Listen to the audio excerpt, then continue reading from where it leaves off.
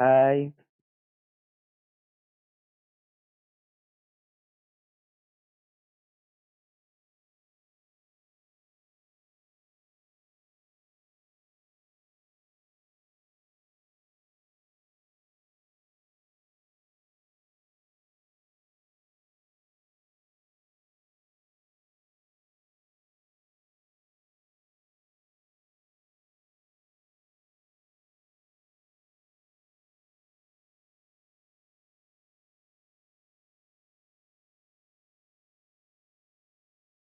because everyone is quiet.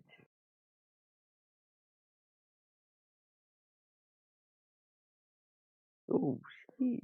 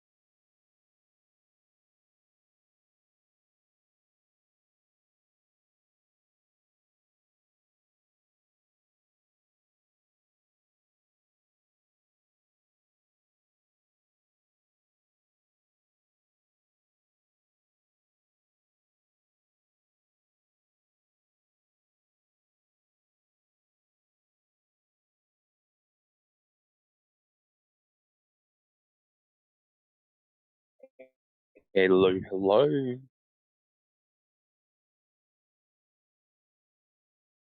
So,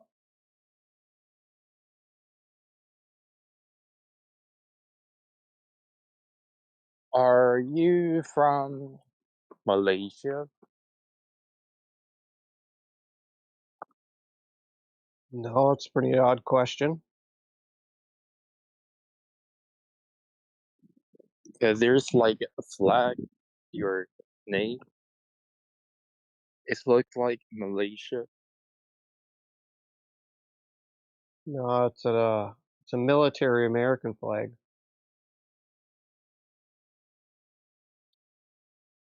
Oh,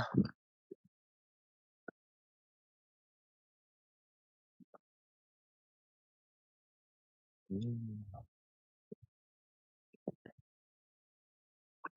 I'm on the way to the library to learn about the knowledge about the global Earth.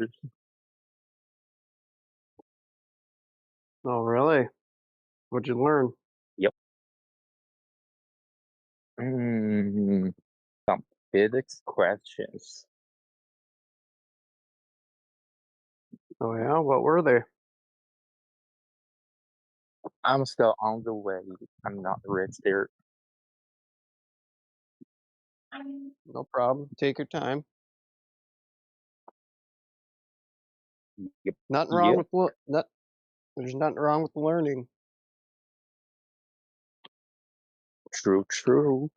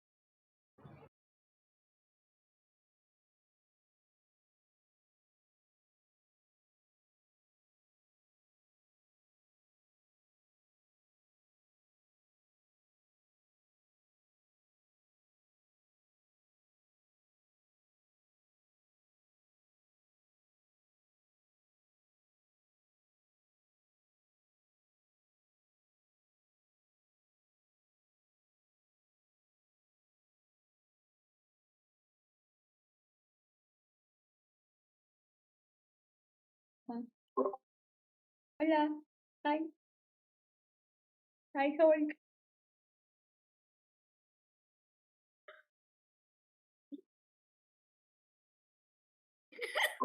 Hi.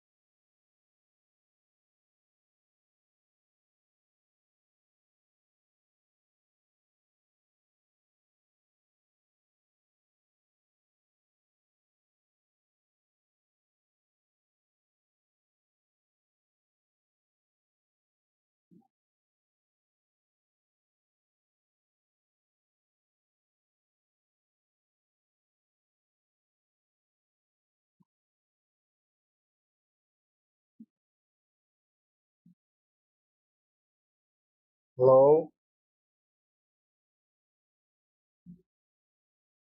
hello guys. Hi.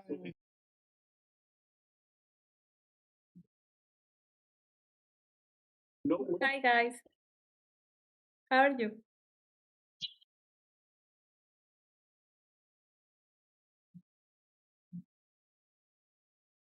I'm good. How are you guys? Nice to meet you.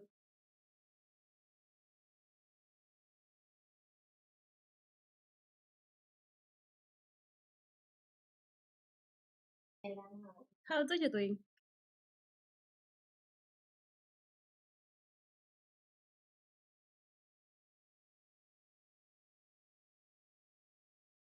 I'm so sorry.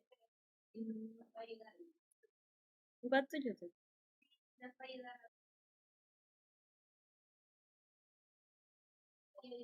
from USA or what?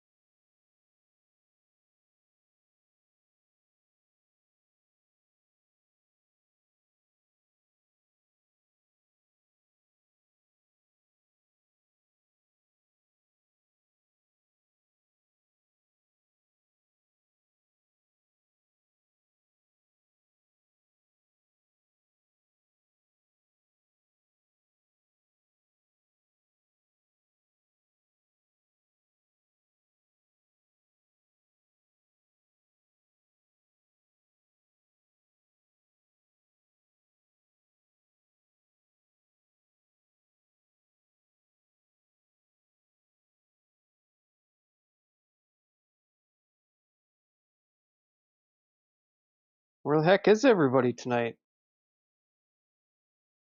Dead as hell in here. No channel has anybody.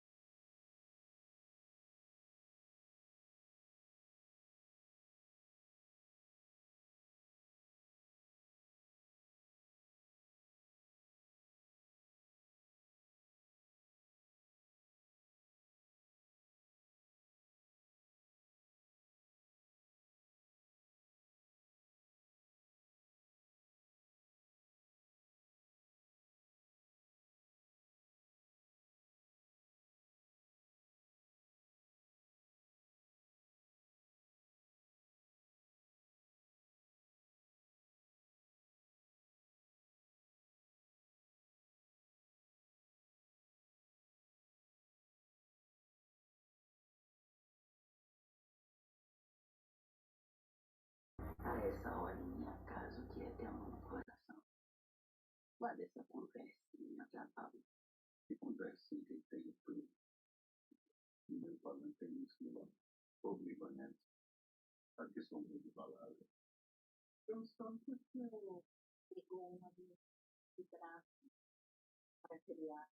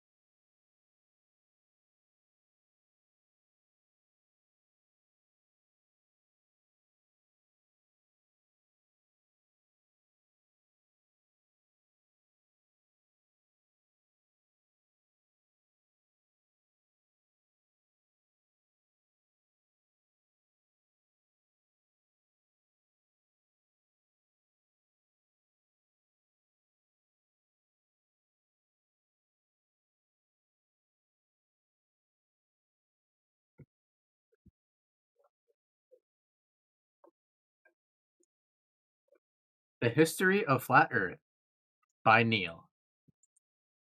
It once started. No, I'm joking. Here, let me go back and mute.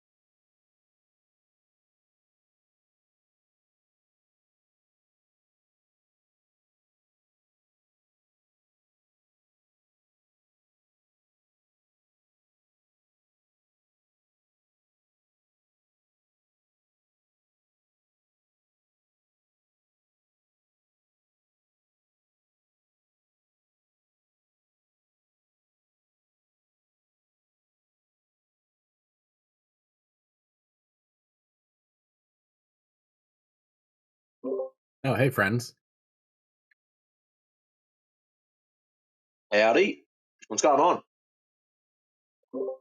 Just chilling, watching the basketball game. I don't normally watch, but it's the finals, so Oh, fair enough. Where I is believe. it? That's a good question, man. You're taking the night off, I guess. Because normally I can get on for my lunch break, which is anywhere from now to the next hour, and there's some kind of coping mechanism going on, and somebody needing counselling. But yeah, it's just really quiet at the moment. You They know, all fell off the edge of the earth, I guess. Oh, they found the edge. I'm they're all sick of hearing that lately. Oh, but if it's flat, there must be an edge. Go and find it. Tell me all about it. Take some photos while you're there. Before you go, drop round to my house. You can borrow my camera. I always find, how come no one's been to the edge? Because you freeze to death. That's why. Well, they have. They just fell off, and they can't come back to tell you about it.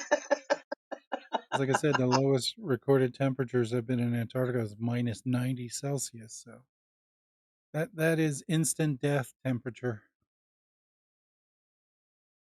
I think it's about was it -5 or -7, the coldest I ever felt, and that was more than enough for me.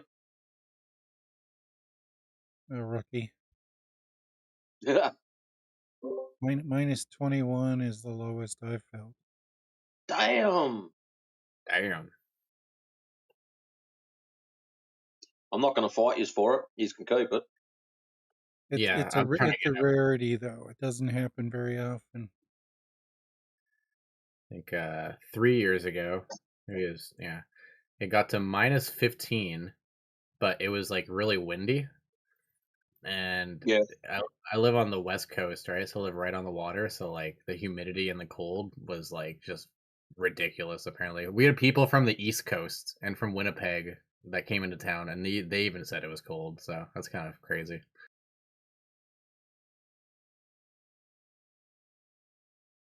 Because I don't know. Apparently, in the middle and in the East Coast, you guys get like a dry cold, which is like, I don't know. I've never experienced it, but I don't know. This is Rayleigh, by the way, not you, Major. The coldest recorded temperature was actually minus 26 in my area. That was January 1st, 2018.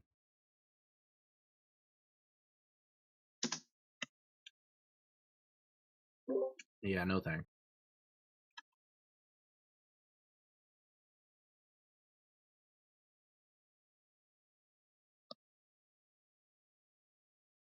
You got me curious now. I want to know what the coldest for my area is.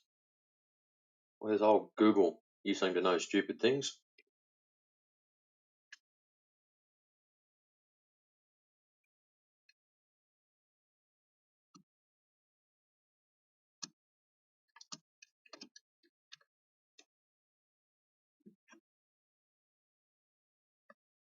And we got to minus 17. So yeah, I guess minus 15 with the wind was probably the coldest ever.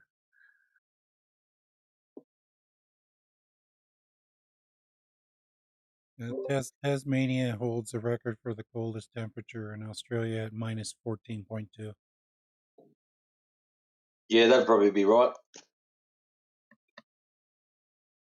Well, depending on where you look up, AI Overview gives you a -5.8 for my area, and if you go to another page and ask if it snowed, yes, it has snowed where I live in 1951 and also in 1920. So exceptionally rare. Yeah, Victoria's coldest is minus 11.7. That was in 1970. Queensland minus 10.6 in 61. South Australia minus 8.2, and that's 76. And the Northern Territory minus 7.5, also Oh in wow! 76. Alice Springs.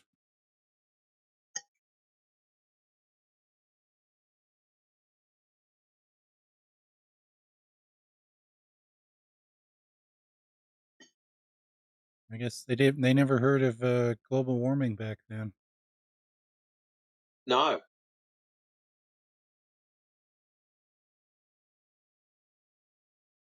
So another one says here, coldest temperature minus 6.7, which has happened twice. Most recently on Saturday, July 27, 1940.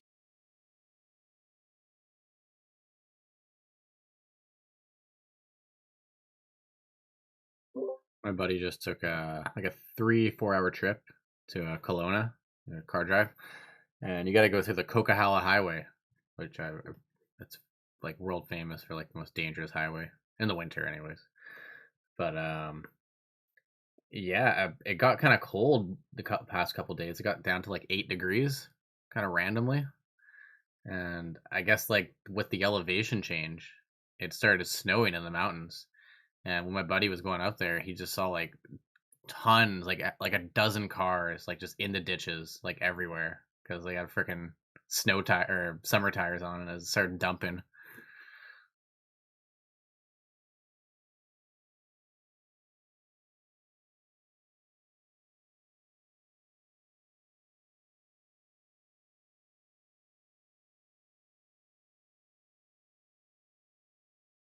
Well, let's ask, what was the coldest temperature ever recorded in the tropics?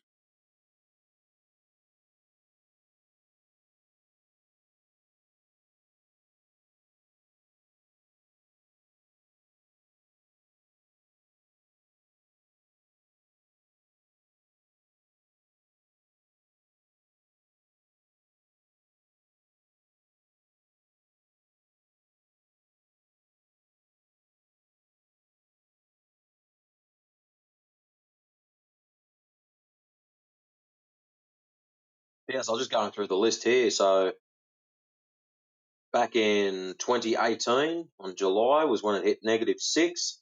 And that's when I had been in my house for a couple of years, first house. And we had, what was it? Something like 300 houses across the town that had pipes busted because of how cold it was. It was just we had 3 days of this nasty, nasty cold weather. It was just shit. Normally it gets cool, but not that cold. And yeah, very interesting. Yeah, that happened in Texas a few years ago where the power went out, so people lost heat and it was cold. And Mm.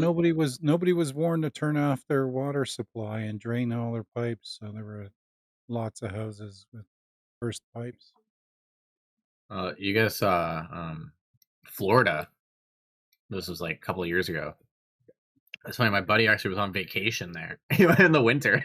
All the Canadians are going to winter there. Anyways, so he went, and they had record cold there. Like I follow like a bunch of like aquariums and stuff. I'm pretty into the hobby, and they had so many fish just dead because of the just shock in temperature. Yeah, but the water doesn't change temperature that fast. Oh, it did. It did there. It got so cold. Like imagine just being like Florida weather, and then all of a sudden just like winter weather hits, just like overnight. It must have been shallow water then. Yeah, a lot of ponds and stuff, and because yeah, a lot of them had exotic fish in their backyard. They're like all dead.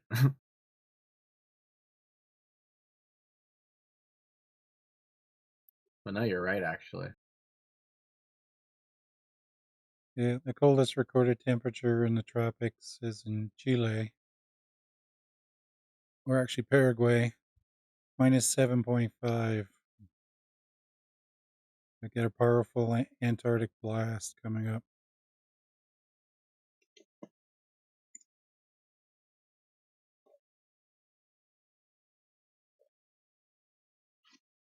And Cuba registered its first ever freezing temperature of 0 Celsius just back on February the 3rd, 2026.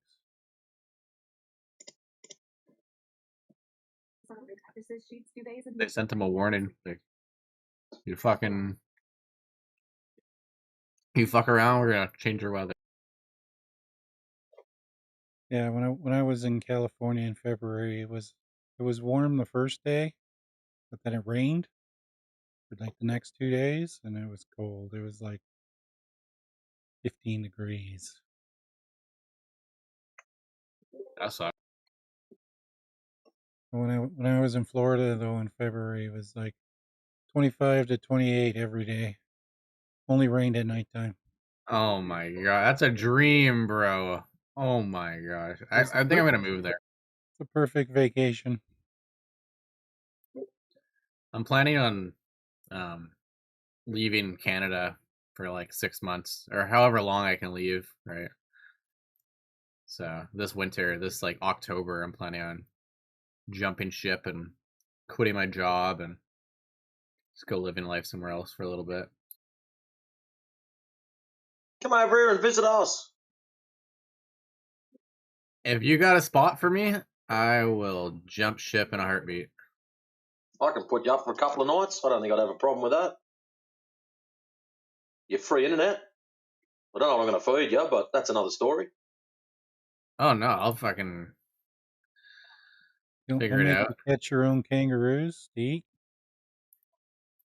Oh, we could probably round him up something like that. Take him out the oldies property. Are you close to AJ? No. AJ is he was south of me. He is now a lot north of me. Who are you close to? Oh, yeah, Shaggy, I'm right? Shaggy's 2 hours from me. Timbo is about 7 hours, maybe 8 hours south of me. T-Dub's about 6 hours north of me. AJ is about 15 hours north of me. Who else have we got? Damn, that's not that far Woofy. away. How far away is Woofy? Not far enough. Wouldn't have a clue, actually. I don't know where he hangs out. He's in Perth, I believe. Oh, he's on the opposite side of the country. I used to live in Perth. Because he's done recordings of the Bathurst Lighthouse or whatever off Perth. I believe he's in that area. Or All right, so if he's in Perth area, so we're looking, 32 hours drive.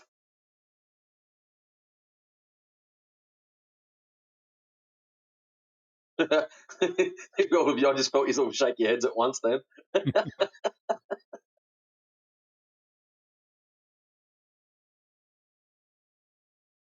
No, mate, if you are over this way, yeah, I can put you up for a night. That's not a problem. Or two.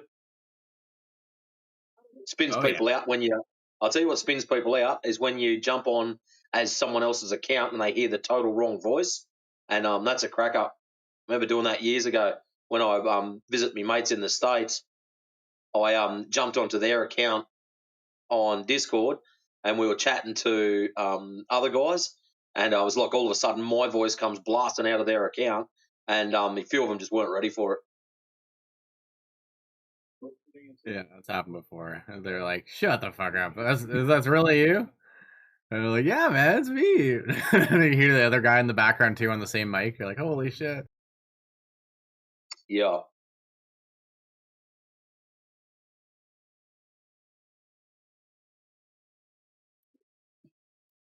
Yeah, wherever I land, I'm gonna try and find a place to rent. I got a bunch of friends in Australia, so that'd be cool if I can travel for a little bit and then. Well, I'd like to just find a place to like rent and then get a job and etc. etc. But What are you qualified as? whatever you need me to be, bro. Well, not really.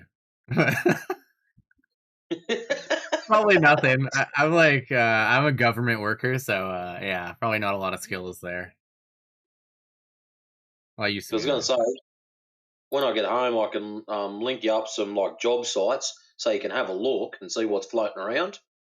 And yeah, you know what you're qualified as. I don't. I'm not a mind reader, but if you go through the list and go, oh yeah, a lot of the times, a lot of places like nursing homes need people that can clean in kitchens and that dishes. Oh Just yeah, probably basic just stuff do like one of that. those. Yeah, basic freaking. I might even do like delivery or something. Work for like fucking Amazon or Who knows? Yeah, there's heaps of delivery jobs going. You'll find if you come over here around Christmas time, there's a lot of casual delivery jobs and stuff like that because they like to put people on as the lead up for Christmas, knowing that you're not going to be hanging around too long, so you understand that it's a casual position. Yeah, no, So makes sense. that can be quite handy, especially if you only want casual work. That can line up pretty well. Yeah, I've done it. I've done it before.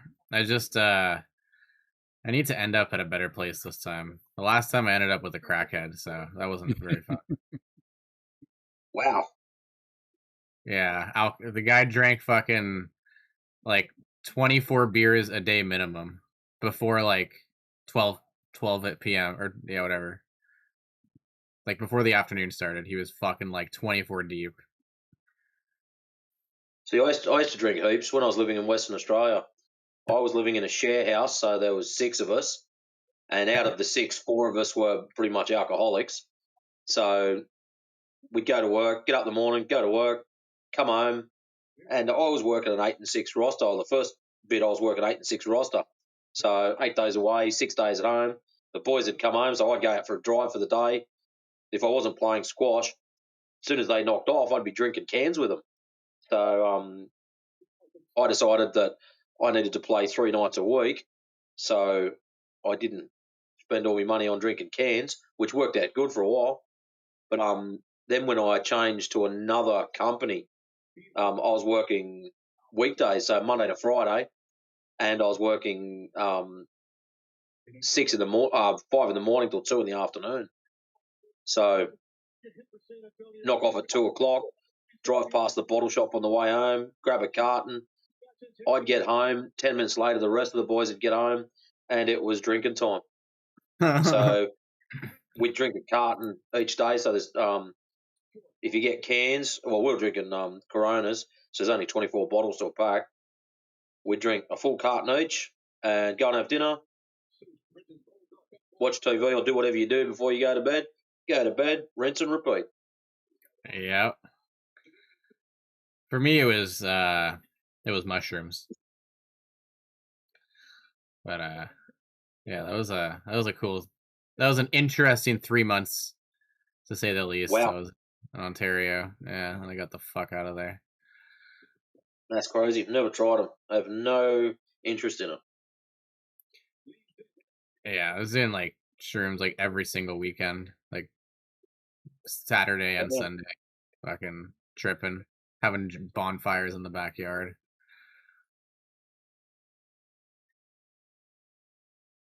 And then we had a native reserve that was like 20 minutes away from the house, and bro, they had like at least 100 fucking shops, and they were all like weed shops, like fucking cigarettes, fucking like, and they had the funniest names too. They're all like native names, like like fucking Chief Red, Chief Big Smoke, or like just like anything native related. They named their weed shop that. Obviously, get cheaper gas too. Well, I was going to say you don't want to do that over here. They do random drug tests for people driving. If you get sprung with anything in your system, you kiss your license goodbye for a while. What? Well, you think I'm joking? They actually drug test you. See how you guys normally got your on roadside breathalyzer jobs where the police will pull you over and breathalyze you. We actually have a drug van. They pull up and they pull people in. They will swab you. If you show positive numbers, you have your license removed on the spot. Well, how can they test for weed? Like the fuck? How does it takes like seconds? Like what? It's minutes for a result to come back? Like coke and all that? Takes about 5 minutes. They do a mouth swab. Takes about 5 minutes, and you sit there and wait whilst it happens. Yeah, but you can have weed in your system for like 7 months. No shit. Yeah, your country's fucking like super communist. It's kind of scary. That's why like it's beautiful there, but I'm kind of scared to go there. Like the UK also. Like that's why I want to go to America. It's like the last like free place in the world. Freaking daycare center. That's what it is. Yeah, because you're a bunch of fucking criminals. That's why. Oh,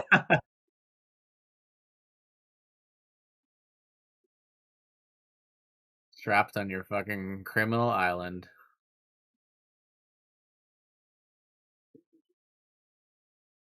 That's a foul. And one. Let's go.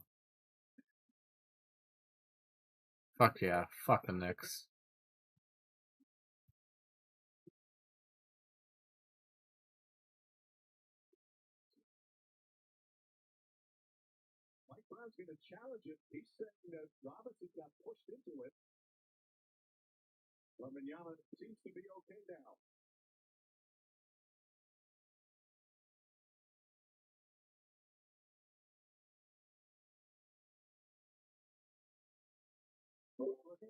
I only want to move to like Florida, anywhere warm. Florida, California, Arizona, Texas.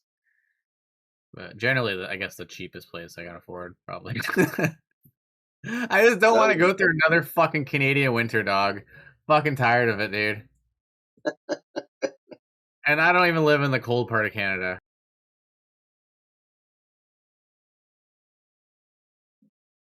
But it's just depressing, like, because I live in a rainforest, so like 70. I think we have the most cloud and rain out of any like place in the world, basically. It's like the top 5, whatever. It's like 73% of the year is fucking cloudy. So essentially, yeah, we get rain, clouds for like 9 months, and then finally like summer comes for 3 months, and then yeah, it goes back to fucking clouds and shit. wow. Like I didn't realize that. Like when I went to like to Ontario for a bit, I'm like, why the fuck is it sunny every day? It was like confused. It was like so confusing, dude. It was like 2 months straight. It was like September, October of just sun. I was like, what the fuck is going on? This is sick. That's what it's like where I live. It's like most of the time it's sunny.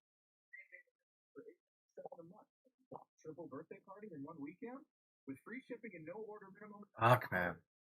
Like it's summertime right now, and it's been raining and cloudy for the past like week with like random intervals of sun. That's what it's like on the coast, just above Sydney. So Central Coast, you're looking at starting at Sydney, you go up to Gosford, up to Newcastle, and that's what it's like there. It's just seems to rain all the friggin' time, like it's just coastal. But yeah, just rain, rain, rain. Out of 7 days, 5 of them would be raining.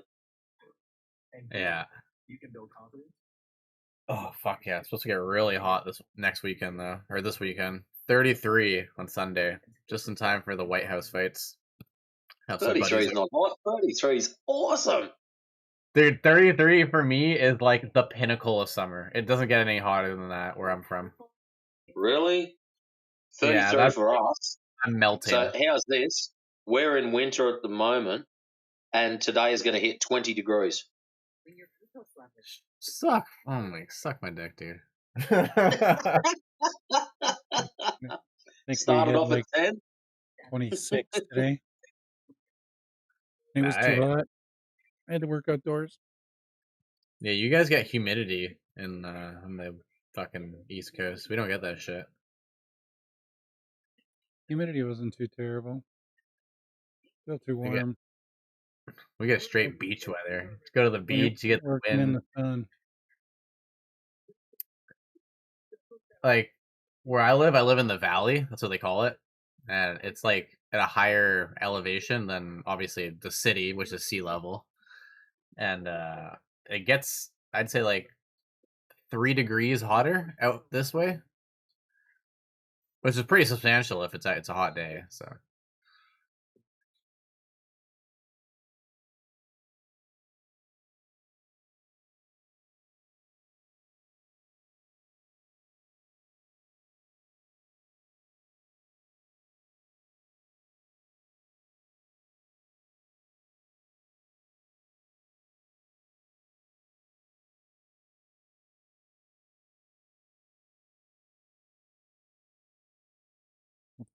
Thankfully, I have indoor work to do, so I no longer have to suffer outdoors in the heat.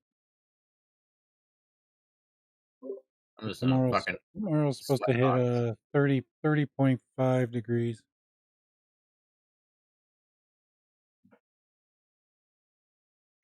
Damn, dude. Dude, tomorrow here, it's gonna rain and it's gonna be 16 degrees. 98% rain. So that means you guys are gonna get that in like 3 or 4 days. Buy one featured pillow and get a second pillow for free, only at Sleep Country. Thursday, Friday, Saturday, Sunday. Let's fucking go. I think summer's starting this Thursday.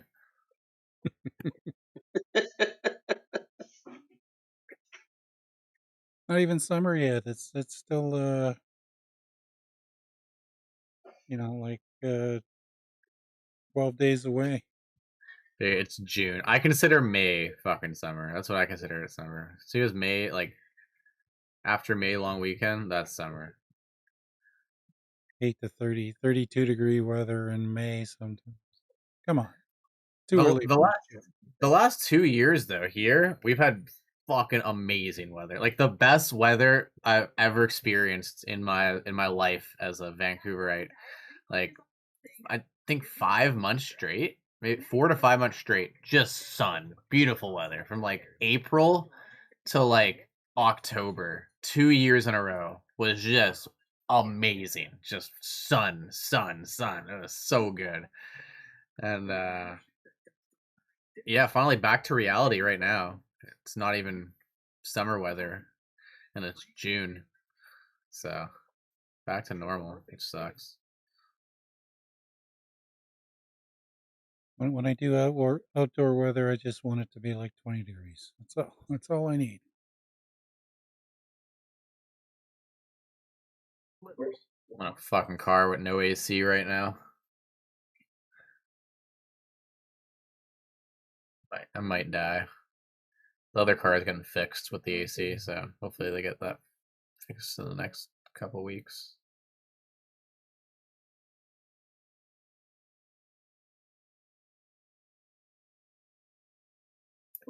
Who set the live? Globe Believer Intervention Program. Step 1, admit the globe is a belief. Or it's only a belief.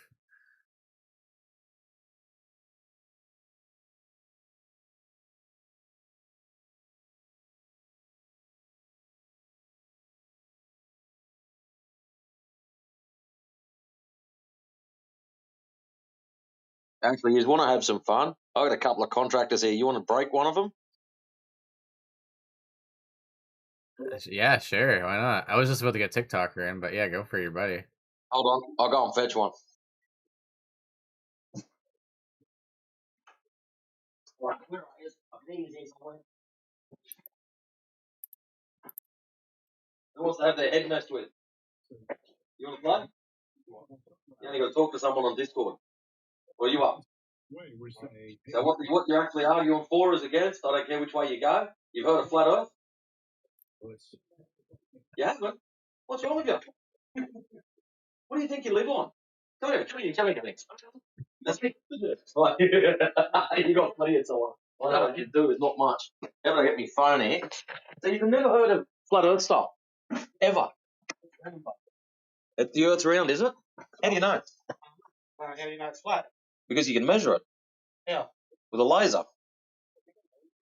The light curves. The light curves. What makes you say light? You like there's one dude, two dudes that can hear you. Oh. Anyways, one of them's Neil, the other one's Rayleigh Criterion. There's only two on at the moment. He's got lucky. Normally, there's about 30 of them.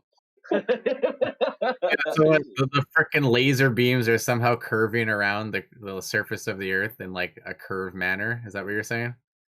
Yeah. Yep. Damn. I didn't know lasers could curve. Yeah, lasers go straight. Oh, now we've got a contradiction. There's two guys here. Won't tell you their names. One saying lasers go straight. The other one saying they curve. Look out, world. You're gonna have to fight over it. Come on, I don't care if you. No, but he's got stuff to do. That's not a problem, guys. Next time you turn up, we'll get you. Don't have a chat about it. Made him think though. Perfect. Yeah, there's the laser Guys. curve. There we go. Nice. That's funny. I wish when I had my job, when I was in my warehouse shit, I was like a fucking baby flat earther. So I was like literally like Eric Dubé type style. So I was retarded. Oh yes. Embarrassing. Oh, that's funny. It's just in time end of my lunch break too, so that young fella's never going to speak to me again. Who's this old cunt speaking about fucking flat Earth? At least it'll give them something to talk about while they're doing their stuff. That's funny. Well, he digs in the rabbit hole. Yeah. Alrighty, not a problem. It's after 1 o'clock. My lunchtime's over. Anyways, lads, I'll probably see you later on. So enjoy the rest of your morning, afternoon, evening, or good night. Peace. Take it easy, mate.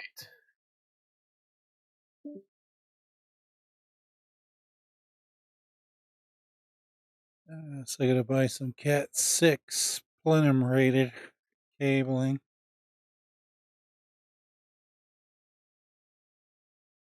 They did some renovations on one of the suites at my job. They only put in Cat 5e, and guy goes, "Yeah, I gotta upgrade that to Cat 6." No idea what that means, but it sounds manly. Well, Cat 5e can do like a gigabit. Cat 6 can do 10 gigabits up to 55 meters. And there's no 55 meters lengths in this particular small area. So it should be able to be good for that full boat size.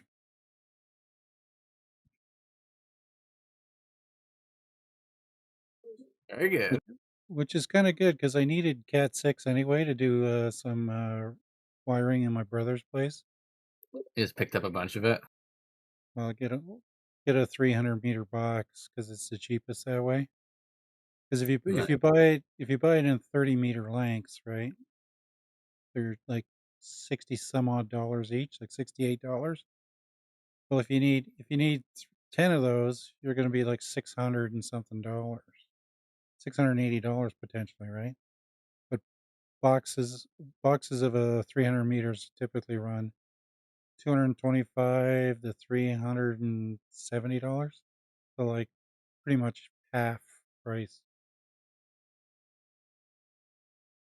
But there's, like I said, there's other suites in this building too that could potentially be rewired in the future. So Nice.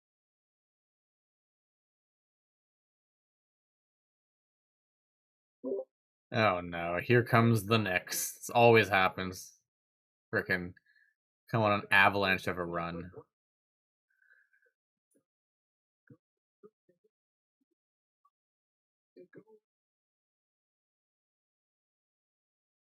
It's crazy. It was like the highest grossing or like ticket sales like ever. Like tickets were like the highest prices for NBA finals.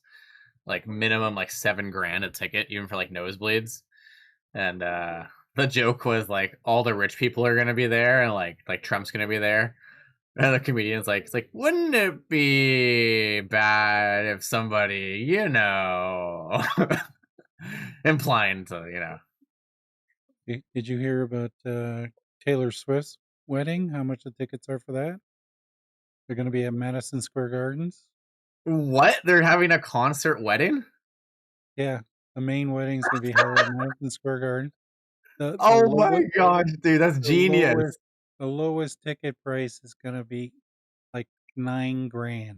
That's fucking genius, dude. Is that the first time in history like a wedding has been like exploited for money to fans?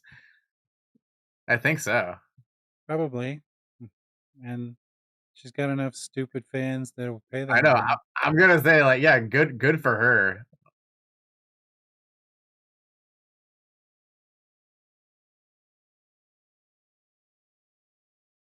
I wonder if she has to perform get married, then perform a concert. She better for fucking $9,000. She better perform at least 3 songs. Like Yep. if she does one, that'll be like, okay, like fucking do maybe one more. I'd feel a little bit ripped off. But like if she did 3, that would be all right. 9, that's good enough. That's your wedding. You don't want to do too many songs at your own wedding unless you're really into yourself. I don't know. I would get like other like like performers to fucking come on. That would be an experience.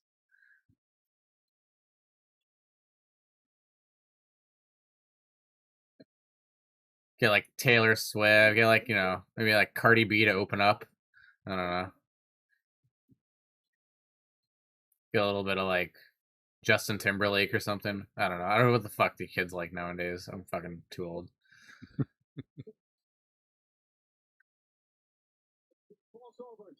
Let's go, let's go, let's go, go, go, go, go, go, go, go.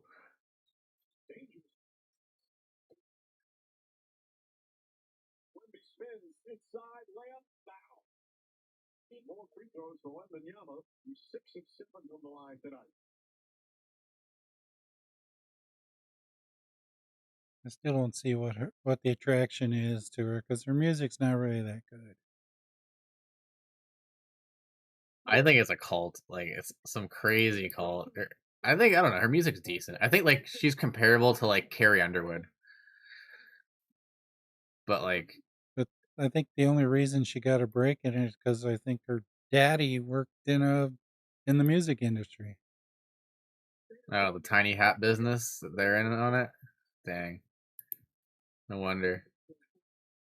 But like, I don't get it. She's like not that attractive, right? Like, I mean, she is, but like, she's like, Well, I find her attractive only because she's tall. yeah, she's like a solid 7, right? Like a good 7, and I mean, she does have like hot dog legs, but again, she is white. It's like, what do you expect to fucking blackify yourself? Like,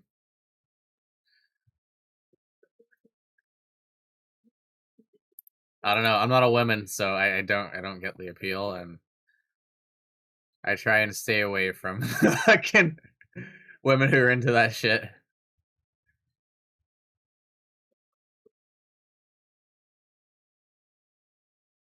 Yeah, see, I Taylor mean, are Swift, they 5'11". like, are they lesbians? Like, I know like girls like fucking like the Twilight dudes, and I don't know who the new fucking people are, but to like obsess over a chick like that, I don't know.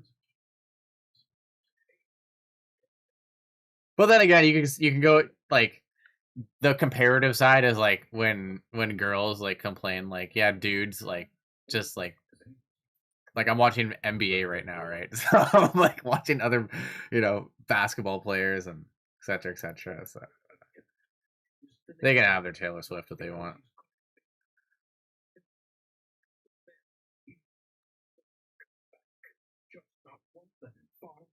I think she's like the perfect level of like uncoordinated white person that like white people can relate to. They're like, oh, we're like just like her. We're barely coordinated. So, she's the goat of barely coordinated white people.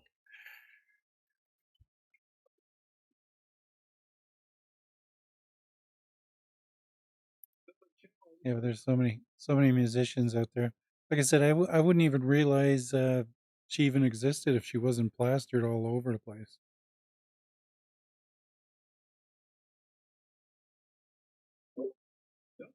Yeah.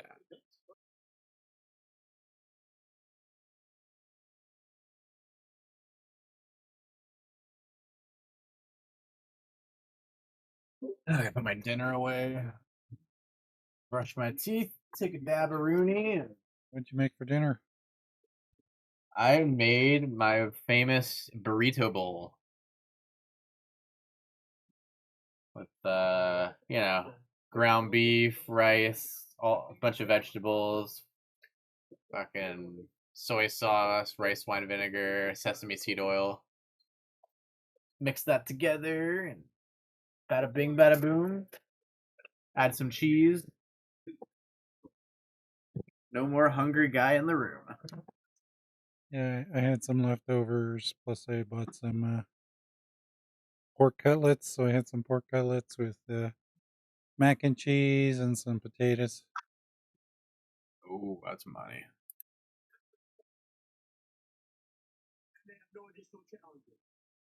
But I want to make some avocado deviled eggs.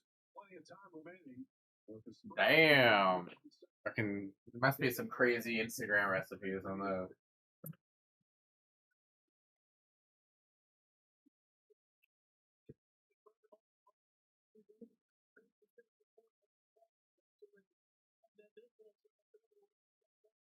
It's hard to cook any stuff that takes a lot of oven time because it's so hot. I don't want to heat up the house and then have to pay for air conditioning to cool it off again.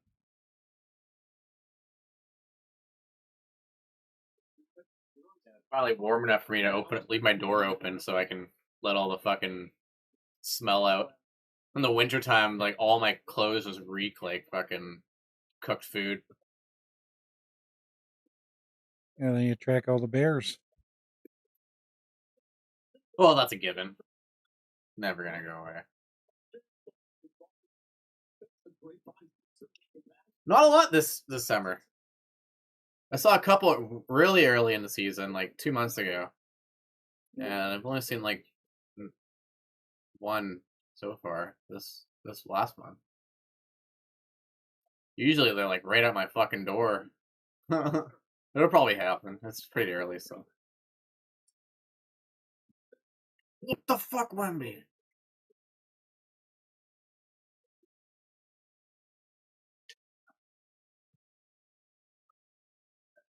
Teeth brushed.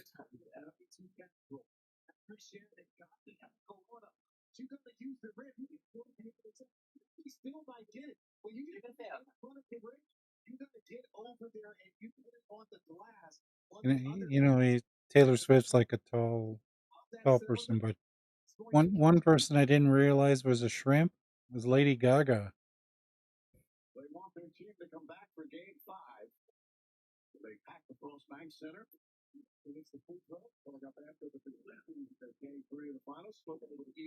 I missed that. What'd you say? Yeah, Lady Gaga's a shrimp. She's only like 5'3". I mean, she's comparable to like your local heroin addict, so I mean. But yeah, that's why when she put on weight, she looks so fat. I haven't fucking seen her in a long time. I don't follow any of the tabloids. I mean, the only person I did see recently was it Shakira? She's like fat now. Did Shakira get fat? Let's see. I think so. Yeah, the hips don't lie chick. I think she's like really fat. But although girls are calling her like slay queen, you're beautiful. Either her or Nelly Furtado. I can't remember which one it is. Well, Nelly Furtado put on some weight too. Oh, maybe that's why. Maybe that's her. I just know that because she's Canadian.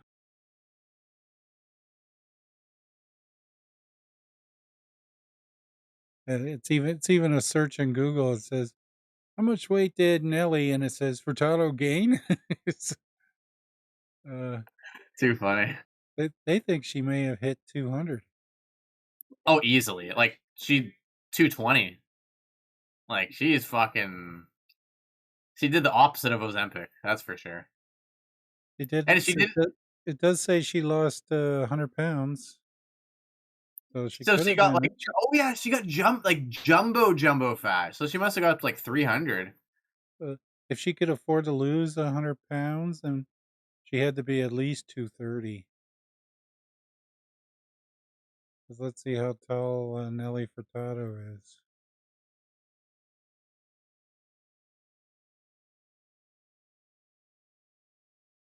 All right, it's final 3 minutes. I'll be back.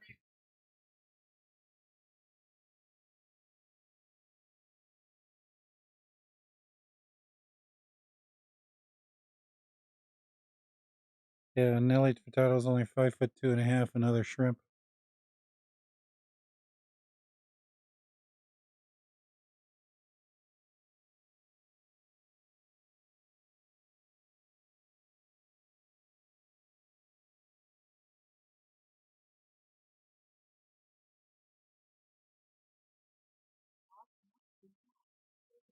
Public criticism years ago. The singer says she focused on her health, mindset, and self-love, proving resilience is strong.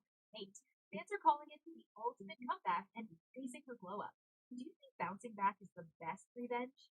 Nelly Furtado is stunning fans with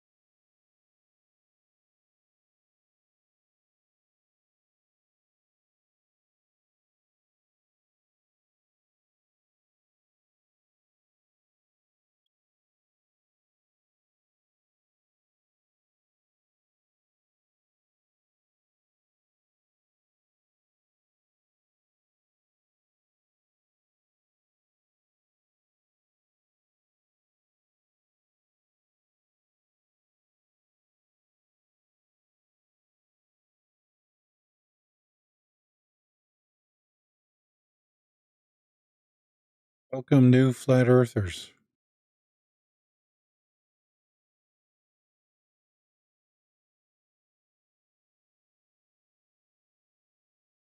We got a couple new flat earthers. We got lots and FE podcast. Welcome.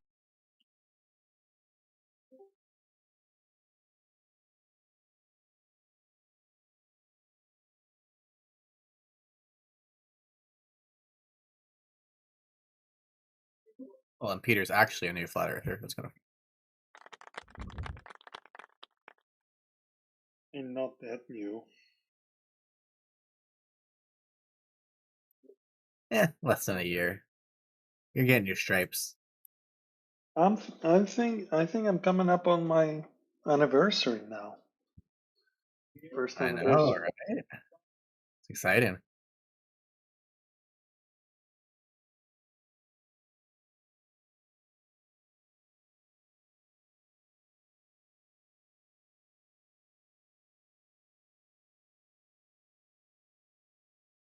We're glad to have a day walker like you on our team.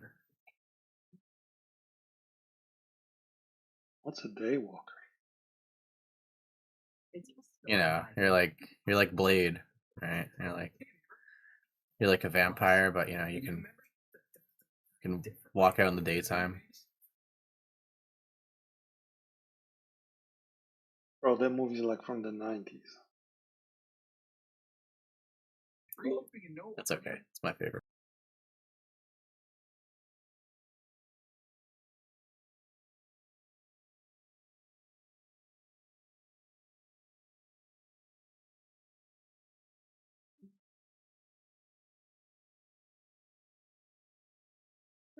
We got OF in the chat. What's going over fences? Are you on the airplane yet?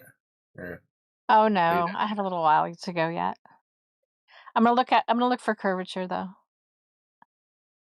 okay, take lots of pictures and video, and yeah, see if you can see the moon or the sun. It'd be cool. Yeah, that would be cool. I mean, it's gonna be a little. I'm not quite sure how it's all gonna work. I mean, I fly out during the day and then I arrive the next day, and then when I come back, I arrive back the same time as I left on the same day. So, yeah, but it's just gonna be ocean, you know, for most of it. But we'll see.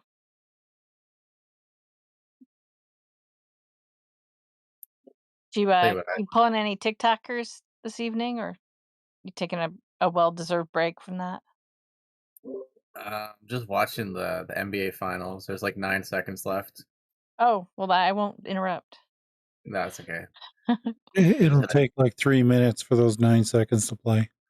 I honestly didn't think that they would come back, but they just hit a clutch 3, and now they're gonna probably foul and they're gonna shoot free throws, and then they're gonna get another possession and try and tie it with a 3 again. I don't even know who's playing. I don't follow basketball. I like certain sports, but that's not one I. It doesn't matter. It's all fixed. Well, that's true. It's classified as entertainment, right? Yeah, I was watching. It's the Knicks, and like the New York fans are fucking crazy. Which I see it on my TikTok, my Instagram, and they're just hilarious. Right, just high energy, like just street. Like this is New Yorkers, right? So it's cool, like to see them get hyped.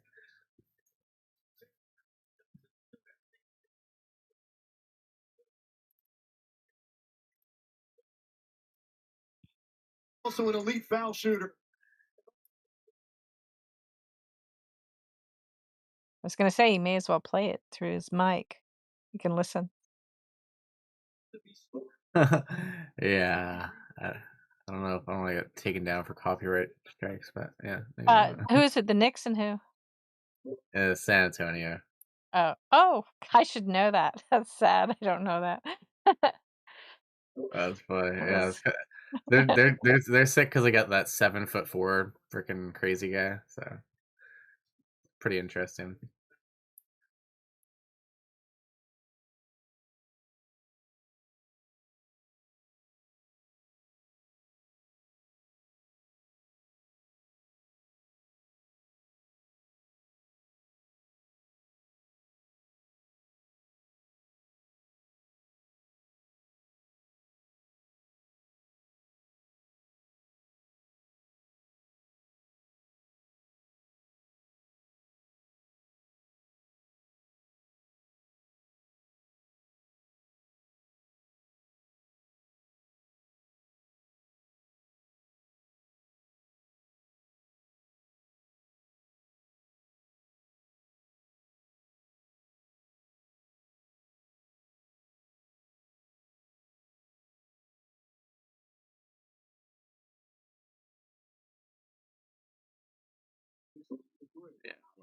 It's gonna say like fucking 10 minutes. All these commercials.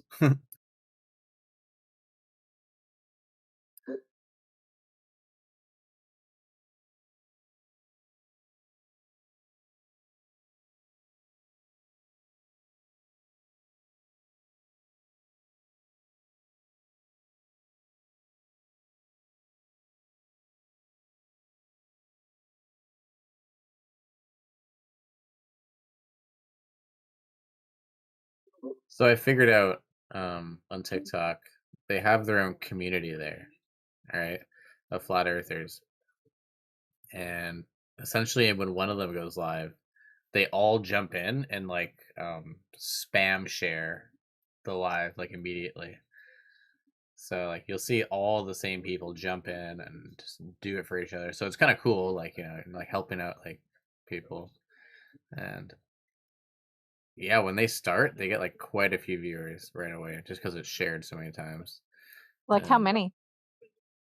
like at least 50 viewers Oh, okay. within like 5 minutes. So, and like Bro, they're that's more sharing, than our YouTube channel ever gets. yeah, and they're sharing with like 200 people within like a 5 minute span. Too bad they're sharing what they're sharing. You know? The lot, yeah, it's the live, right? And then yeah, like today, like they're all in there. The same one, like Caleb Fe, like all these tinfoil hat, like all these guys. Hey, But yeah, Caleb, he's somebody said back. Caleb's gonna go to the salt flats and do a laser test in August, I guess. Did you hear that? Yeah, they're having their flat Earth meetup, their TikToker meetup. Have you you wouldn't catch me dead at a flat earther meetup. Sorry. I love you guys, but like They'd be most like, of them are "Hey, let me sell you my aged piss." Fucking. a bunch of ice wall etherites. You people know, Socially but I awkward. debated Caleb once. No shit, eh? Oh yeah, I lasted like 5 or 10 minutes, I think. He used to bring you up in his show, and then he would, abuse you as a Clover, and then Yeah. if you cornered him logically around something, I'm not saying I was right back then, but I can be pretty smart. I have my moments. So when you corner him, he would just dump you, call you names. Yeah, I've seen it happen, but you also like they like to go to like random topics, right? They have their own sticks, right? I mean, we have our own sticks too, right? But Oh, dude, we are the top. I We are the know, but top they of the have flat like Earth food chain. fucking ice wall shit. They're like, we Yeah, have a yeah. model, and it's like, bro, You the have fuck? no idea. What is this model? You know how many hours I spend on Twitter with flat earthers, both as a Glover and now as a flat earther? I mean, those guys, they'll talk about unbelievably insane things, and they will bundle it up all together. If I tell them, hey, I think you guys are nuts, they'll say like, you're not a real flat earther. I'm like, this has nothing to do with the surface of the earth. And they're like, well, if they lie about this, they're lying about everything. And it's all like one big bag of conspiracy. Yeah, I think it's just like they like the dopamine hit, I mean, one guy, the leader, Brian Sweet, he literally believes, and I'm not joking, you will think I'm joking, he literally believes that the movie Star Wars is a documentary about the ancient history of human civilization.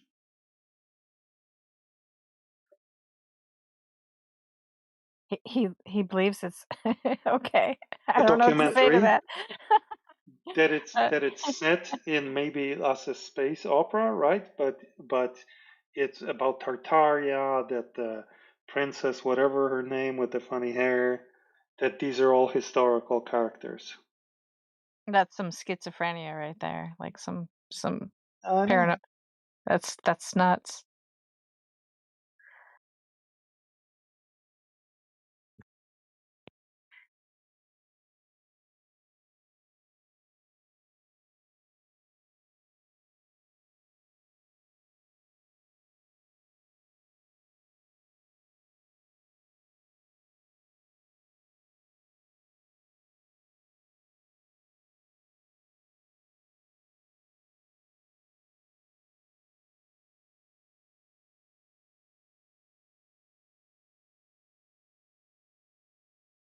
stuck it out.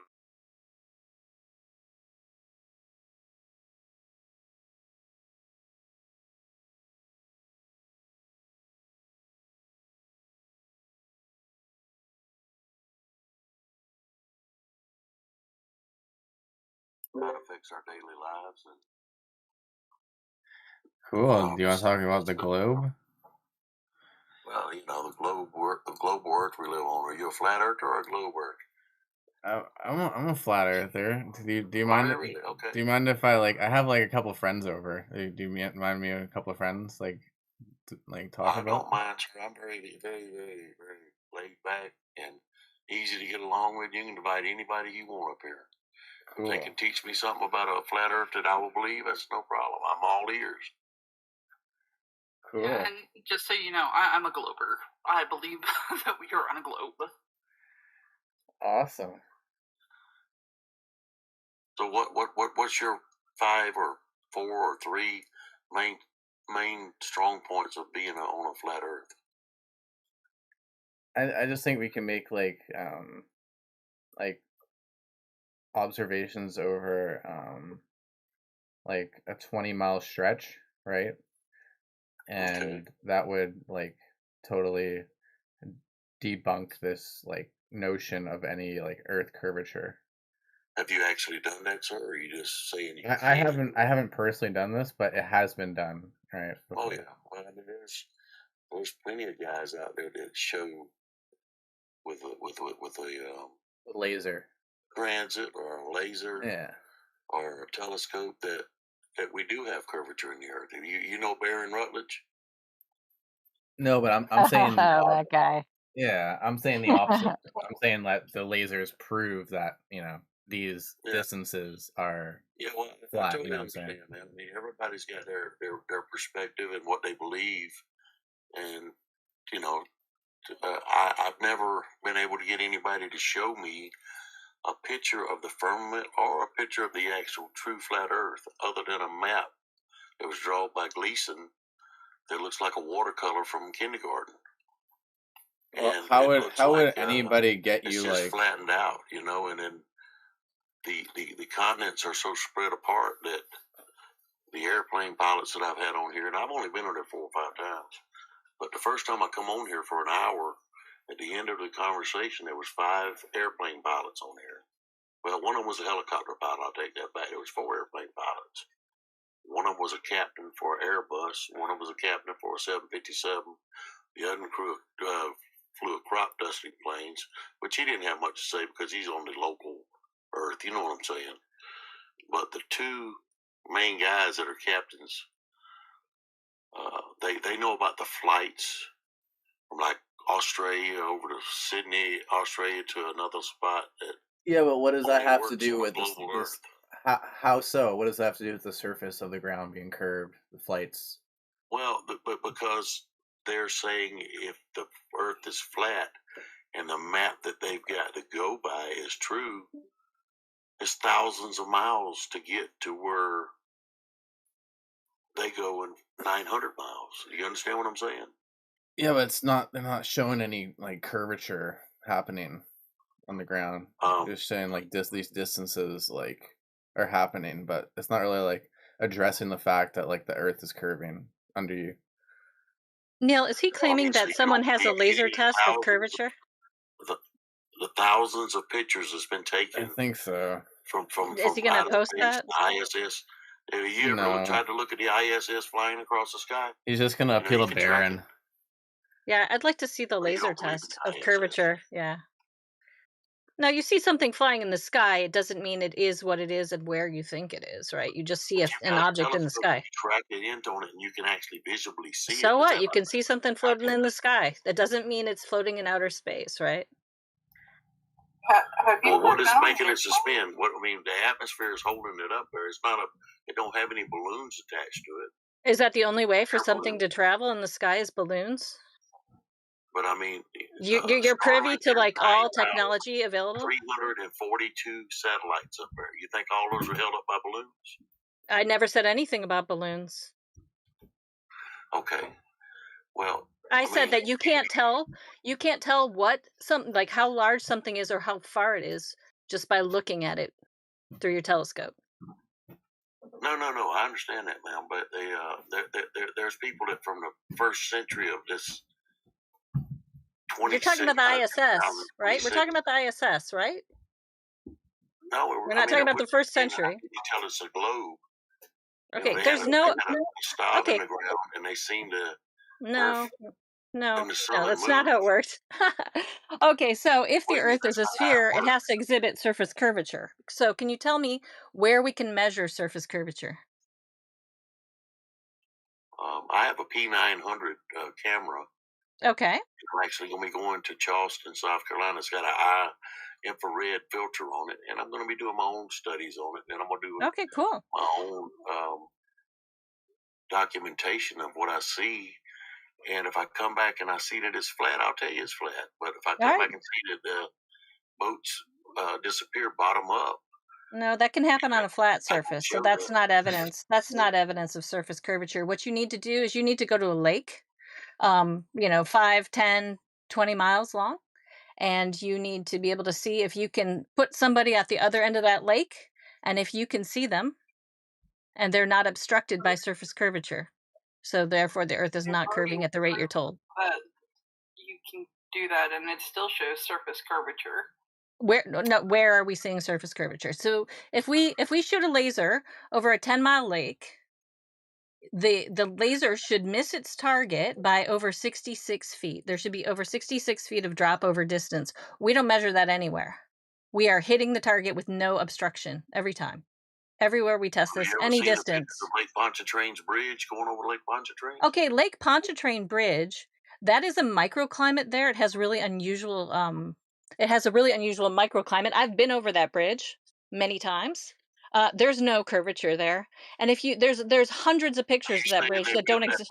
Flat. So what they do with all Yeah, the bridge is flat. Yeah, and the water below the bridge is flat. Like, and it's ironic that people only mention this one photo of this one bridge in this unusual circumstance. So no, that bridge is not curving with Earth curvature. The water's flat below it. Also, the water's flat below it. so Just because you get some unusual microclimate, we're not measuring surface curvature anywhere, right? One photo that looks a little weird isn't measuring surface curvature, right? Okay. So how about all the photos of the blue ball from space? Well, they're not real. Obviously, if the surface of the Earth isn't curving, those can't be real. Okay. So you don't believe any of the photos? It's thousands and thousands of photos. Well, nothing is real. Okay. Yeah. I mean, it's just common sense. Like, if you tell me you're 12 feet tall, right? And I come over and I take a measurement of your height and I find out you're 6 feet tall, then your claims about being 12 feet tall or your photos that you showed me of being 12 feet tall can't be real. So I don't care if there's a million photos. They're not real if the surface of the Earth isn't curving. It's quite simple, Okay. You can see the curvature not only at the ocean, because I've been at the ocean, but you can also see it when you're in an airplane. No, you can't. You're not high enough up to see that. You're not high enough up to see if the Earth is a sphere of the size we're told. A commercial airplane is not high enough up to see surface curvature. Well, if it was a ball, as we're told, you're still not high enough in an airplane to see surface curvature. And I've been on dozens upon dozens of flights, and I've sat in the cockpit, and I've been and I've been a passenger in the back, and I've never seen surface curvature ever from a plane. And that was from before I was a flat earther. If you want to get some very, very good insight on the curvature of the Earth, just go to Baron Rutledge's. Does he have a laser test that shows drop over distance? He can show you visibly. No, I need to see a measurement. I don't. Okay, does he have a laser test? Exactly what curvature the Earth looks like. Does he have? Does he have a measurement, or is this just like images? So I also have one other question for the flat No. I'm asking. You didn't. I haven't been on his website, but does he have laser tests?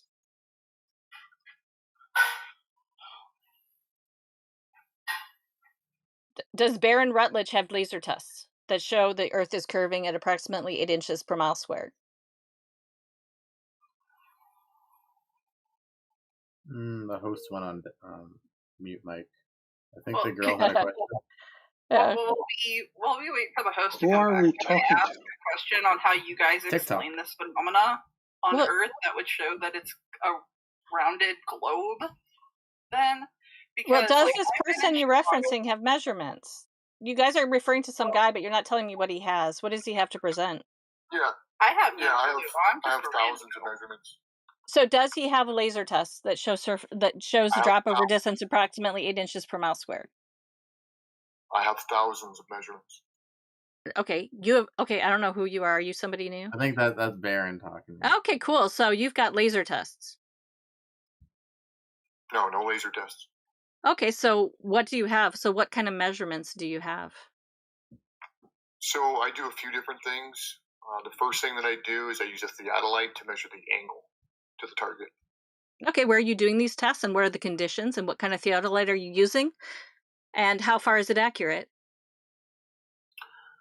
So I'm using a 0.2 of an arc second instrument called a Wild T3. Okay. What that means is I can look at a target, whatever that distance needs to be, to subtend an angular accuracy to the width of a crosshair. Okay, so where are you doing these tests? Where are you doing these tests, and over what distance? So I've done them over water. I've got, and I usually go back I repeat these. So I've got a few at Lake Pleasant. I got a few at Lake Oroville. What are the distances? I don't know these particular lakes, so you'll just have to tell me the distances. Yeah, so usually I just do it over 1 mile. Okay, so there should be almost zero surface curvature over 1 mile. That should be zero. No, it's 8 inches of drop. Okay, it should be almost zero visibly, right? We can't, that is within a margin of error. Why don't you do them any further? No, that's incorrect. No, why don't you do them further? Why don't you do them over like 10 miles or 20 miles or 25 miles? I have those as well. I do. Okay, well, we're shooting lasers over distances far in excess of 1 mile, and we're seeing no curvature anywhere. We have people who are professors of optics that seek to prove that the Earth is a globe and go out and they test it over 25 miles and they see no surface curvature. Okay, so go ahead and show me the video where you have a laser. Show me the height of the laser, and then show me. Yeah, sure, absolutely. Neil, can you post FE Core and some Dr. John D stuff? Yeah, we've got tons of So this. we went over this field the last time he was in here, and he took us to a timestamp where they never showed a target at the same height as the laser. Okay, well, you need to watch, and it's pretty lengthy. You need to actually watch the whole thing. I've watched this thing hundreds of times, and there's not you cannot, you and I both know it. Show me. No, don't make me agree to something that I haven't agreed to. Don't tell me that. Well, That's not how. I know you no, can't I can't do it. what? I can't do what? Because you don't have it. That's bullshit. I do have it, and I'll post it. Neil, do you not have some of these links, Neil? Tell me the timestamp. Tell me the timestamp. We'll go to the video right now. Tell me where the timestamp is, and we'll all watch it together. No, I'm not going to do that with you right now. It's 49 minutes long. You won't do Or that I can show you. I've got tons of stuff, and you can look through it at your leisure. But your theodolite observation over 1 mile is bullshit, and you know it. When we've got laser tests over 25 miles, we have teams of people who were not globers, teams of people who are not flat earthers, who sought to disprove flat Earth and ended up becoming flat earthers as a result. The professor of optics with his laser is far more reliable a source than you with your 1 mile theodolite. Now, you can watch it at your leisure and come back and talk to me. I'm not going to sit here and watch it with you. I'm already telling you it's not in the video. Okay, cool. I don't know what video you've seen, but maybe you haven't. I don't know which video are you talking about in specific. Which video? Lake Balaton. Okay, then maybe you haven't seen everything. I did. I watched the whole thing. You want to watch No, it there's together right multiple. now? There's tons of documentation to back it up. Okay, well then I'll send you Dr. John D. How's that? Go ahead. Yeah, send me John. I can send you 50 videos. No surface curvature anywhere. No surface curvature anywhere, and your 1 mile theodolite is ridiculous. You realize that's totally ridiculous? When you can shoot a laser and show me 1.22 times the square root of the observer's height in feet of drop over distance, then I'll believe you. That's not drop over distance. That's a distance to the horizon. What are you talking about? No. Yeah, it is. The equation. Okay. There's no geometric horizon though, right? The horizon is only an apparent horizon. There's only an apparent horizon. The equation is for the distance to the horizon. Yeah, sorry. I'm talking fast. Yes, I'm aware. A little bit too fast. There is no horizon at that distance. That's my point. It's an apparent horizon. It's not a geometric horizon.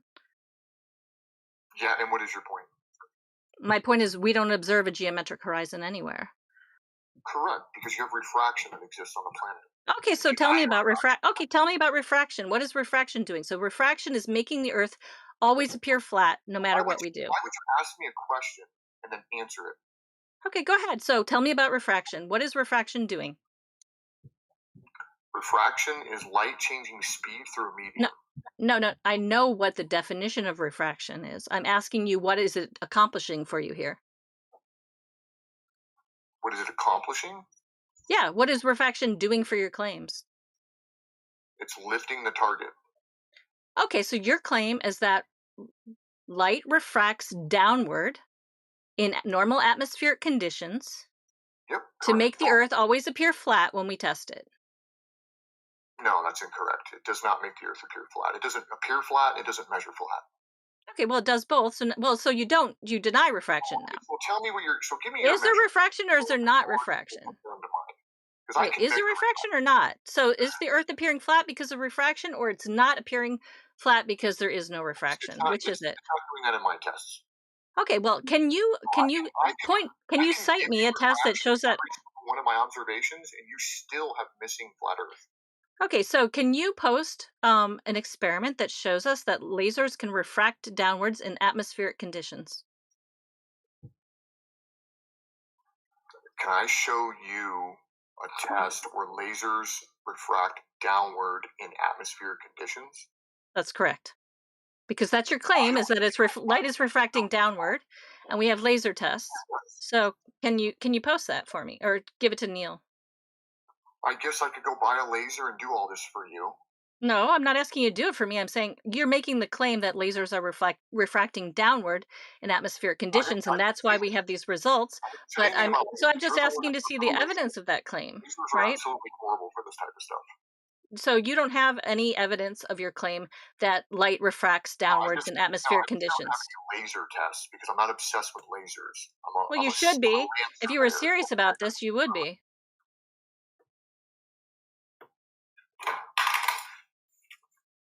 So I'm not going to accept this refraction claim until you can show me evidence that light does what you claim. Nobody's asking you to accept anything. We're asking you to show your proof of flat Earth, and you don't have any. Yeah, we've got hundreds of laser tests. No, there is no we. There is no we in this. You haven't done shit. Oh my God, you people are something else. Saying I believe that. No. Okay, so here's the deal. So I went to a lake that's 10 miles long, and I put one of my friends at the other end of the lake with a mirror. I don't need to give you a video. You can do this yourself if you were so inclined, but you're not. So anyway, you can put anybody at the other end of a 10-mile lake with a mirror, and if they flash the sunlight and you can see it, then they are not obstructed by over 66 feet of curvature. Okay, where's the video? Where do we go watch it? Is that your cope? You go test it yourself. No, we want to see your video. You said you did it, so let's see. Yeah, I don't have a video, but lots of people have done this. You could do it yourself tomorrow if you wanted to. Wait a minute. You could do it yourself tomorrow if you wanted to. If you were an honest person, you could do it yourself. Of course I could do it myself. I have thousands of experiments. What are you talking about? Oh, really? So have you gone to a 10-mile lake or larger, put someone at the other end with a large mirror, and saw if you could see if they're reflecting the light back to you? Or if they were obstructed by Earth curvature. That's the simplest thing in the world to do. But you're not doing that. The thing to do in the world is to set an instrument and a target at the same height above the water, and then look through the instrument and see if you can. No, that's not the easiest thing to do. Anybody can go to Walmart and buy themselves a mirror and test this themselves. If they're not hidden by over 66 feet of curvature at 10 miles, then the Earth is not curving at the rate we're told. It's really simple. Yeah, sure. Would you like me to go do that for you? I'd like you to do that for yourself if you're an intellectually honest person. If I wasn't intellectually honest, I wouldn't be out here doing this shit. That's bullshit. There's plenty of intellectually dishonest people doing exactly what you do. All day, every day, for years and years and years. Yeah. It's a typical flat earther with no education, no background in Oh, science. really? This is your cope? You're going to go to AdHoms? Really? This is what you've got? This is what you've got? I've got no education? Listen, it doesn't matter what education I have or don't have. The point is, it doesn't change the surface of the earth. And you whining and acting like a big baby doesn't change reality. So now they're gonna dogpile you. So there's like 5 Yeah, of them. what a bunch of intellectually dishonest assholes. Getting away with a They don't know fast anything about my education, and it wouldn't matter if I'm the dumbest person in the world. The earth still measures flat. She's full of shit. Yeah. Let me So ask you, they're Carter, co-parters. let me ask you a simple question. So when will one of them go out and actually test this themselves? Or are they going to do little theodolite tests over a mile? Here's the flat earther. I got a simple question for you. Can you explain to me how in the northern hemisphere the stars all rotate counterclockwise? Got to get away from the surface of the earth, I see. I know. Are you gonna let me Yep. finish? Yeah, no, I'm not interested. I'm interested in measurements of the surface. This is cope, and we know it's cope, and we don't really care. So, That you do proves you, you're boo. dumb shit.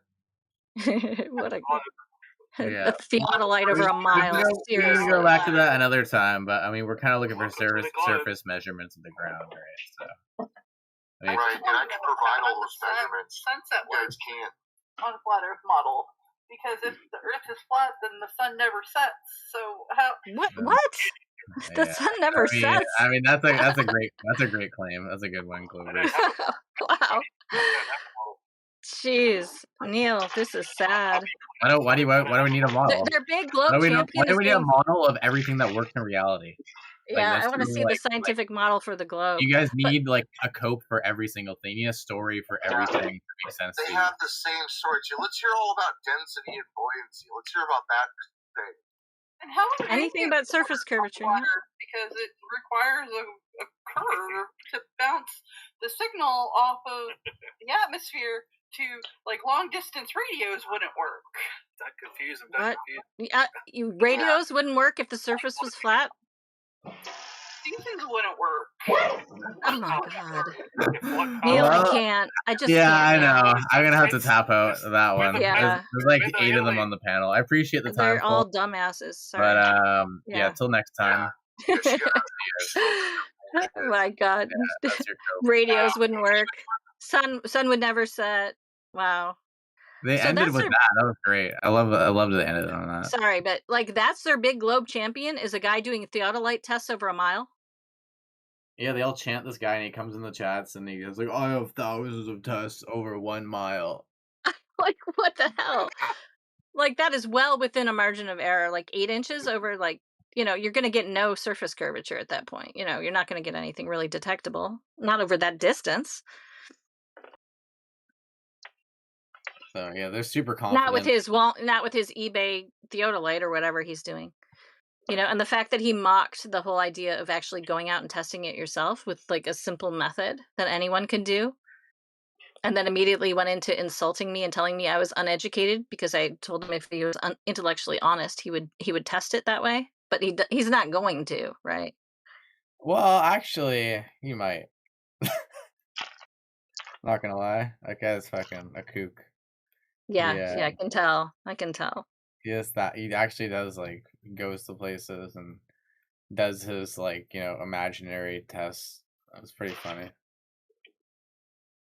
Yeah, and his claim that he's intellectually honest because he does this all the time. He hella cherry picks all the pictures, right? It's he'll find one on a day here's the curve, and it's over a mile, and you're like, okay. Well, what's he talking about? FE Core. FE Core's got the target, and it's got the target heights and everything. It's really thoroughly researched. I mean, thoroughly presented. You have TikTok, right? So go to his channel and see his stuff, and you'll start to understand the stuff that he's doing. Well, what's he talking about? FE Core not showing the target height. Well, 20. It was 20 Cups was here, showing him a video. And I think he messed up on the timestamp where laser was directly hitting the other side. But you can it was such a minuscule thing that you can blatantly see the entirety of the lake from one side to the other, and you can see the laser clearly from the other side. flash, like a minuscule flash, like a flash like 3 times, and they're looking at it and they're like, I don't see where the laser is hitting the observer, right? But like Yeah.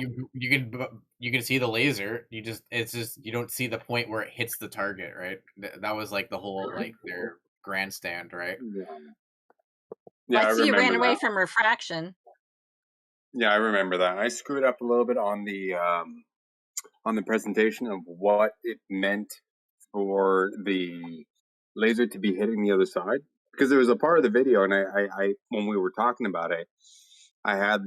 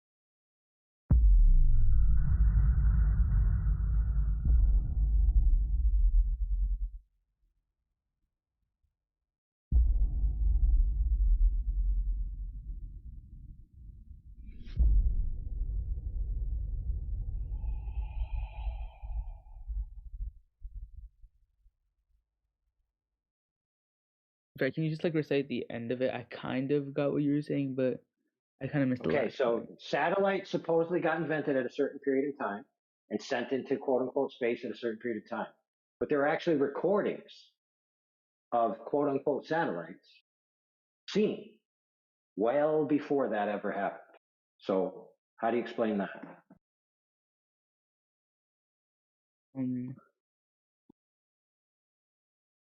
They looked at hate that I keep photographic asking. plate. They reviewed photographic plates. This just came up this year. They reviewed photographic plates astronomers took before Sputnik, so before any satellite was invented. And what they noticed was they saw transients that looked like orbiting satellites, and then they looked at a bunch of more photographic plates and said, hold on, it looks like this thing's orbiting the Earth. Well, there was no satellites. They weren't invented yet.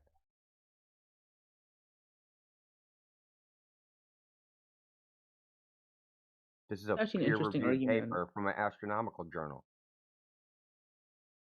this evidence you're providing is from a reviewed paper from an astronomical journal. Yes.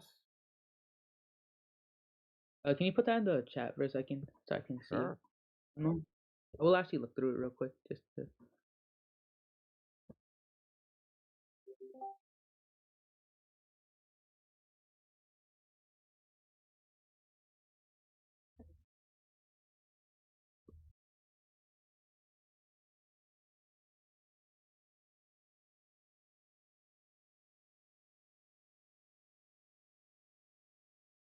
Right. So what's often posited is, of course, satellites are real. Don't you see that thing streaking across the sky?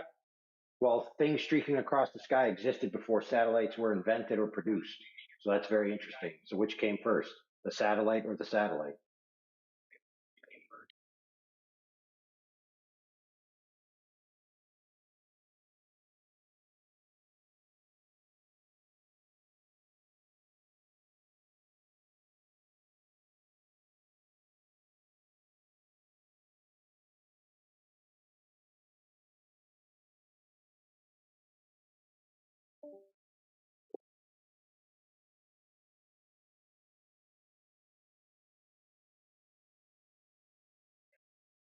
Yeah, and all of this, well, fascinating,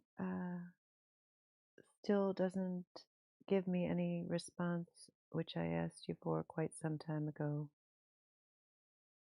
for the missing curvature of the Earth, because you said you'd never heard of long distance observations or laser tests and how they demonstrate that the Earth is not curved. So, what's your response to that?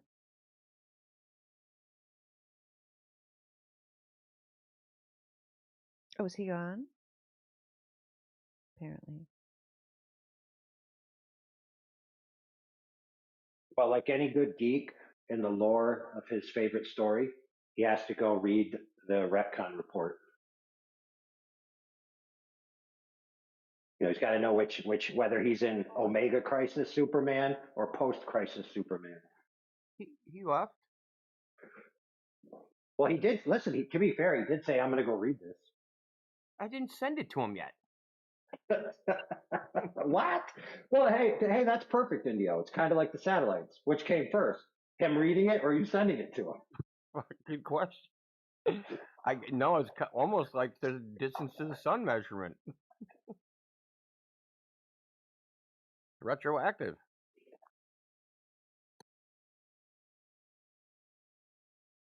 We see the sun. How long did it take? 8 minutes.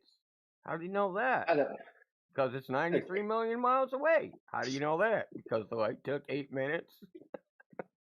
Now, his gambit into this was Dandelion was basically saying the Earth's not curved, and he was like, "Well, the distance to the sun means the Earth's curved." Basically, was his point. My goodness gracious! And I heard you giggling. Well, yeah, because he kept saying, yeah, they were controlled experiments. Yeah. They were showing him that. Yep. The distance of the sun. It was a controlled experiment. Yeah, so many problems. Listen, we do peer review here.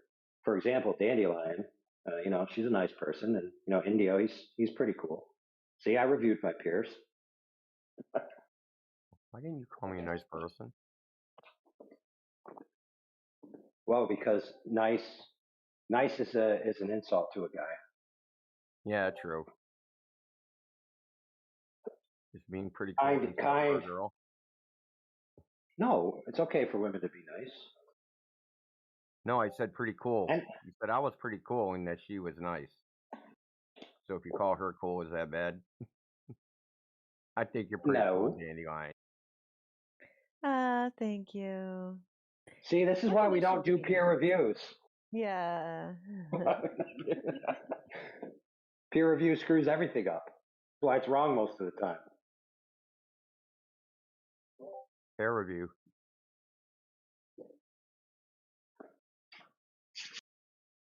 How did we all end up in here? It's Saturday Night Chill. That's right. Absolutely. Saturday Night Fever, don't you remember? Oh my Dandelion goodness. sends out the call, that's why. Yes, it's Saturday Night Chill Sesh, which comes from the fever. Fever chills. Makes perfect sense. We're all in here because they're screaming at each other everywhere else.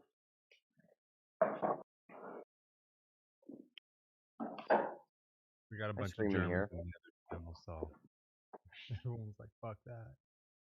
Almost as bad as the Indians.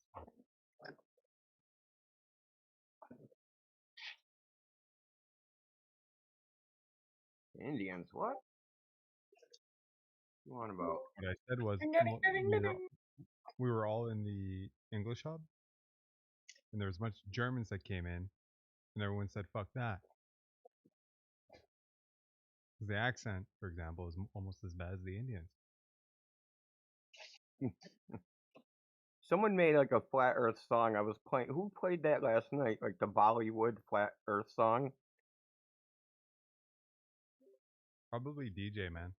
It was DJ like Rakesh. Indian music. It was like Bollywood style. I was like, what is going on, man? That's terrible. That's DJ Rakesh, India's #1 flat earth pop star. DJ Rakesh.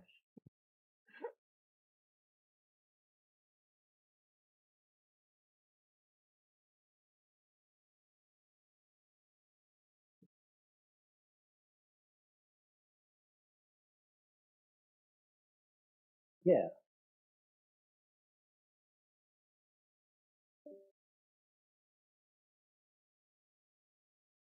Yeah, let's see. My name is DJ Rakesh, and I must confess that the peer-reviewed situation is quite a mess. So when you're looking for a report to use as your retort, just give me your credit card number and I'll put you on hold.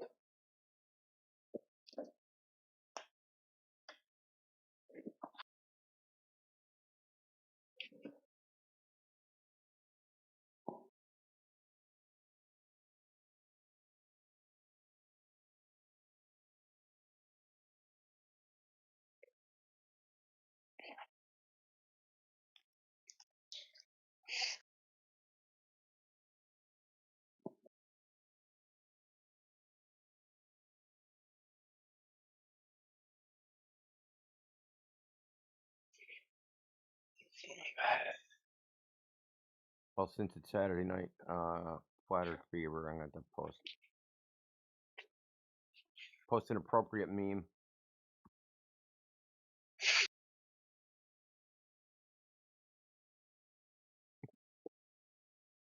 So big it's flat, nice. Now you just need one where he's looking up at the disco ball, saying, "Aha! Look, the floor is a globe."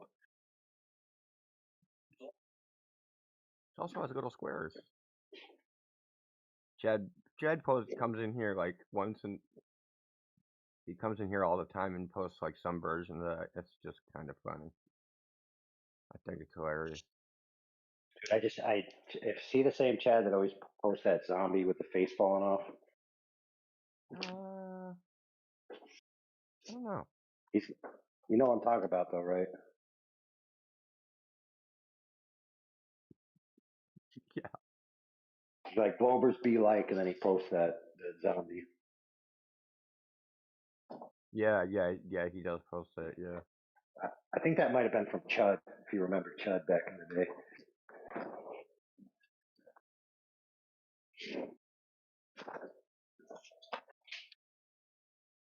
which standed for Cannibal Humanoid Underground Dwellers. Chud, cannibal, what? Yeah, cannibal humanoid underground dwellers or something.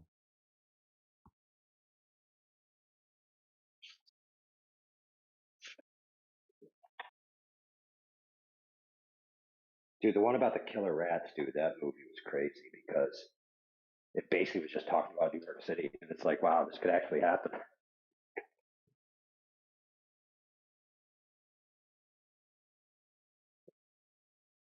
Cannibalistic humanoid underground dwellers, that's what it said.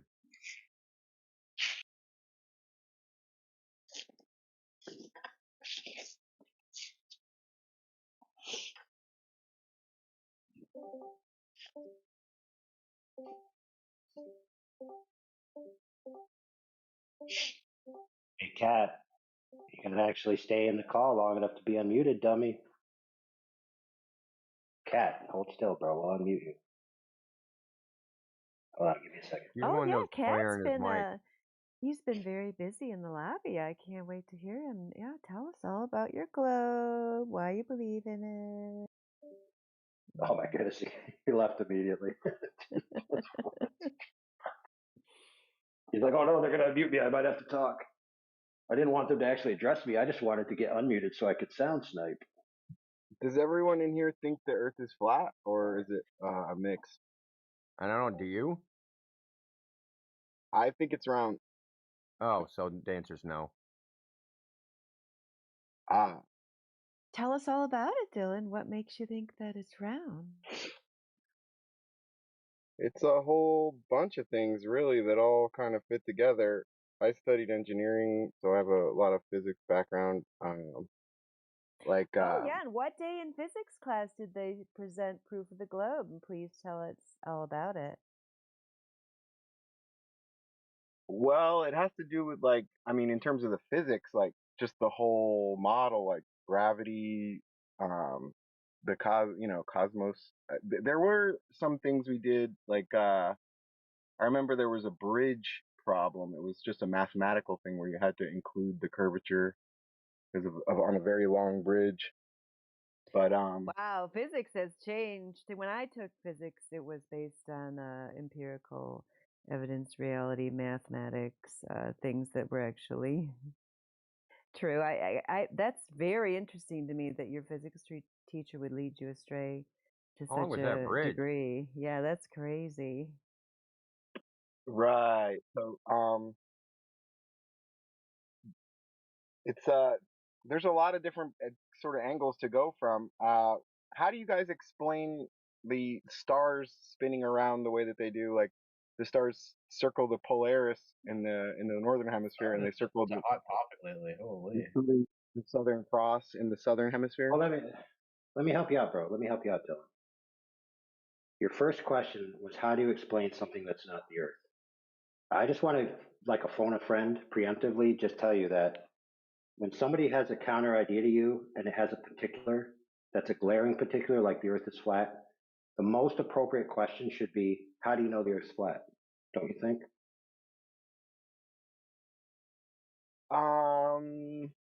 Well, it's sort of, we're not necessarily starting from the beginning, I guess. I've been exposed to some of the flat Earth stuff in the past.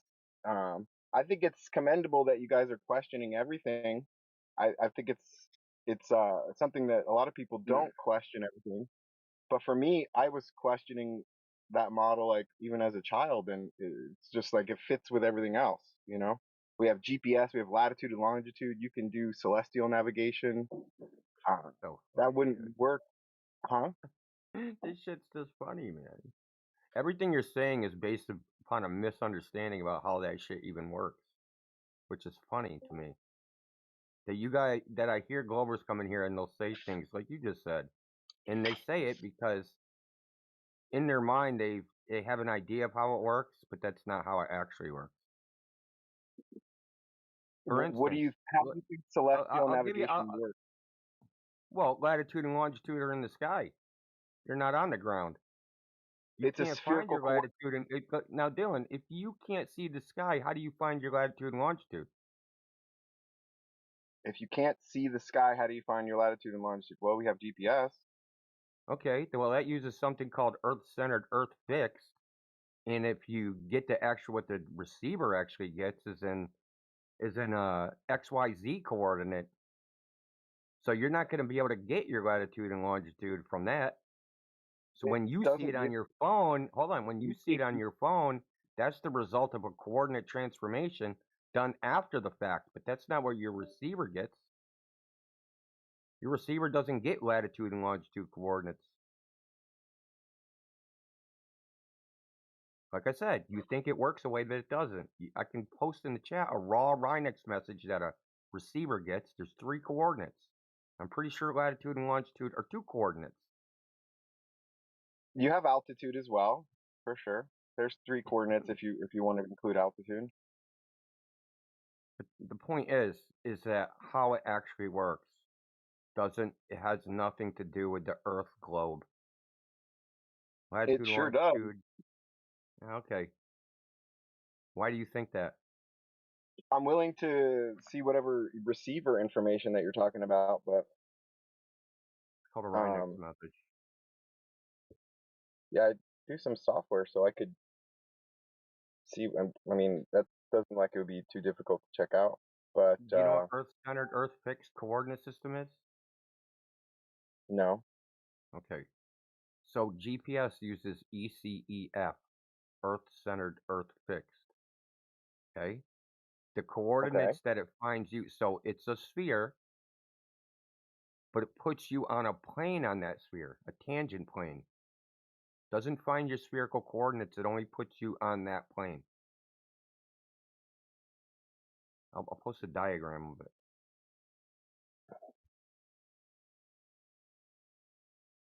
Very interesting. Actually kind of quite hilarious. Yeah, I'm trying to, have a respectful conversation with you guys. Like I said, I think that it's impressive that you guys are questioning everything. I'm not no, criticizing you. Like we hear this all the time. It's just the way Right. it's taught. It's not your fault for being misinformed. You're a victim, dude. Oh, well. I mean, there's no incentive to look into how the shit works. What's the incentive?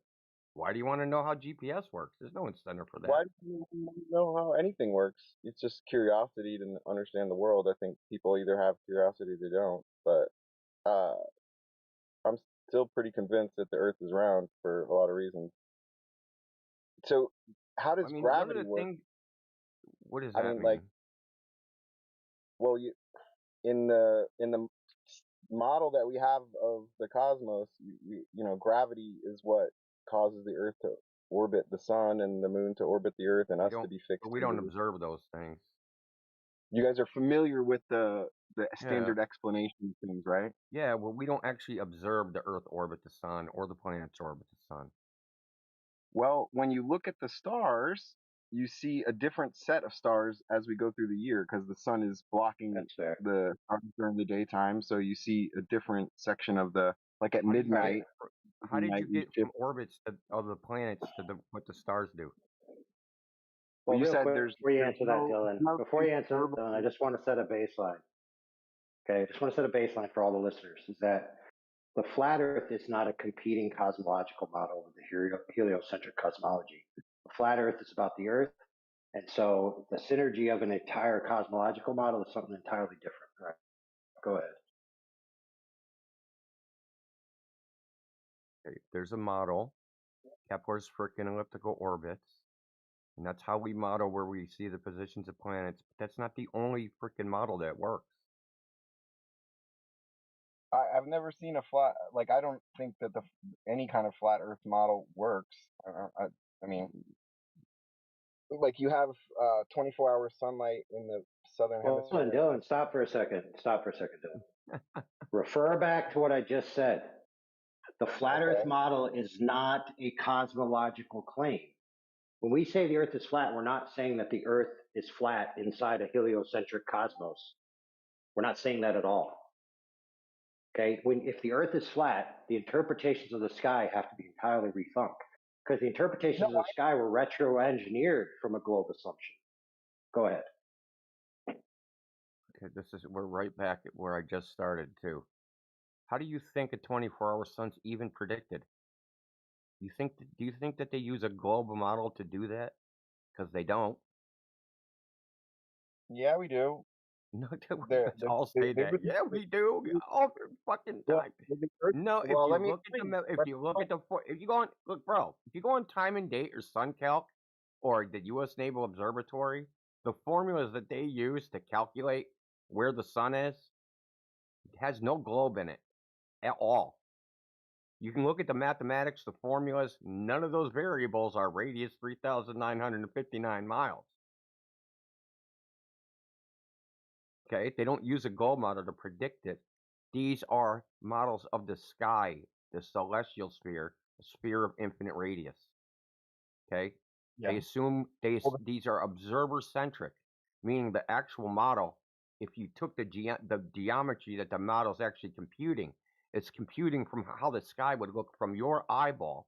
It's using its spatial reference, the celestial equator, and how high that is above the horizon in time, as in like your time of day. So the longitude is the position of the sun, and your quote unquote latitude is the height of the celestial equator above the horizon. It doesn't matter what you're standing on, the actual model. So when you like these you have an explanation, but then there's the actual model. Now, if you guys were reifying a model and doing a reification fallacy, that might actually be understandable, but you don't even have a model to reify because the model isn't of a globe. You guys just think it is. This is just another thing where it's like just made up some shit in your head. Nothing about the sky uses a globe model. They assume that everything is so far away that they assume the Earth is a point in space and there's no actual globe in the mathematics. They don't put you at, 45-degree longitude looking off the surface of the globe off a tangent plane into the sky and then calculate from there. They don't do it like that. It's nothing like that. Yeah, it is. Ugh, yeah. Yeah, I'm so disappointed that his physics teacher makes him think that they actually use Earth curvature to build bridges, and he said he's like studying engineering or something. That is just so disturbing to me. Do you really that's not think? true. Yeah, it's not true at all. Like, do you really think that a real person building a real bridge is doing that, Dylan? Because they're not. I do think that. Oh, okay. Why would you need Can to we do a account for case Earth? example? Go ahead. Dylan, can we go through a case example? If the You know what that means? structure is long enough, I mean, Okay, am I speaking and asking questions, or am I talking to the ether? You can give me an example, sure. Okay, so ifs are all fine and dandy. Now, allegedly, the Verrazano Narrows Bridge in New York City was intentionally calculated to be 1 inch and 5/8 out at the two towers. So it has towers right in the center. They're split about a third of the way. And then the next tower is the next third of the way. And supposedly those towers are intentionally designed to be 1 inch and 5/8 wider at the top than the bottom in order to account for the curve of the Earth. Now that's the claim. Now the problem is that claim is based on ideal geometry of the Earth. If the Earth was a 3,959 mile radius and the towers were directly vertical radial splays to the center of the Earth. Now that's already a problem because the calculations for gravitational anomalies already make the plumb lines not go to the center of the Earth. So that's already a problem. So their calculations are wrong. Secondly, the bridge is made out of steel and concrete. And you cannot build a concrete structure as tall as those towers are with an intentional variance of 1 inch and 5/8 because it's 1 3/4 inches variant per span. And there's like multiple spans in the height of the bridge that they set. And so even if they allegedly attempted to intentionally engineer this in, it couldn't be practically done in reality. Not only that, but the steel expands throughout the year. So the deck of the bridge actually goes up and down by 11 feet throughout the year, just from the expansion of the steel. Not only that, but they have sway guides, which are meters that's on one bridge to the other, and it's intended to see if the bridge is swaying under the wind beyond a certain tolerance. And that machine isn't even capable of measuring an inch and 5/8 separation over a duration of time. So in other words, if somebody claims that they engineered this inch and 5/8 out into the bridge, it would be inconsequential because one, they couldn't effectuate it in reality, and two, even if they did, the variance of the structure itself would subsume that small amount. So it's almost like whether they do or don't is irrelevant. Now, unless you can show me a bridge to where the alleged accounting for the curve of the earth would cause the bridge to fail in any appreciable way, and then demonstrate this by actually measuring it in reality, your claim that you have to account for curvature in bridges is purely conjecture. In other words, you could think you have to, pretend that you did it, and nobody would be any the wiser because it can't be measured, nor will it affect the bridge in any way. What say you?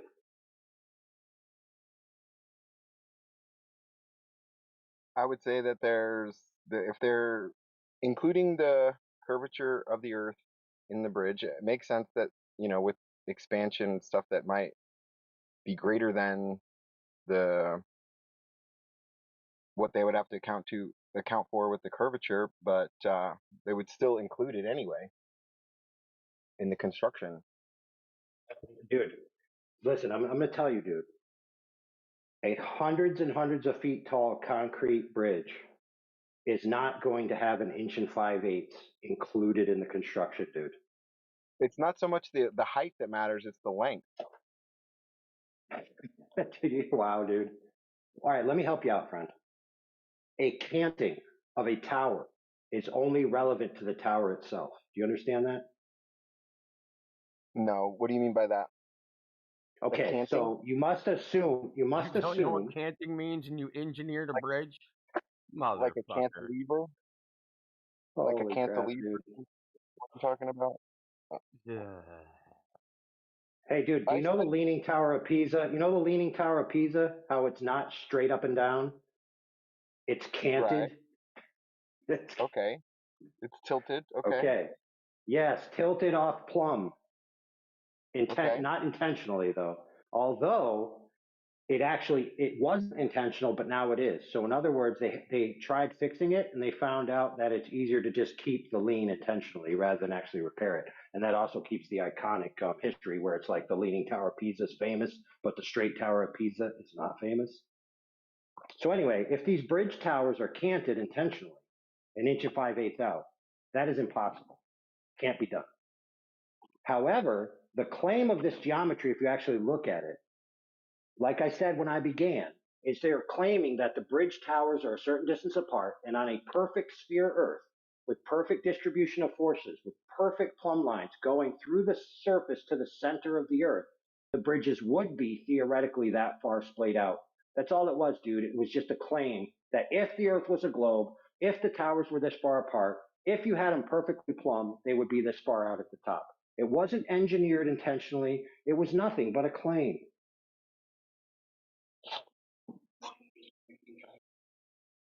So, what behooves you, if you have a counterclaim to this, is to demonstrate that any intentional alterations to the physical structure of a bridge are made to account for the curve of the earth and that they can be practically effectuated in the fields. In other words, you can make a claim that you need an inch and 5/8 out, but then when you build the structure, it's nowhere near that and it works anyway. So that doesn't prove your claim.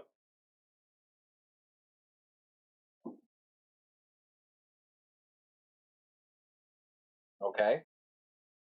So the bridge thing is not going to convince you guys. We can move on from that.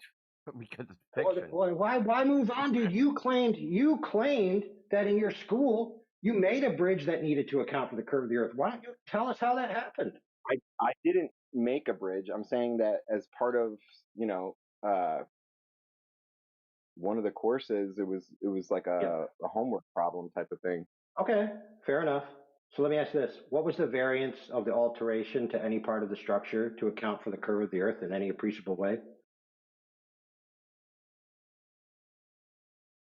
Did you have to camp the towers? Did you have to extend the deck? Did you have to buy extra steel for the cables? What did you have to do that actually made it to where this homework problem was solved by needing the curve of the Earth? You Go had ahead. to account for the change in height over that length. Which was how much? I don't remember specifically, but it's a What trigger. do you I've mean heard the people, change in height? like, What do you mean I've the heard change in height? I people don't understand being, what that like, means. that as you, if you were going to assume at the starting point that that was level, that as you move across the curvature of the Earth, then there's going to be a change in angle from the original level, and there's also going to be a change in height. Relative How to did what? that affect the structure? Yeah, Oh, relative to what? Answer that. But then, how did it affect the structure? The deck is at a, if the deck is at like some constant altitude above. Oh, you mean above the water or Oh, something? purely hypothetical. I got you. So you want the bridge deck to stay the same height above the water because the water's curved. Is that what you're saying? Something like that, yeah. Right. not So that how would be local. That would be like local plumbing level, dude. Holy crap, Okay, dude. hold on. Let me ask you a question. If you did this, would the water pool? Would the water pull? Yeah, pool on the surface of the deck.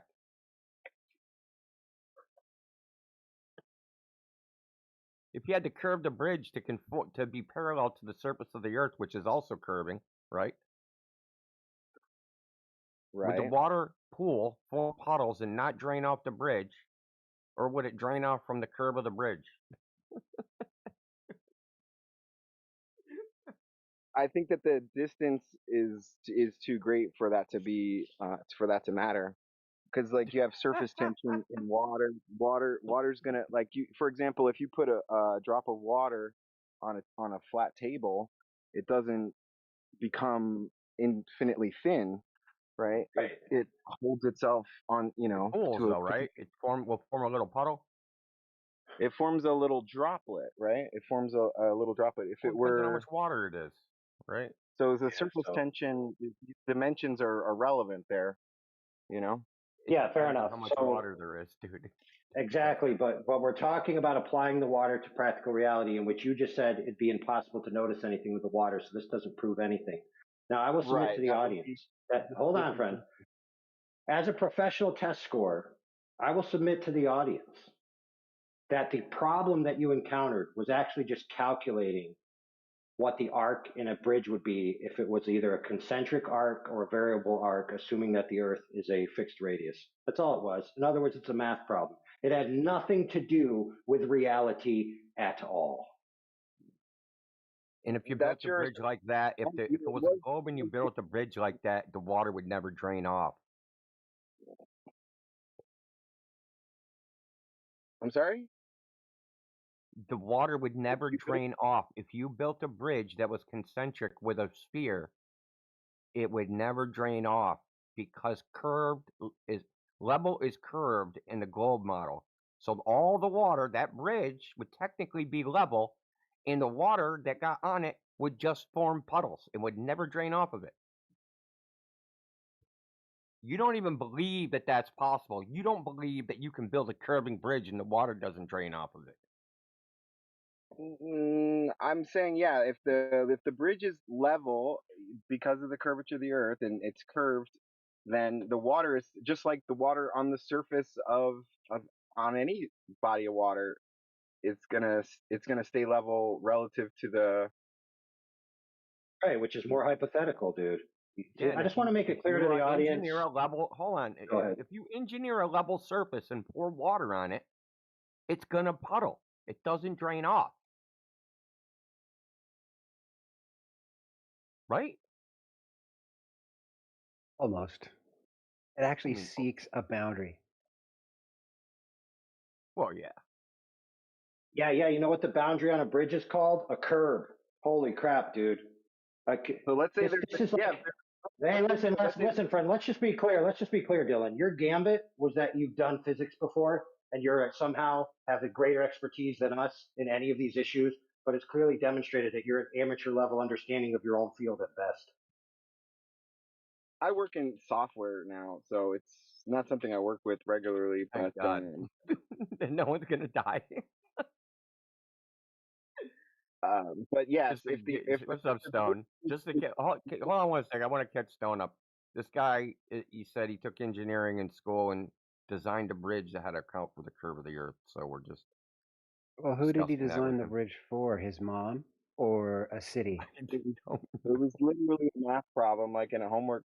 That wasn't meant to be some assertion of. So, what Like grade you said, level it in was school were you studying this?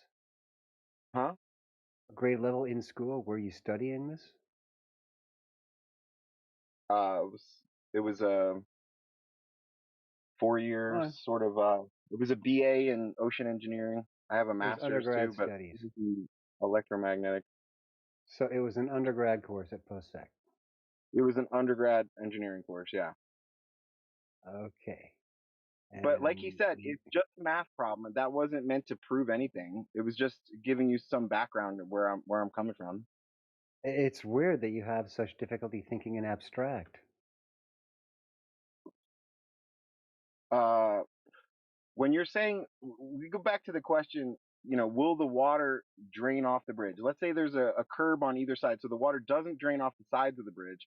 You're saying, is the water going to follow the curve off the bridge down the either length of it, right?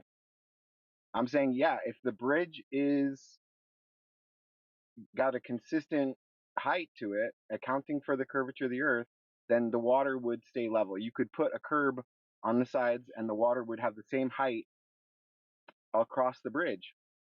What are you talking about, dude? You don't have to account for the curve of the earth. If listen, Fred, let me help you out. The curve of the earth is local, would be local level in your view. So all you have to do is build the structure level, and it automatically would account for the curve of the earth. For holy crap, dude! This is what I get. Why? This is what I'm saying, bro. That you tried to put this gambit that you did some things that had to prove the earth was a globe when you were in school, but this not only could this not prove the earth is a globe, it's not even close, dude. That wasn't a proof that the earth is round. I was just telling you where I'm coming from. You asked me like, why do I think the earth is round? And I was just giving you where my background is. And Yeah, fair and enough. And so I'm glad you said that, because that gambit to say, my background is I did a math problem that can't possibly determine whether the earth is curved or not. That's why I believe the earth is curved. Yeah, I agree with you. I think somebody specifically asked me a question like, did you do anything in school that accounted for that? That would be anywhere relevant, Yeah, and I that was that. Yeah, so I don't know if you're going to concede that that is your theoretical, fairy tale science fiction math problem doesn't show the Earth as a globe. So what is your, like, then you named like 10 or 15 other things. So just, how about if you just focus on one thing? What is your best proof of your globe? Well, I kind of wanted to handle one more thing about the bridge before, if it's Oh all yeah, right. go for it. Yeah, we don't have to pass on from the globe, from the bridge. Okay, We're because this into guy it. says Yeah. he's an engineer. He studied engineering, undergrad degree, post-sec. Then, dude, what's your name? Let me get back to where you guys are in Discord here. The civil engineers do Was more that bridge. Miles or Dylan? What was your name? Dylan, there you are. Look, are you familiar with the term modulus of rigidity? Yes, somewhat. Okay, what does that mean to you? Well, the modulus of elasticity is what comes to No, mind. that's not what comes to mind. Is the one term I'm talking about. Don't talk about any other term. Let's describe the term that I use because you said you know what it is. What is the modulus of rigidity? Not sure. Okay, so why did you tell me you know what it is? I said I was familiar. It rings a bell. Maybe I should say that. Okay, the modulus of rigidity is almost directly related to something like scratch artists. That how dense is the material? How much when you apply lateral pressure to the material in a longitudinal form, what's the deflection going to be? You know what I mean? Modulus of rigidity. Does that make sense now? Yeah. Okay, great. Now, when we talk about the world's favorite construction material, which you know it, concrete and rebar, right? Yeah. Okay, so they've got these big, wide fucking columns and these at least 2 points on a cantilevered bridge. The two towers themselves, they're hundreds of feet apart. and they're 100 or 2 feet high, right? Okay. Okay, so that's your longitudinal, looking towards the vertical. So if you were flat on your back on the bridge or on the ground under the bridge, looking at that tower, you're looking straight up the line on the tower, okay? How much physical sway do you think is going to happen in 200 linear feet directly away from your eye? Just based on not the load, not the change in temperature, but just the wind changes. A mild breeze. How much sway do you think is going to happen at the top in the oscillatory sense? Several feet. Probably several feet, feet. depending on Several the wind. feet, right? Several feet. And I would concur. So when we're talking about that much sway, who's talking about 1.5 inches between two of those towers 400 feet apart? Nobody. Nobody. They're only talking about vertical here and vertical there, and they don't give a shit what this separation is over altitude. It's absolutely delusional that you think anybody in the engineering field is even talking about that. Does that make sense to you yet? I think it only is relevant in very long distances. We've just talked about that they're talking about a 200 plus foot height tower, and they're about 400 or 500 feet apart. The height of the tower isn't really relevant. It's Oh, the yes. It's it's the absolutely ratio relevant. of length It's to height change. the height of the tower is relevant because you have to consider the cross-sectional value, the impact of the wind hitting it, right? If you're talking about just the deformation from the wind, then yeah. I'm talking about the total impulse value, the push value of the wind because of the cross-sectional area of the wind hitting it. Okay. But it's not insignificant. You must concede that. You just said there's going to be feet of sway. And I concurred. Okay. How long is the bridge that we're talking? How what? How long is the bridge that we're referring? You said it was the Tacoma It doesn't Narrows. matter because we're only talking about the two towers, and they're about 400 feet apart. Well, then the curvature of the Earth isn't relevant. How isn't it? Hmm? How is it? Because real quick, the Verrazano Bridge is 4,200 feet long. There you go. Okay, hundreds of feet between the two towers. Each tower, a couple hundred feet high. It would probably be bridges that were miles long that would have to take that into account, or probably more relevant would be something like the channel under the English Channel, or something like a long tunnel. I really don't know why you want to keep switching up the scenario. Just talk about what we're talking about. Let's wrestle the single point to the ground without scattergunning, strawmanning, or anything else. Okay? For very long structures where the curvature becomes relevant and the tolerance is very tight, then you would have to account for that. That you would have to account for the curvature. Now, I'm going to give you empirical evidence to the contrary. Are you ready? I'm ready. Okay. Do you know who Taylor is? Our friend Taylor on Ether Cosmology. She's a resident PhD candidate in biology. Taylor. Okay. You know her? No, you know her. I don't know who. Know about her? Don't worry. That's fine. She is a go-getter. She's a digger. She likes to find the answers, get the fucking answers from wherever they come from. And in the case of the Pontchartrain Bridge, are you familiar with that one? No. Okay. Well, if you've been hanging around any flat Earth communities for any length of time, you will witness a great deal of fervor and debate and hearsay and anecdote and bullshit and distorted pictures and controversy over the Pontchartrain Bridge. It's somewhere near New Orleans, if that gives you a grip on where it is. It goes over a lake. Of course, it's a bridge. And it's a little over 24 miles long. Do you think that falls within the group of structures you just referred to where curvature matters? I would think a 24-mile bridge would that would be relevant. Falls within. Yes? That's what you're talking about? What you think you're talking about? Okay, great. Well, Taylor is the one who actually approached me about the project, and I recommended, yeah, go for it. And she did. She got a hold of the city planning department, who were in charge of keeping the records for all of the construction and updates on the Pontchartrain Bridge project. And it turned out to be two-phase. The first phase was when they first started building it and completed the first phase back in 1955. Okay, it was just one two-laner going straight across. Well, in the 70s, they added it. They doubled it. They had another two-laner next to it, so it's kind of like a separated highway. It's actually a double bridge going straight across the lake, almost a perfectly straight line the whole time. Okay, for 24 miles. It's got about 20 towers, but they weren't very tall because this whole bridge is right just over the water the whole time, a couple of feet. Okay, 10, 12 feet tops. All right. Well, she got a hold of those planners down at the city, and they sent her the complete set of plans to that project. And of course, the first thing she did, well, I don't know, one of the first things she did was send me a copy, 7 or 8 or 9 PDFs. I still have them, of course. What I did, because I have some experience, I'm sure you might be able to guess, is I took them to my 2D vector software and I blew them out and put them together and scaled it. Okay, and while I was doing that, I was plotting point heights along the way above the water, which are on the plans, and beginning starter points, Latin long for where it leaves the land on each side of the lake. Okay, and the elevations and the angles that are coming away as you can expect, and the approaches to the bridge, off the land to the bridge, all that's on there too.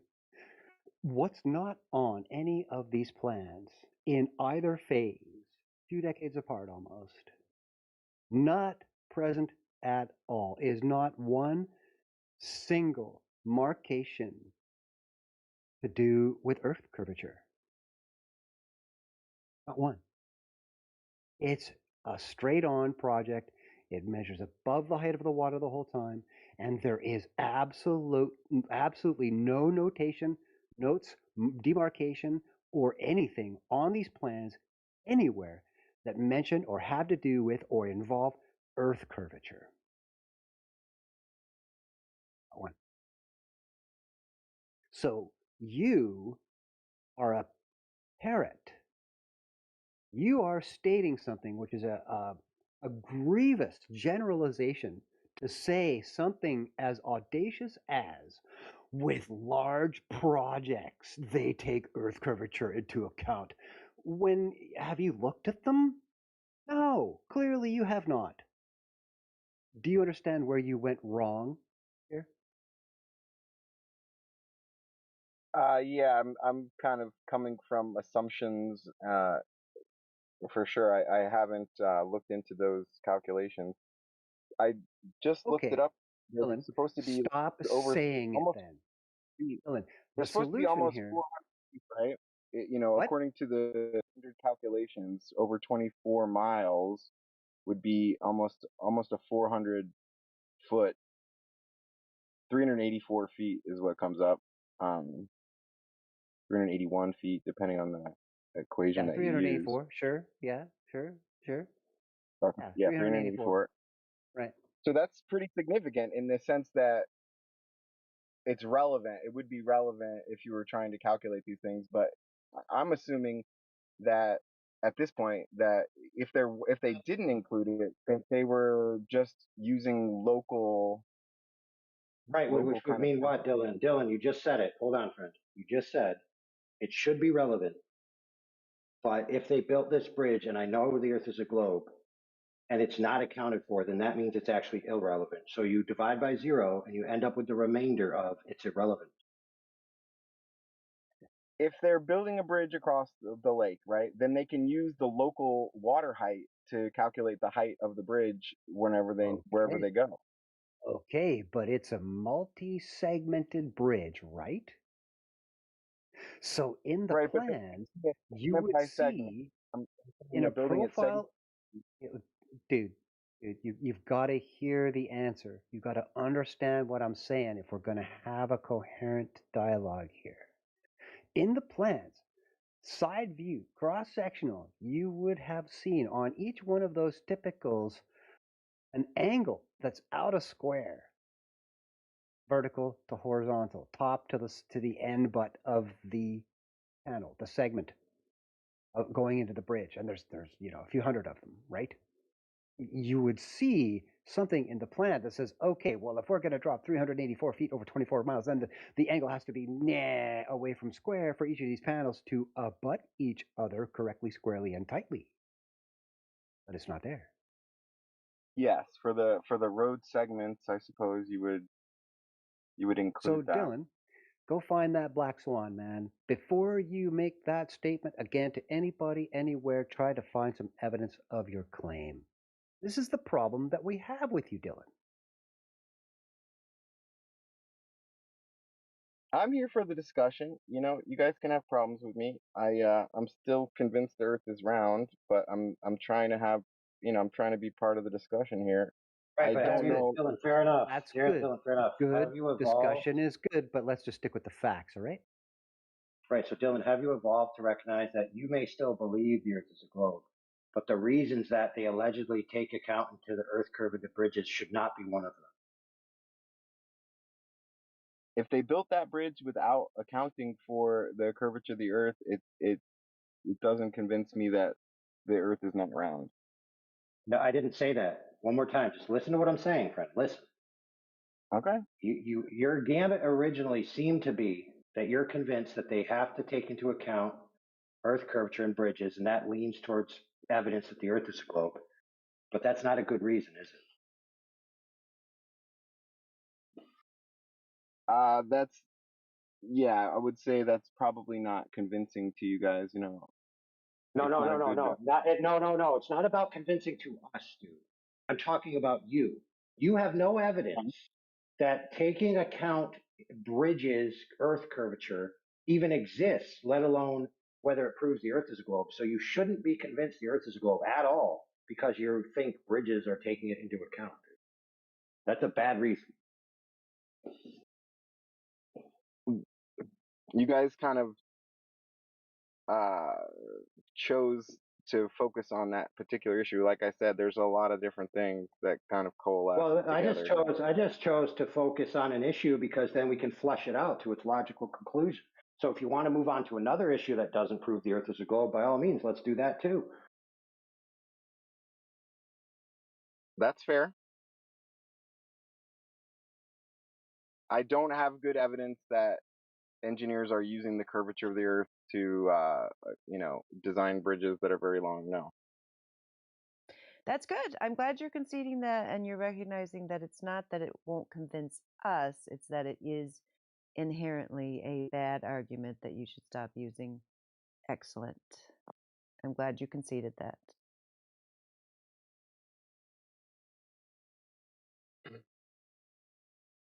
A little bit of truth goes a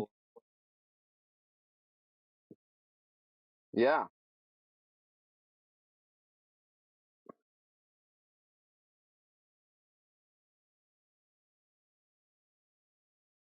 You want to play back and forth.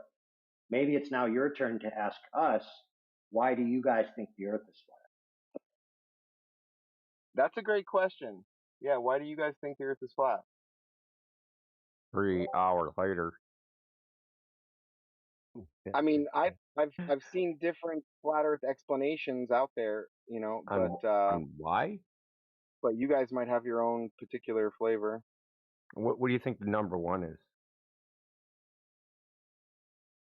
I think the number one reason people think the Earth is flat is because of their direct experience that they don't feel the Earth moving. They don't. It's a whole issue. And it looks flat. Huh? And it looks flat. Shape and it looks and flat. movement People are two totally different things. It's just a notion of level, and they're saying, well, if a plane is flying level, then it would have to account for it would have to keep tilting down or. You're talking about phenomenological things. We just stick to the Earth. Well, he wants to talk about flying planes. I could take him down that road. Something tells me Dylan doesn't know anything about the ILS project research that I've done there. Are you guys? You guys have the patience for that? For me to explain that to him? Well, I do, but just one second. The general question. I would say, Dylan, the number one reason people think the Earth is flat is because what the globe says, how big they say it is, the Earth looks flatter than that. Okay? The reason people originally thought the Earth was flat is because it looks flat, right? That's why they thought it in the past. Very simple Yeah. reason, is that's what we see. That's the number one reason. The We're very principle would small. be, I can believe We're, my own eyes. we're very small compared to the radius of the Earth, so that most Yeah. people, like if you're using a map You to, realize that that's a rationalization. You're it's trying to just rationalize why your experience is invalid. Yeah, Dylan, let me help you out. So you conceded, Dylan, let me help you. Dylan, I'm going to help you out. agree with you that people's like local direct experience Dylan, needs to include we the agree. curvature. We agree, and you just agreed that to everyone the Earth looks flat. That's true. Now, but that's not the only thing. Is we can go beyond that and actually test it beyond just our eyesight. Okay. So the idea that you're super small and the Earth is big, well, the Earth has been quantified in the size that they claim it is at 3,959 miles. I'm 6'3", so I know how tall I am, and I know how big they say the Earth is. And rest assured, friend, there are tools sufficient to the task to be able to measure a curvature rate of 8 inches per mile squared approximately. For example, you could take a laser and shoot it over 25 miles. And remember, previously you said there's supposed to be 400 feet of curve? It's actually more like 300. But you can shoot a laser across that span, 25 miles of water, and you can hit a target 6 foot high from a 6 foot sender right across that water, demonstrating that the water is not curved in between the laser and the target, demonstrating that the water is flat, and if the Earth is covered in 70% water, the Earth is flat. What say you? I saw a similar experiment that proved the opposite. They sent the laser towards a kind of a projector screen on a boat, and they moved it farther and farther away from the shore. Now, listen, friend, let me help you out. That was a TV show. And if you actually watch the TV show with scrutiny, you'll see that they jump cut all over the place. And when they did the helicopter test, they used the same footage with the same birds twice to try to represent the helicopter going up and down. So they clearly edited the footage to favor their results. It's completely biased. There's no data. There's no metrics. There's no nothing. It is a TV show, friend. So no, you didn't see anybody do any tests with a laser, my friend. Agreed. That show is a painful contrivance. But Dylan, I'd like to take it away from quote our experience and what we see with our eyes and that kind of thing. And because we I'm sure agree on the concept of human fallibility and subjective. I mean, on and on and on about how why the human organism is not an adequate measuring instrument. You agreed on that? Humans are fallible. They're not an adequate measuring instrument.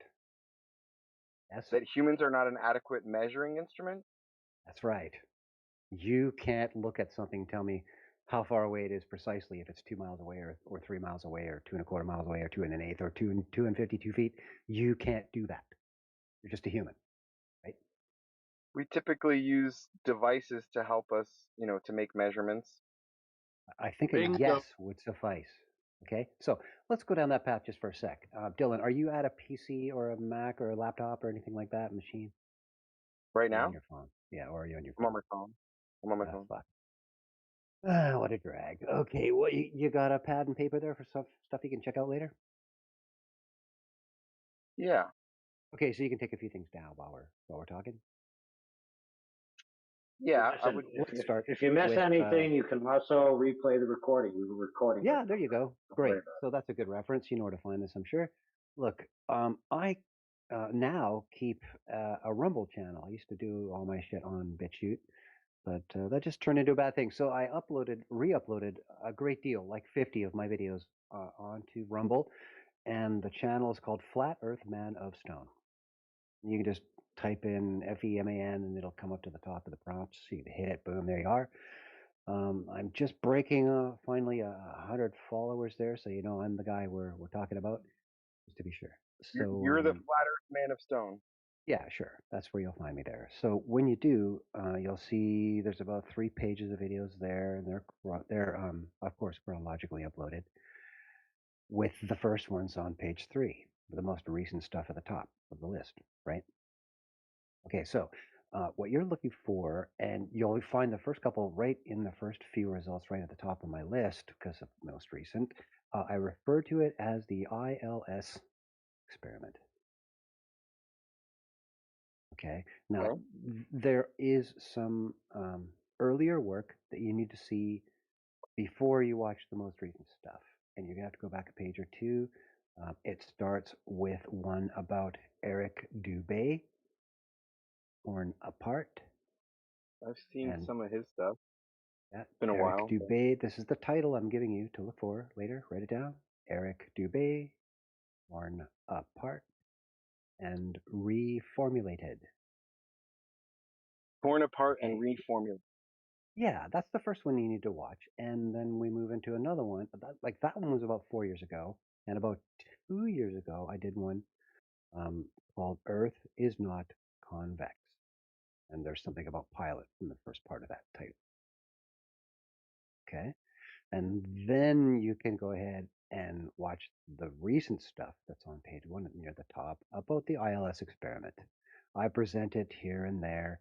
There's a short little thing, and there's a long big thing, and there's a lot of soap in between that you don't need to know about. Anyways, let's talk about what it is now that I've given you the research materials. Um, how much do you know about the cockpit of an airplane and the hardware? Some, How much? not that much. Okay, great. So, Surprisingly. no problem. Anyways, when you're on approach to land and you want the airport to help your machine do that via autopilot, quote, on a descent, you are looking for what is called the glide slope. It is typically a 3-degree downward angle from the craft to the runway. That is shot at the plane from a pair of emitters that are right actually on the runway, just off to the side, at point of touchdown, pretty much. And they fire that 3-degree signal as a pair of EMF emissions that hit the plane, and they're on 2 different frequencies. The plane takes them both in, analyzes them for signal strength, and decides which one is stronger. When they are equal strength, that's how the plane knows that it's right on that glide path. Does that make sense? Yeah. Great. Okay, we're starting to build a triangle here in profile. From the point of the runway and that slant angle, call that the hypotenuse, and the vertical line that goes down from the craft to the ground, but not quite, if we're talking below berth, right? Because there's drop. The virtual triangle that we're driving here would be from the runway at touchdown point, horizontally straight out until it meets that vertical line, and then straight up to the craft. We've made a triangle, right? Following you. You okay there? I said I'm following you. Okay, good. All right, so you would know that the triangle would look different in profile based on the shape of the Earth, based on the bottom line of that triangle. That if it's flat, then the line just goes straight up from the runway and then straight up to the craft. And you get an altitude reading in the craft based on that altitude. However, if it's a globe, you shoot that same horizontal line straight up from the runway, and there's at 10 nautical miles away, there's 100 feet or 2 or 3 there, right? Because of additional downward curvature, allegedly, of the Earth. That your altitude figure would be higher, wouldn't it? At the same distance, the same slant angle, right? Does that make sense? Yeah. That your triangle, it would produce a longer vertical line underneath the craft, wouldn't it? It's the same sort of experiment that we were talking about before from the TV show, except it's at an angle instead of horizontal. It is nothing like any other experiment you have spoken of this evening. because Well, when we were talking about a horizontal laser pointed over a body of water, no, it's the we're not same. talking about It's the same. no, it's We're not still really. talking about the trapping height. It's not really because there's nobody holding the instrument, like pointing the laser or doing anything near the ground horizontally. No measurement is being taken there. I'm It's a surprised you don't see the symbol. well, if you follow me, I'm going to point out how it is geometrically entirely different by hundreds of feet. And this is the crux of the issue and why the experiment I'm proposing here is so much more compelling and irrefutable. Because all of the arguments about lapse rate, humidity, temperature change, off the ground, bullshit, obstructions, all that become irrelevant because the thing that's doing the measuring is up in the sky, hundreds of feet up. Right. If you're trying to triangulate the altitude based on the laser angle and the distance to the laser, as opposed to directly measuring it from the ground, if you like were to point some sort of I a don't think you're device quite towards following. the ground. Okay, in the You're saying the cockpit, distance that you calculate from the laser that's pointed at the 3-degree angle, that no, you calculate an altitude from that with trigonometry. no, no, I don't. No, I don't. What maybe I I'm use misunderstanding. I use the barometric altimeter in the craft to tell me my altitude. No laser. The EMF that's coming off the runway is a pair of radio emitters, and it is merely a signal strength comparison going on at the craft to decide when the craft immediately hits that 3-degree slope, that position Yeah, in the sky. Okay, it's so runway. we've got brutal accuracy on the angle and the distance from the runway because they use DME as well. And I recommend that you take a look into that. I explain a few things here and there in my presentations you'll pick up on, I'm sure, by the end, and understand the art of the DME and how it is not, its error margin is not distance dependent. And you'll understand that later as you study more. Anyways, what I'm trying to tell you, Dylan, is that I have data from 10 nautical miles out from commercial pilots.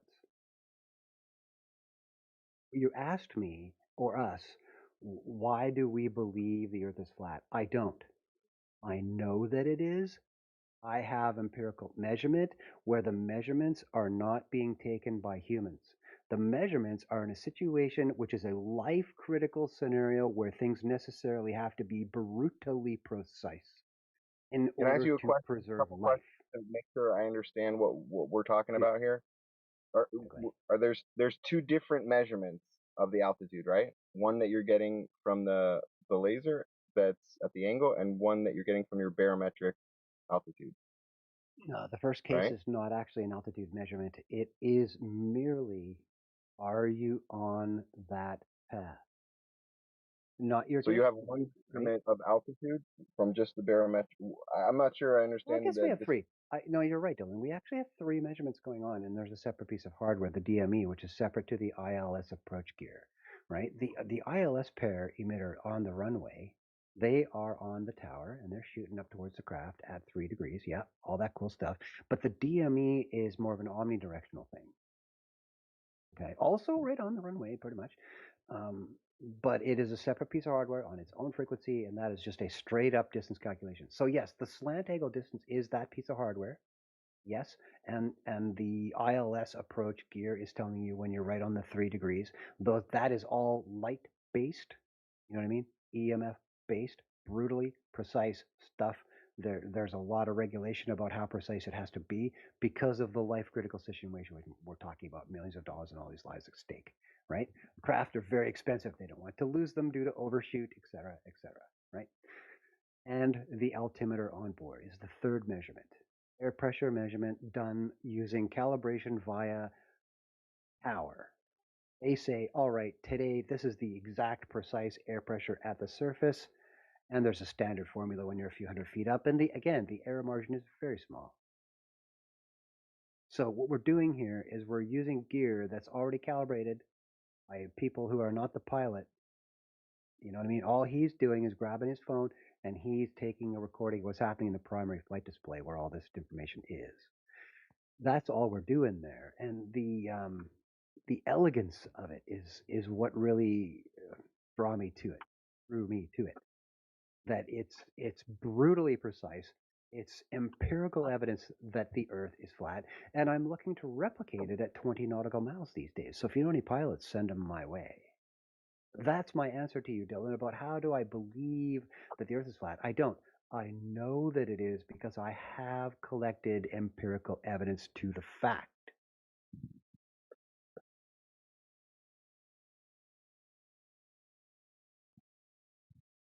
So your evidence is that these measurements are the same?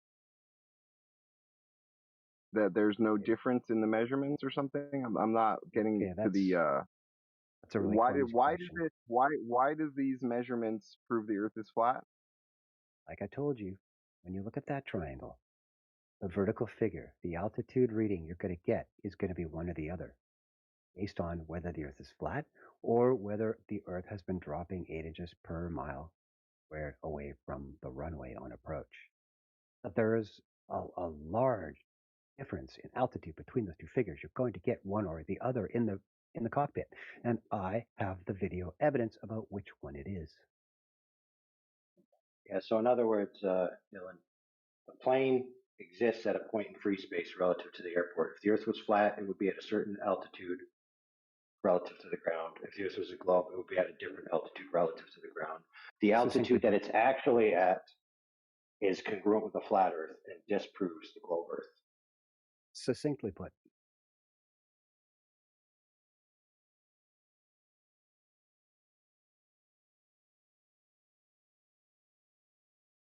So that's just why in I recommend contrast, hold on real quick. Let me say this one last point here. I'll yield it back to you guys. Just in contrast, so, and this is not a dig against you, Dylan. In previous, there was this illusion that bridge accounting somehow proves the Earth is a globe.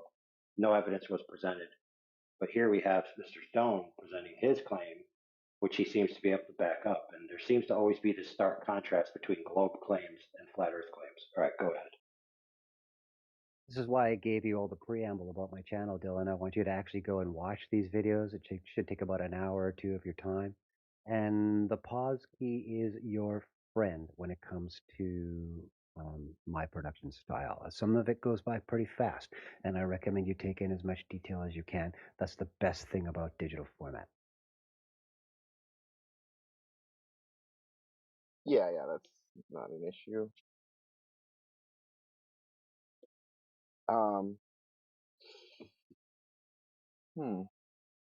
Put away your bias and see what happens.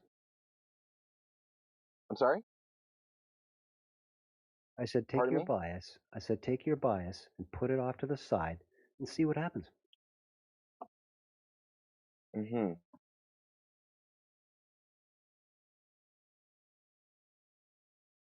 And you know, engineering. And there's Dylan, there's a and there's a funny one sec, engineering. and if you like what you see in what I recommended you watch so far, I recommend you take in the rest of my channel. There is an insane amount of information there.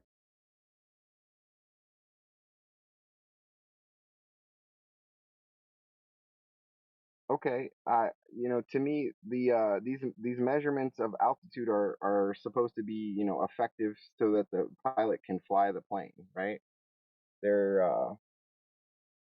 I'm interested in Necessarily precise? barometric, this barometric pressure measurement of altitude is. That doesn't seem like it would be necessarily as It's the only way precise as what. planes, listen, Dylan, it's the only way planes can measure their altitude from the reference frame of the plane. Okay, It's how it's Dylan, done. So real quick, before we go on, bro, before we go on, and There's Stone other will back me up on this. Hold on, Dylan. A plane doesn't actually have a metric called altitude. It has a metric called barometric height or whatever. They don't have an altitude reader. It's Barometric called an pressure, yeah. altimeter, but it's called altitude pressure.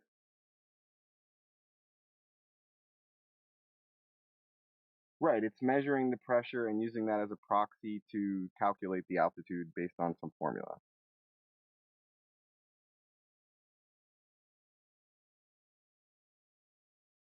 Is that correct? Dylan, We're on the same page here? Dylan, ignorant incredulity will get you nowhere. Put your bias to the side and see what happens. Well, I just asked you a question. I mean, just so we're on the same page, it's measuring the pressure and using that to calculate the altitude. That it is. Have you ever Right? looked at the charts published by the FAA on it? I have. Have you? No, I'm I asking. So recommend you said it was recommend very you do. precise.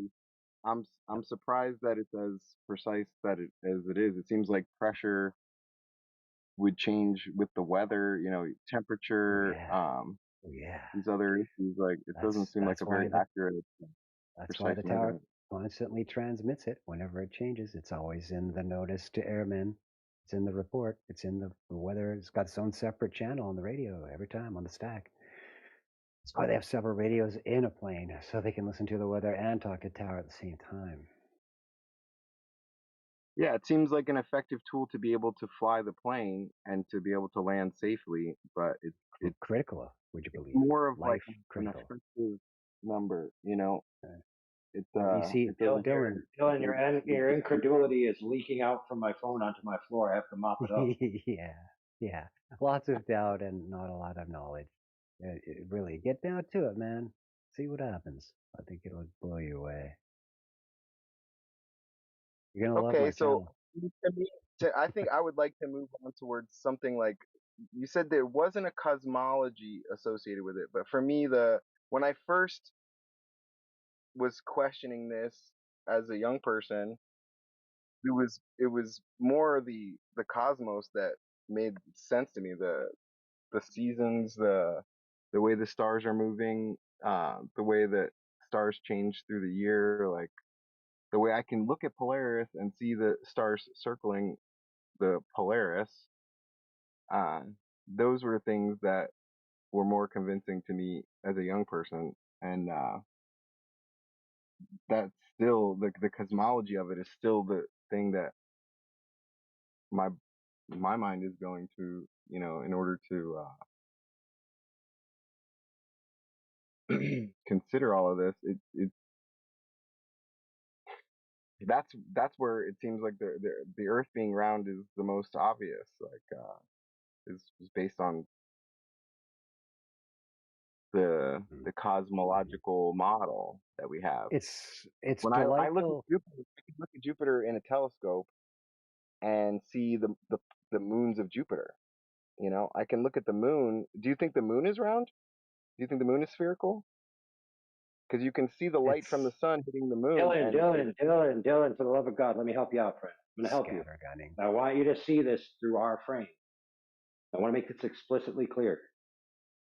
The moon, hold on now, sit down, is not, wait for it, the Earth. The moon is not the Earth. So whatever the moon is, it's not what the Earth is. So to ask the question, do you believe that something that's not the Earth is something that the Earth is not? Think about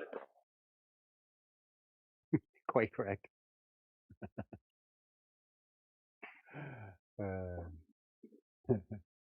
I'm not saying that the moon is the Earth. I asked you a question. Do you think the moon is round?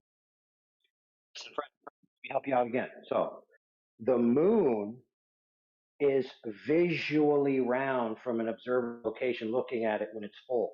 It clearly looks like a circle, which means it's round. Now, if you mean something else other than looks like a circle, I'm not talking about the what? circular shape of it. I'm talking about Okay, when well, the phases Dylan, of the moon.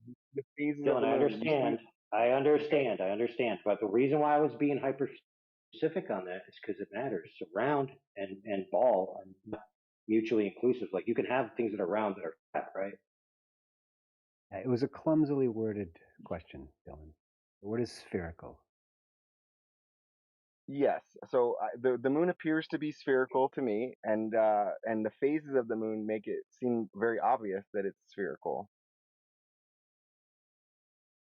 What is the other is the so is that not your observation, your direct observation when you see the moon? Look, I tend to lean towards it's some type of sphere or at least structural object. I don't think it's flat in any like thin disc-shaped sense. I definitely know it's circular in some fashion. And that all being said, it doesn't impact my view of the shape of the Earth in any way, shape, or form. Right. And the moons of Jupiter, have you seen those before? Not really. And whatever they are, again, I mean, they could be whatever they are. They could be Jupiter's girlfriends for all I know. Right, right. But whatever model that we have, it sort of has to explain everything. No, Like it doesn't. we have. No, wrong, false. Stop right there. Okay. I'm going to make it very clear to you. If I want to make a floor flat when I build, I don't need to know about the whole reality. I just need to know whether or not the floor that I'm laying is measuring flat. And I measure that with tools. I don't think about other things. I don't look at the lights in the ceiling and that determines how my floor is flat. I just lay my floor flat based on level. So it's not the case that I have to explain everything. See, the problem is you're so predisposed to a story you've been told in which the Earth is synergized with the cosmological model that it's very hard for you to separate the two. But I want to tell you to try to put a schism in your mind and say, okay, my model that I believe in, I'm going to put over here. Now I'm going to open my mind to entertaining a new idea where the synergy doesn't necessarily have to exist. It's not the case that what the Earth is has to inform what Jupiter is. That's just not true, and it doesn't have to be true. And I'm not going to accept you telling me that it has to be true because it's just not. Well, that's the thing. The model that I have, it seems very coherent. Like you mentioned care. Kepler's observations. Like Your model's incoherent. No, your model's incoherent. Why is it incoherent? Because the axiom on which it's based that you're observing these things from a globe Earth is false. I'd like to take him up on something else he said. Another really quick presumption he slipped in there that I don't think he even realizes that he did. Those are the best kind to talk about. Go ahead. Yeah. Somebody get rid of .cat is just totally a disruption, hot miking and shit. Anyways, thanks. Dylan, you said, well, when you look through your telescope at Jupiter and the moons and stuff and then you got this conclusion. Are you aware of the physical workings within a refractor array like that, mirror-based refractor, et cetera, concentration of light using lensing? Are you aware of how there is a manipulation going on there in what you see at extreme distance through that apparatus? In that they actually tend to skew what you see and make things look more spherical than they are should you be using some other apparatus to view that object, like a P1000, for example, which is an SLR, single lens reflex with CMOS sensor, whole different animal. Are you up on any of that? I'm sure there's some distortion in the image when you have a You magnification didn't answer of a my lens. question. I'm not sure about the CMOS device that you're talking about. No, I'm saying that when you said am I aware of, it sounded like you were asking me am I aware of what kind of distortions using would cause. That happened in a standard typical telescope that you buy at the store. Pardon me? It's the kind of distortion. Who's hot making? That's Ardent, actually, I think. Anyways, yeah, the problem Hey, real is the quick, tool. Stone, listen. Cat is constantly jumping in, so I'm blaming him and I'm banning him, even though it was me. Okay, fair enough. Okay, he's all muted up. So yeah, back to the telescope thing, man. Yeah, that's annoying as fuck. Anyways, yeah, it's all about the tool that you're using, and that it is the way it is. I dare say on purpose, in order to preserve the narrative. And I'd actually like to give you a You're couple saying of that examples in science. telescopes are intentionally designed to make things look different in order to perpetuate Hold on the a globe. sec, man. I can't actually hear you right now because of all this entering and exiting going on. That is distracting. Yeah. And it, all right, check it out. Listen, I got rid of him. He's banned now. So go ahead. Oh, okay. I was just about to hit notifications and kill all that, but I'm glad you got it first. That saves me some time. Yeah. Okay. Back to the telescope there, man. It's all about the hardware that's inside it and what it's doing to distort how you see things very distant through it. And when I said CMOS, that's actually the thing that's going on in your phone, in most cameras, TV cameras, et cetera, et cetera. It's a type of light receiver with a whole bunch of tiny little receivers all gridded out, and they have a grip on spectrum and what's hitting them, and it's all done through the focus of a single lens. And they call them CMOS. CMOS is the abbreviation for the type of light receiver transducer that it is. A very common piece of hardware. You should it's a single lens familiarize as yourself. opposed to a compound lens. Okay. Yeah. Well, I they mean, use them with SLR is the point. good if they're symmetrical lenses, that have they're pretty much designed. My understanding is that they're designed to just create a magnification. That's the main distortion, is that it's just magnifying the image. In what way do you think the image is being distorted that makes things, that perpetuates this globe model? I'm not sure, because Jupiter looks round.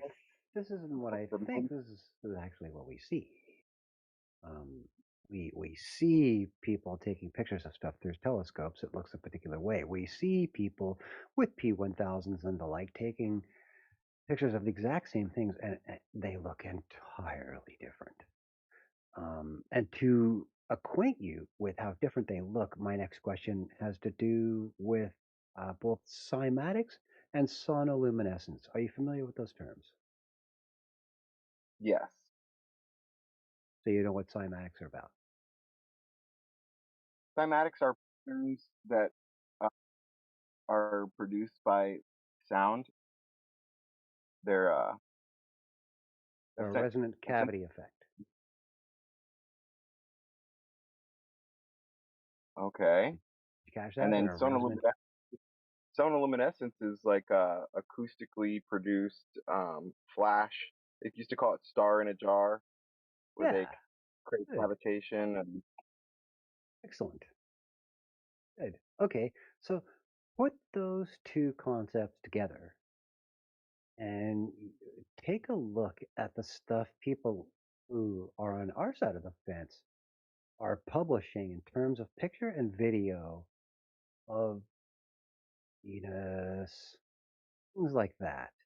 Close by, stuff, Mars even, that you think you've seen a lot of pictures of, but not like anything what we're publishing. And this is why.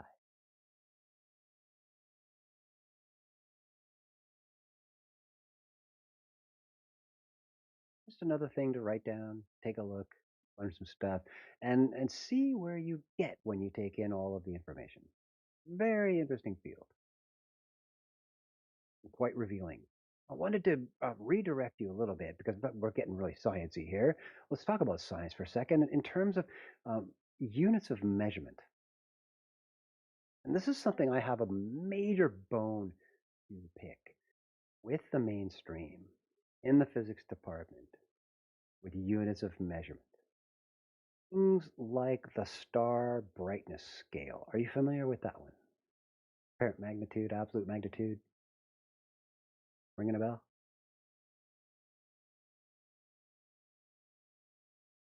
Yeah? Still there, Dylan? I think we lost him. Or you guys lost me. Can everybody hear me? No, you're good, brother. I'm good. Yeah, Okay, you're well, perfectly good. Yeah. Great. Then what's up with Dylan? Oh, he's gone. I think I overloaded Well, him. I did hear a couple of joins recently. Maybe he was having trouble and he was rejoining. Well, hopefully we see him. Again. Well, that was fun.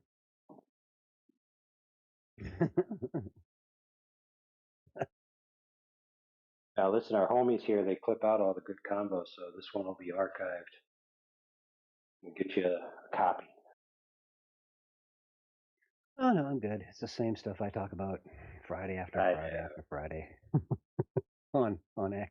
Yeah, Indio. I hear you.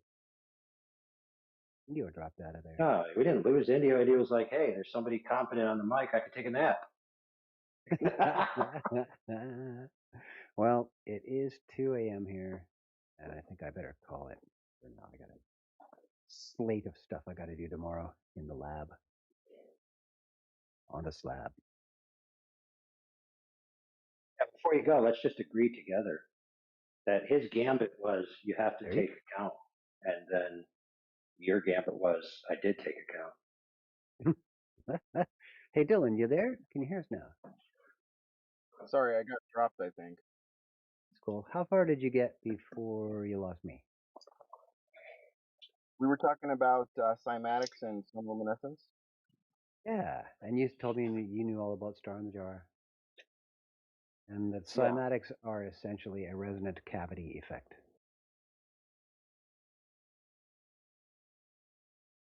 Longitudinal, right? Compression and rarefaction upon itself, reverberating in the same area. Back and forth. Considered cymatics? Yes, the Chladni plate, indeed. That's exactly what I'm talking about. Those are the compression and rarefaction in natural space, relative to the frequency and the modulus of rigidity of the plate itself. Hey, got to use that term twice tonight. Anyways, take those two concepts. I'm recommending that you take a look at the pictures and videos that are coming from people on our side of the fence who are looking at the same celestial objects you are through a telescope, and the closer ones especially, and stars look entirely different from what you have seen through a telescope yourself, maybe, and other people have shown you taking pictures through their own telescopes. But there is just a mind-splitting difference, and the two phenomena that I'm citing here are the explanation for why we are seeing what we're seeing, and you're not. Oh, shit. I'm going to try and... Excuse me.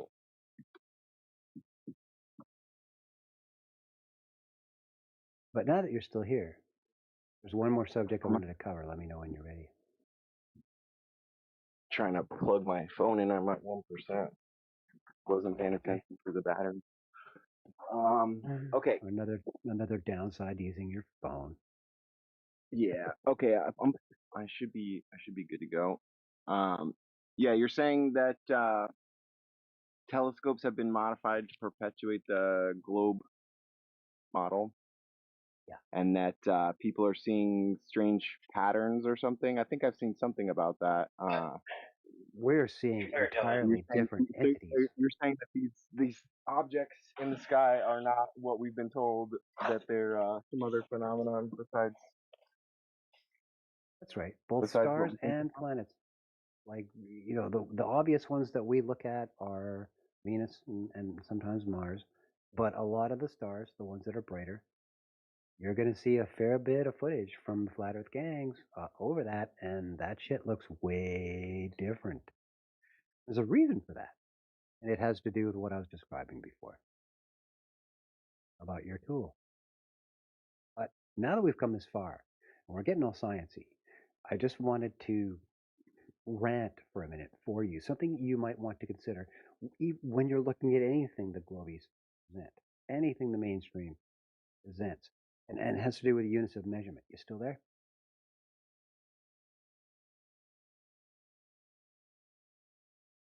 Oh, my man, you got any energons left in that phone?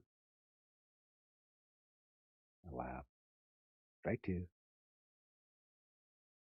You guys can hear me, right? Brother. Yeah, yep. Solid. Good, because it's usually me. Like on Friday nights and stuff, it's usually me that got the shaky Elon balloon link connection. So there's a new arrival. What's that? Nice Roblox champ. You might want to mute up there, buddy. Hey, Dylan, are you still there? No, we got an exclamation point on Dylan. Don't know what that's about. That means horrible ass connection.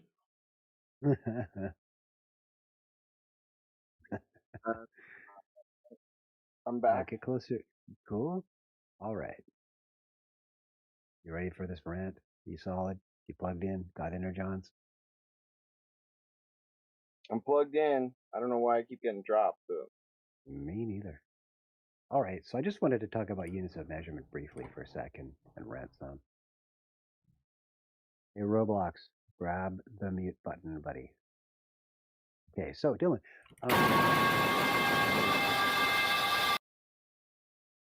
Thank you. Yeah, so we were just getting into the magnitude of brightness scale for stars. Are you familiar with that one? Yes, somewhat. Okay. So if I've got two stars and one of them has an apparent brightness of 4 and one of them has an apparent brightness of 5, which one's brighter?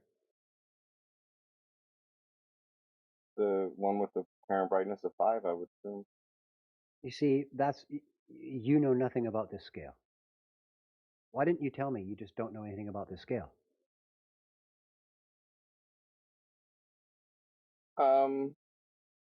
It's not, I don't feel like I don't know anything. I know that they use the magnitude of brightness to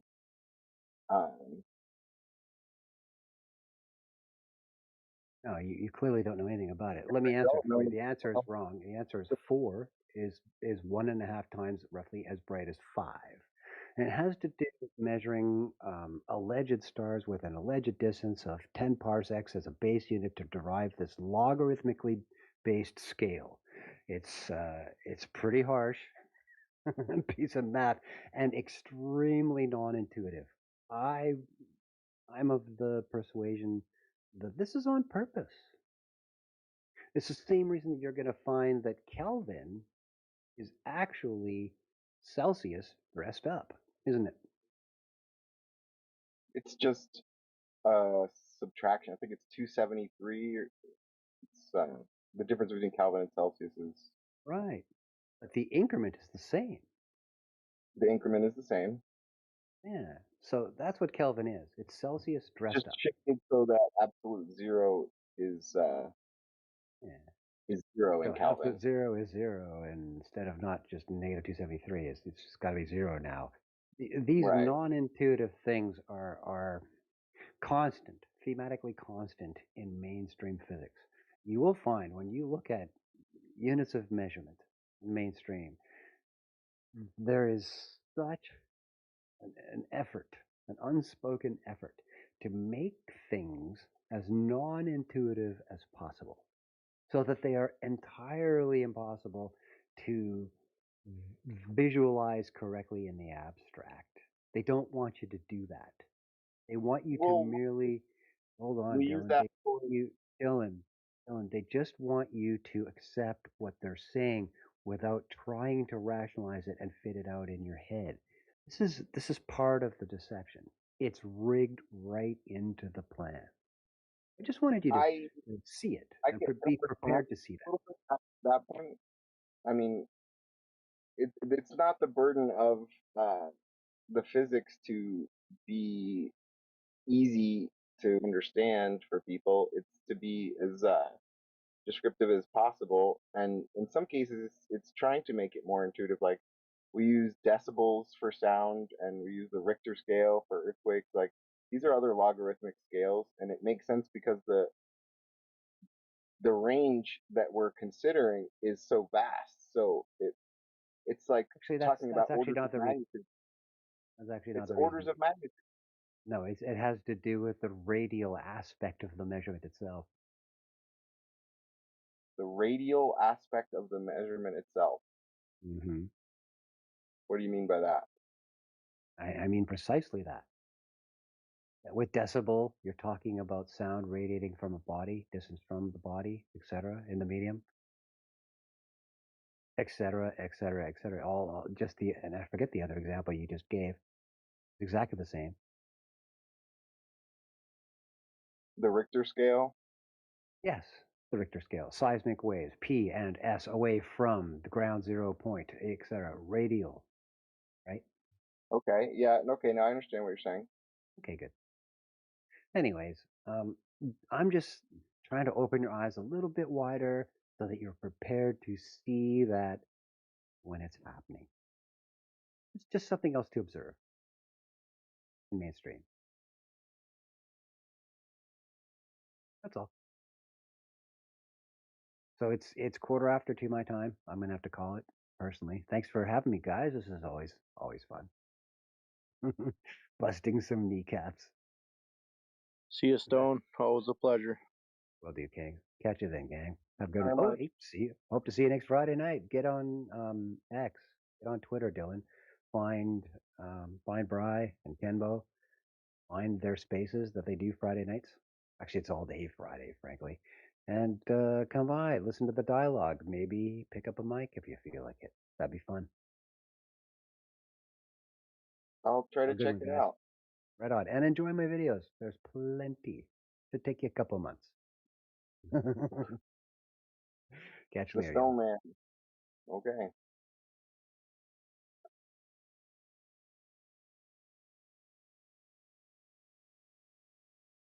So was that the end then? Hell no. He just is not talking anymore. You can talk to anybody else you want to. You're a free man. Never the end. It's only the beginning, bro. Quite a few people in here. Yeah, I'm wondering why most people are just listening, I suppose. We've only What, just you want us all begun. to talk at once? Yeah, notice how you guys actually had a very productive conversation and only had limited moderation or interjections for accounting of certain things, right? More producive. More productive. I just tried to say productive and conducive into one word. Producive. All the words are made up, so go feel free. Yeah, that's right.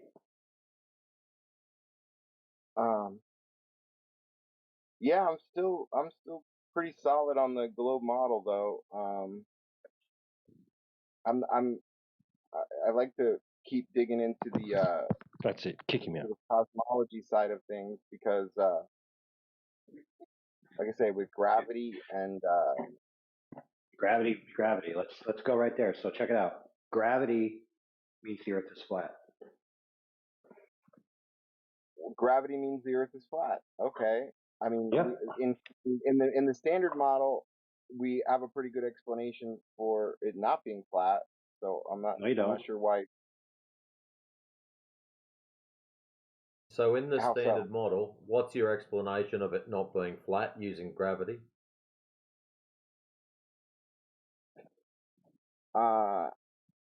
Well, objects are attracted to each other that have mass. You have like the equation mass 1 times mass 2 divided by the distance between them squared, the inverse square law they call it, and the big E.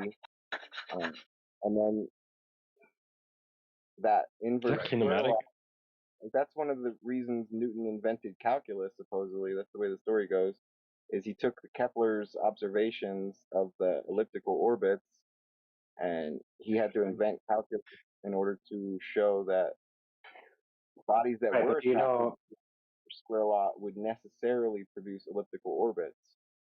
right, but that's all based on the geometry. It has nothing to do with any forces. I'm just saying it seems like a coherent, consistent. I nailed it. I'm learning. Right, so Newton didn't even believe in mass attracts mass, friend. That's attributed to him, but he said in his own words, don't attribute it to me. He said anybody who thinks that that's true is not in possession of a competent set of reasoning faculties. He said what? Yeah, that's what he said. He said that anyone He said, believes that. yes, he What? said that an idea that mass reaches out to affect another mass without any medium of arbitration is to me so great an absurdity that no man with a competent set of faculties of reason would believe such a thing. That's what Newton said. So Newton was so smart. See, check this out, bro. Newton was so smart he could entertain an idea, even do math for an idea, without accepting the idea to be reality. I do think that, you know, delving into the gravity issue is the mechanism for gravity is sort of out of the scope of this necessarily, but No, it's exactly in the scope because I told you gravity proves the Earth is flat. Why do you think gravity proves the Earth is flat?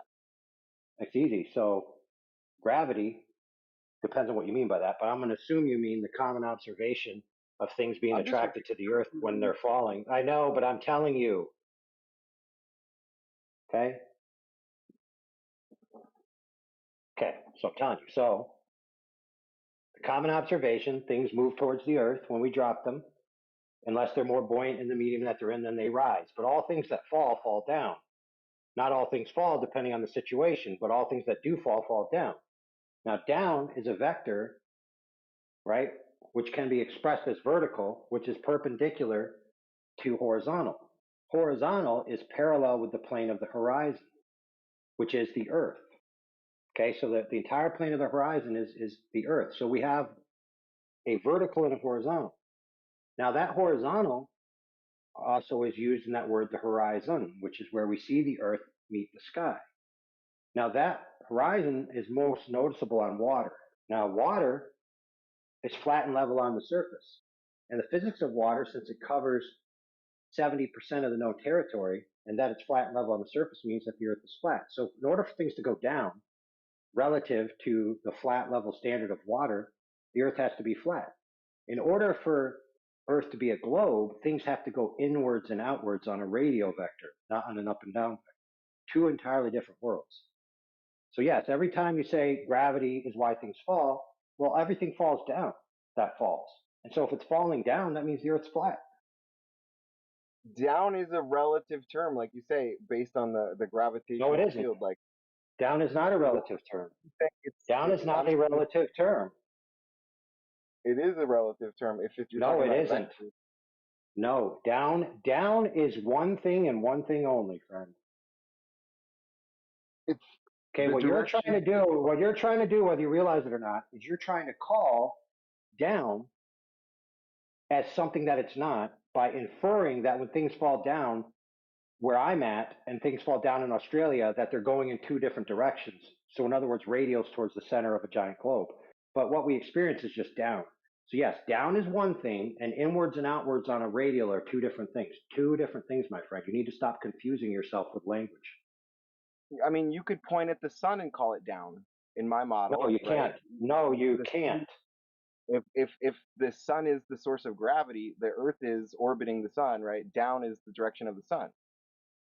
So I mean, well, that's a cool story, dude. That's a cool story.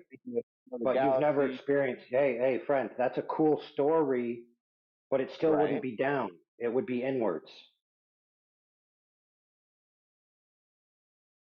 You're just renaming inwards. Yeah, exactly. It's semantics on your part. You're renaming inwards down because all we ever experience in reality is down. And so you're trying to hijack our experience with your Marxist tactics. No, you said that gravity proves the Earth is flat. And I'm saying yes.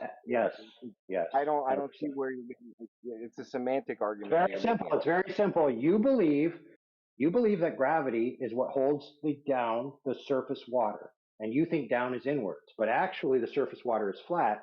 And so if gravity is holding the surface water down and it's flat, then that means that gravity is acting in a manner which is forcing the water to be flat. So gravity proves the Earth is flat. No, it's proving that. I mean, if you're just arguing down is one direction, you know that it is. But no, I'm not arguing that. I'm not arguing that. I'm showing you how it is. And every example you give me is just renaming inwards as down. So you're borrowing a token, the term DOWN, as just letters, and you're taking that token and you're applying it to the term inwards. So you're playing semantical games. I'm not. It's your worldview that plays the games. See, in my worldview, horizontal is level and it's perpendicular to vertical all the time, everywhere. Okay, so it's very congruent and coherent. Down is always down, level is always level, plum's always plumb. In your worldview, those things are all over the place like a big gobbledygook spaghetti mess. It's just the direction that gravity is, the vector of gravity, I would say. Right, which is inwards, right. So you're confessing to me that you concede what I said is the case. That down is what I mean, and I told you what I mean.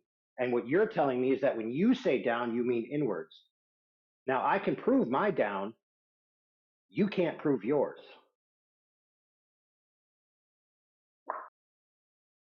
This is not going anywhere with me.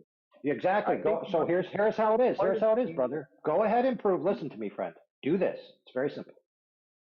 Prove that when I drop my pen and it's falling down perpendicular to horizontal to the flat ground, that it's actually traveling inwards to a giant ball. Go ahead, prove it.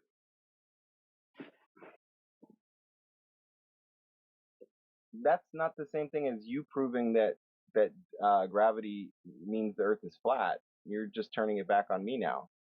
No, I already just told you. Listen, I already told you why it proves the Earth is flat. Because down is down, and it's perpendicular to horizontal, of which the Earth's water is horizontal and level and flat, dude. We're just talking about the two different models. Yeah, down in your model that where the Earth is flat is one direction that the true down. Is a true down. Yep. But in your view, down is radials. Okay. Yes, I'm saying that it's wherever the. Okay, that's a cool claim. Hey, listen, cool claim. Where's your proof? Right. Hey, just get to the part where you prove it.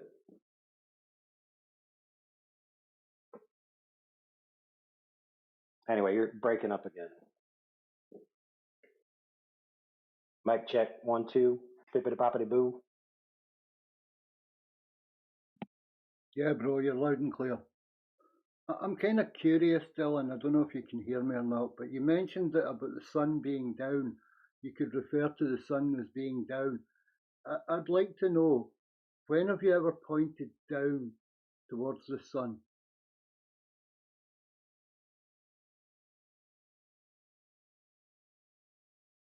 You'd have to be on the sun, wouldn't you? You'd have to. Yeah, that brings up another question. Technically, like anything below the horizontal is a reference of down, although it's not. It's not completely vertical. It's below your eye line, so therefore it's a reference of down. I'm sorry? I'd like to know when you've seen this, when you pointed down towards the sun. When I've pointed down towards the sun?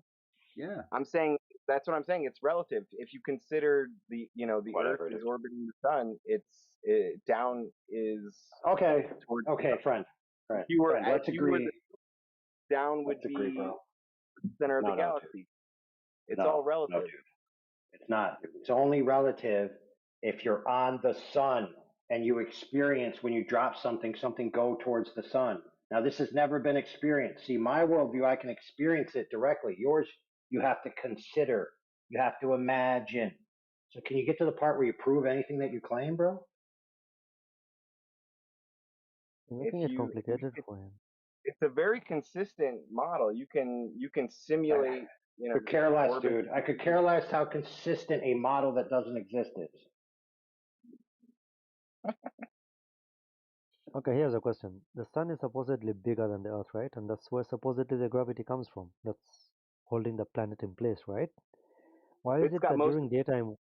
Okay, so in the daytime, when I throw something up, why does it come back down towards the Earth, which has a smaller mass, instead of going right upwards towards the sun, which is downwards according to you? Because it's much closer to the sun. It's much closer to the Earth. It's an inverse square law. Suppose its force of gravity is higher, right, towards the sun.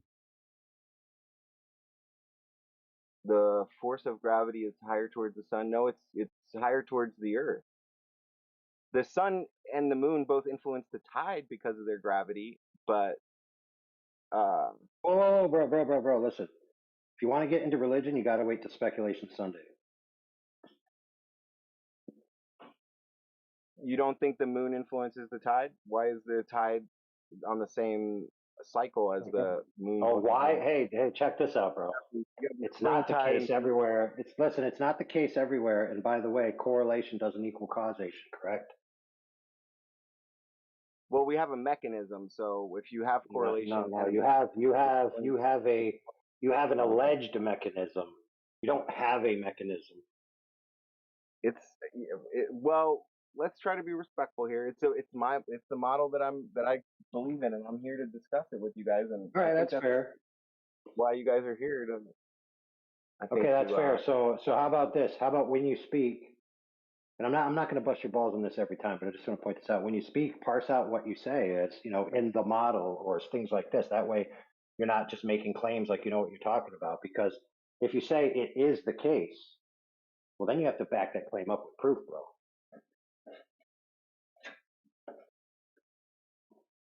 Follow? Okay.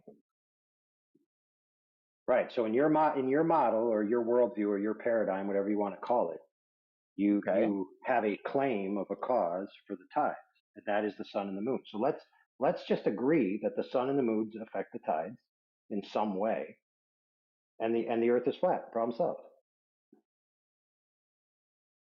And the Earth is flat. Problem solved. Yeah. How would the Earth being flat preclude the sun and the moon from affecting things on the Earth? Think about it. Makes no sense. Of course, the sun could still affect the Earth if the Earth was flat. Now, keep in mind, I told you gravity proves the Earth is flat. I didn't say. Go ahead. Down.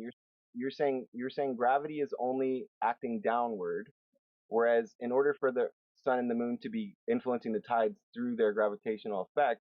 I never actually said that. I never actually said that, did I?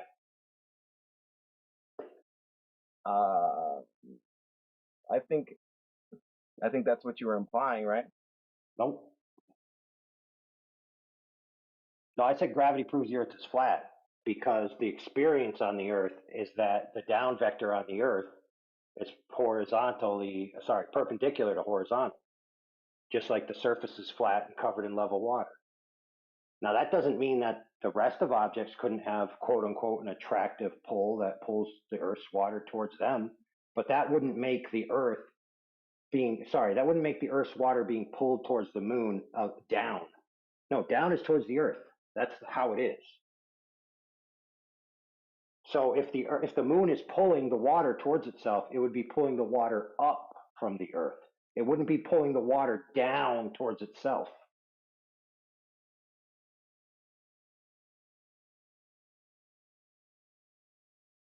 Okay, so gravity doesn't prove the Earth is a globe, and it certainly doesn't mean that the Earth can't be flat. You're invoking a whole nother force then. So gravity is always acting downward in the way you described it. I didn't say that. I didn't say that, dude. You didn't say gravity is always acting downward? I said that everything that falls on the Earth falls down, vertical, perpendicular to horizontal.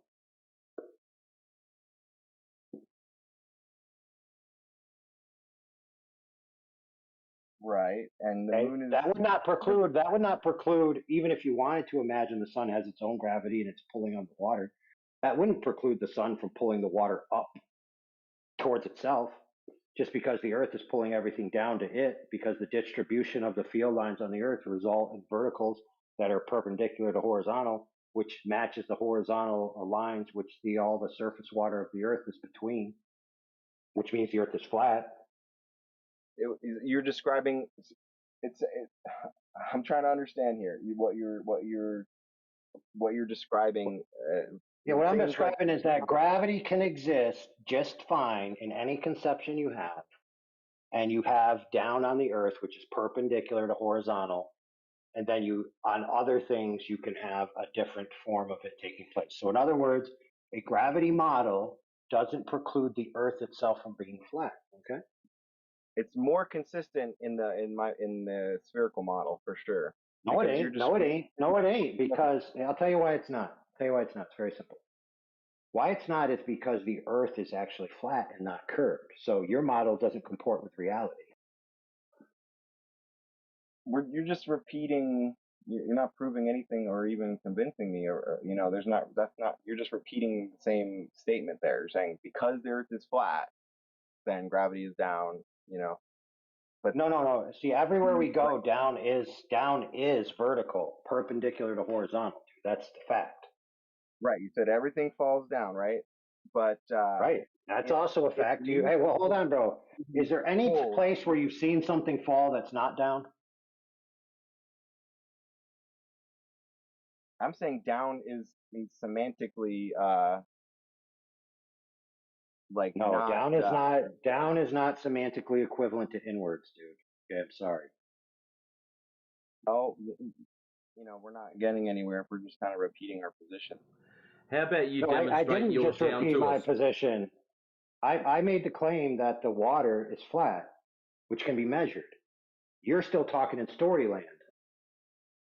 And I don't disagree with you that if you had a globe and it worked in the manner in which you said, that it may work that way. The problem is you don't have a globe.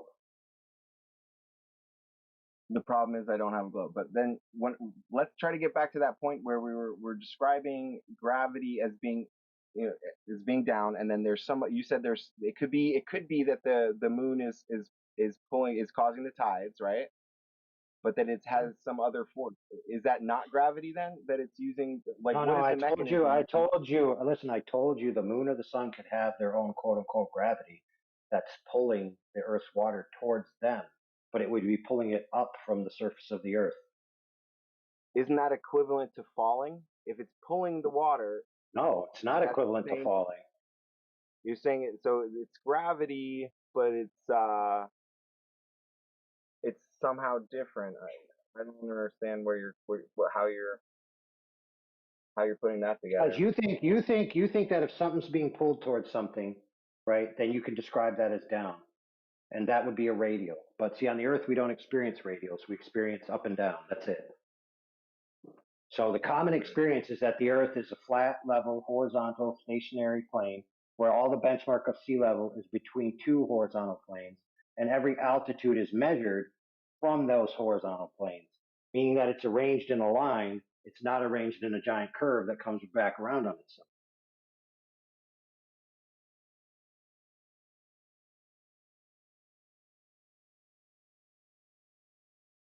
So all I'm trying to tell you is that gravity, cool, I do understand that you need gravity in your model. I'm just saying that gravity doesn't prove the Earth is a globe, okay? It just don't. It's just that it describes these observable effects, right? So that's great, but it doesn't. Listen, there is no such thing as an observable effect of something falling inwards to the Earth. Okay. Why doesn't the moon fall to the Earth? Why doesn't it? Gravity pushes away now. Say gravity, I dare you. Why doesn't the moon fall to the Earth? Why should it fall to the Earth? In your model, everything's falling down in your model. Why is the moon not falling? I didn't say that. Dude. I said everything that does fall falls down. Everything that does fall falls down, but the moon doesn't fall because it's somehow different from everything else. Right? Well, isn't it? Have you ever seen a moon in your backyard? When I look up, sometimes, yeah. No, you've seen a moon in the sky, bro, not in your backyard, Holmes. Well, I see it from my backyard. Yeah, I mean. There you go. That's different. So the moon is unique, correct? It's not like anything. It's not like a ball you hold in your hand that when you let go, it travels towards the Earth. But do you see how that's less consistent? That's less consistent. No, it's perfectly consistent, dude. Because I don't need. See, here's the problem, friend. I don't need gravity to explain everything in the universe. Because see, the problem is you're trying to synergize everything, as if everything has to be under the same order. What if the things in the cosmos behave differently than the things in the terrestrial realm? Did you ever think of that? That would make no, because you were programmed. You were programmed to believe that everything has to work together. It makes sense to me that the physics. Okay, cool. So that makes sense to you. That's great. Now prove it. we call them natural laws, and they're pretty good at describing orbit mechanics pretty well. So when I say like gravity explains very well how you could have a body like a moon orbiting a globe Earth, and the Earth Well, orbiting. yeah, I don't disagree. I don't disagree that you may have a quote unquote explanation. Okay. But what you don't have is actually a description of an orbit. You don't have a description of an orbit. You do have an explanation, but you don't even have a description in the first instance. You don't have a description of what's seen that could be validated to be an orbit. You don't even have a witness of an orbit. Nowhere in the history of anything. There's no orbit recorded ever. Did you know that? We see the moon orbiting the Earth. I mean, that's No, what you it appears don't. to be. No, you do not. Why don't you try this? This is an example. Now, this we used to have to teach kids, and you learn this in the arts. It's called draw what you see, not what you know. So when you actually see the moon, what do you see?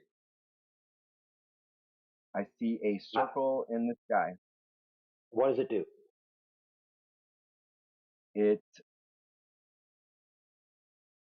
appears to rise in the east and set in the west. Okay, true. Anything else that it does during the day or the night? Because it does do a few other things. Well, it goes through its phases that, True. in Yep. my paradigm are caused by the. No, I don't care. I don't care. Stop saying caused by. Just describe what you're actually seeing. That's the exercise. See various phases of the moon, in about a 28 cycle. Yep. And there's one more thing which you may not get. It cartwheels through the sky. So as it goes through the day, it kind of rotates on itself. So that's pretty good. Those are pretty good descriptions. Now, which one of those descriptions is an orbit? The rising and setting are the orbit part, where you see it. Oh, excellent. So change. seeing something travel over your limited field of view is synonymous with seeing an orbit. The answer is no, it's not. So you don't see an orbit. You do not see an orbit. I want you to agree with me that in order for you to say there's an orbit, you have to pull it up to an inference or something, but you cannot say that you see an orbit. Can you agree? I can agree to that. All right, perfect. We're using the observations and constructing a model that's consistent with the observations. Correct. That's the best case scenario, correct? That's all we could ever do. Well, I mean, unless you went from it. Well, listen. Hypothetically, you could go away from the Earth, turn around, and go perpendicular to the plane of the alleged orbit, and then you could witness the entire orbit. Correct? At least hypothetically. Yes, if you were far. Yes, you could go out away from the Earth and see the moon orbiting the Earth. Yeah, if you were far enough away, you would be able to directly observe that. Hypothetically, right? Hypothetically. Right.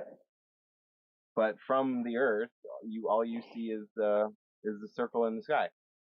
Right. And then from the Earth, all as you see is flat, level, stationary Earth as far as the eye can see, and everywhere that you measure.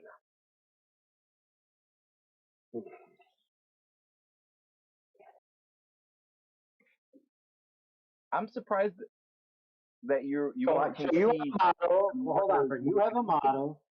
You have a model. I have a model. I can prove my model. You can't prove your model. What we're talking about is trying to prove or at least. No, well, not really. I mean, you're not actually trying to prove it. You're trying to synergize the flat Earth into your cosmological preferences. You're not trying to actually prove whether the. No, just pay attention. Just listen. Just follow along.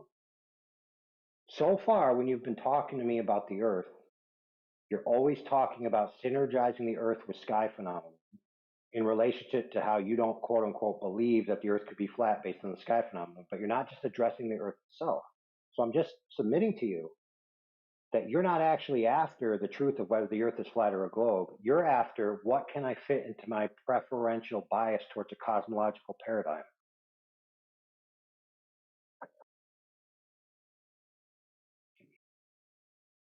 I think there's one truth, right? Either the Earth, the Earth has a particular shape, and I'm interested in knowing what the truth is. And to me, the sum of evidence is still Don't matter. pointing towards a globe No, Earth. there's yeah, okay, let's say that's true. Let's say that's true. Categorically, when it comes to the form of a physical object itself, remove everything else but the form of the object itself is the only thing in contention. What is the way to determine that? The best way? This is where you're talking about describing the direct observations and not mixing. Well, no, not even maybe, but more to the describe what you see. Let's say, yeah, fair enough, but let's say you were looking at the object from a distance, right? You may not actually be able to tell what it really is. So you go up to it, right? And then you really hold it in your hand, or you really measure it, or you really do something tangible to the object itself.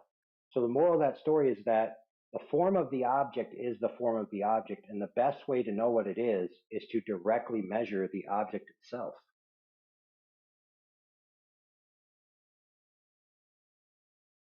There's no other way that trumps that. That's like on the hierarchy of truth.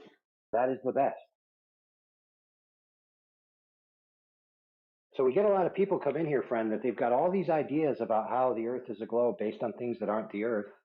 And don't get me wrong, some people have it based on things that are the Earth. But more often than not, it's about the sky. It's about how does flat Earth fit into my interpretation of what the sky is. Yeah, that's how humans originally came up with that idea. Is probably observing sky phenomenon. No. The first recorded history of people thinking that the Earth was a globe was religion thinking that the Creator is perfect and the divine shapes are either a testicle, an egg, or a sphere. And therefore, if the Creator is perfect, he would have designed the home for his perfect creatures, which are the apple of his eye, to be either a sphere, a testicle, or an egg. Had nothing to do with any quote unquote science, dude. It was pure religious philosophy. Well, that's not what I'm relying on, so it seems irrelevant. Hey, bro. Listen, let's be clear. A lot of what you think you know about the globe paradigm is, and you think it's science, it's actually religion. Well, the story they tell us is, Copernicus and Galileo, and I mean, there's a story about these observations that people make and explanations for how things work. Whether it was yeah, but you know what's cool about those guys? Earth-centric model. You have to have like these elaborate orbits if it was an Earth-centered model, because you have retrograde. It appears that these planets move backwards. Yeah, I hear you. I hear you about all that. But guess what, dude? There's this book. Okay, it's called on the controversy between the two great world systems. It's actually like a written debate between these types of guys, Galileo, Copernicus, stuff like that. And the foreword of that book says, quite frankly, that these men are just, they're expressing models based on kinematic displays and interpretations of the celestials that do not need to be correct or even represent reality. They just need to account for the motions. So even the guys back then were intelligent. Hold on, friend. Even the guys back then were intelligent enough to understand that just because I make a model that describes the kinematics doesn't mean I've modeled reality one for one. And then fast forward to today, and now everyone thinks, oh, models are real. Well, the difference is, that they were smart. Point where you have like we were talking about with gravity, you have equations, right? You have equations. Gag me with a spoon. In order to describe consistently like these patterns, right? So right. And guess what? Guess what? An equation is just another form of model, dude. Right, but what is the alternative model that you guys have? Here's the flat Earth model, friend. It's very simple. There's two facts. Fact one: The Earth is not the sky. Fact 2, the Earth is flat. So, that being said, since I know that's true, I don't need to explain the Earth in any cosmological sense where the Earth and observations of the celestials from the Earth are synergized in a three-dimensional matrix in which the Earth exists as an object relative to those other objects. I don't need to do that. If the Earth is flat, then whatever is, hold on, brother. If the Earth is flat, then whatever's going on in the sky is going on above a flat Earth. There you go.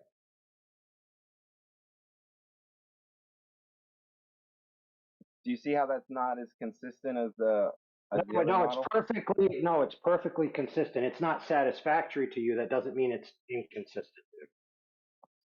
There's no inconsistencies there at all. Zero. I'm trying to You're point them still out stuck. to you. You won't No, there's no acknowledge them. inconsistencies, dude. There's zero inconsistencies. Zero. So if you want to give me one, just give me one. One only. We were talking about the moon. How is the moon not falling towards the Earth? You're saying, well, That's not an inconsistency. Okay, apply. Listen, friend, let's apply. Hey, friend, stop. We can't fight for the mic, dude. Because here's how it works. I overblare you, and you come through as a muddled mess. So just listen to me right now. This is what you sound like whenever you try to talk through me. That's what your mic sounds like. You don't have enough bandwidth to outcompete me, bro. So. I mean, but anyway, to me, you're here, like check this out. You know, it's like circular reasoning. No, check this out. No, it's not, dude. No, check it out. I'll tell you. Listen, pay attention. You said it's inconsistent. Here, it's very simple. Fact 1. Things in the sky are not the Earth. The moon is in the sky. See fact 1. It's not the Earth. Fact 2. The Earth is flat. Since the moon is not the sky and the Earth is flat, it can't change the shape of the Earth. So it's not inconsistent at all. What the moon is doing has nothing to do with the shape of the Earth, dude. No inconsistency. That is exactly what I mean by inconsistent. You're saying there's a whole other set of rules for this other object you can't describe. No, dude. I'm not talking about rules. I'm talking about the material fact that the moon is not the Earth and the Earth is flat. So if you ask me a question, well, then how is the moon doing this or that? Well, see fact 1, the moon is not the Earth. See fact 2, the Earth is flat. Right. It's not my fault you don't understand what inconsistencies are, dude. It's not my fault you're demanding a cosmological model that applies to all phenomena. All this I know is the Earth is clearly flat and the sky is not the Earth. You're talking over me a lot here. I'm trying to respond to you. You know, well, then wait when I say go ahead. There you go. Go ahead. So in the paradigm that I'm in, the globe paradigm, the standard model, the same physics that causes us to be attached to the Earth for things to fall down, as you say, is exactly the same equation that we can use to describe the orbit of the moon around the Earth, or the Earth around the sun, or planets around Jupiter, or moons around Jupiter. Of course. Well, you're correct. You're so correct. in But that the way, reason you're correct, hold on, Dylan, real quick. The reason you're correct is because those equations were derived from the kinematics of the sky in the first instance. So of course they're going to explain the sky. Holy crap. but we can test them on the Earth.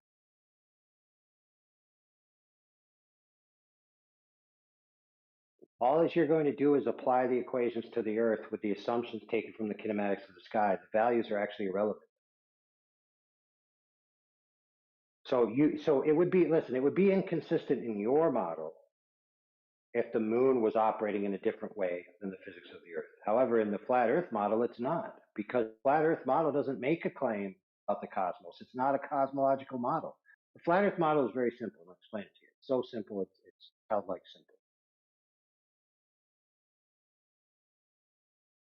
Okay, flat.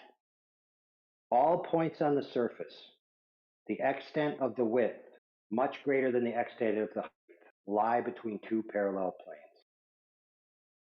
There it is. The entire flat Earth model, friend.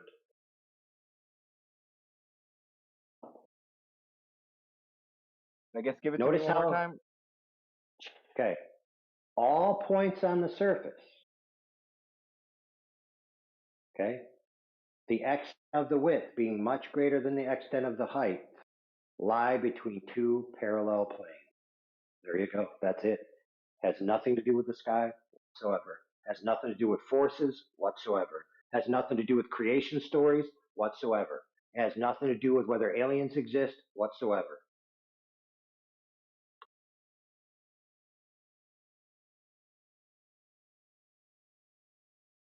And that's why I think it's just less explanatory. You're saying we don't have to explain anything in the cosmos because it Right. doesn't count. You're right, Now, dude. You're right. Listen, all that you're telling me is that you don't like it. Good job. Well, it does describe both things, so in that way, it's more consistent. And you're saying it doesn't make it No, more consistent listen, friend. I'm going to help you out. because you say, well, the sky is not there, so we don't have to describe that. We don't have to. Listen, there's explain no obligation. There's no obligation to have a universal applied standard across the cosmos and then have it retroactively applied to the Terra. Now, let me explain to you. It's very simple. You said that your worldview is consistent because it explains the cosmos and it synergizes it with a globe-centered observer. There's one huge glaring inconsistency with your model. Okay, it's so glaring that it's a fatal flaw, that it's a rate-limiting step that destroys the entire thing completely, immediately, and in totality. And that is the fact that the surface of the Earth is actually not curved. So your model is 1 jillion, quadrillion % inconsistent. It all relies on a claim that is false. you're just repeating your statement that the Earth is flat, and so it can't be round. No, dude, pay attention. You're trying to divine that the Earth, being a globe, fits in a consistent model. What I'm telling you Yeah. is that's a cool story, and it would be true if the Earth was a globe, but I'm telling you the Earth itself is not a globe. And no amount of internal consistency of a model that imagines the Earth as a globe is going to actually make the surface of the Earth curve.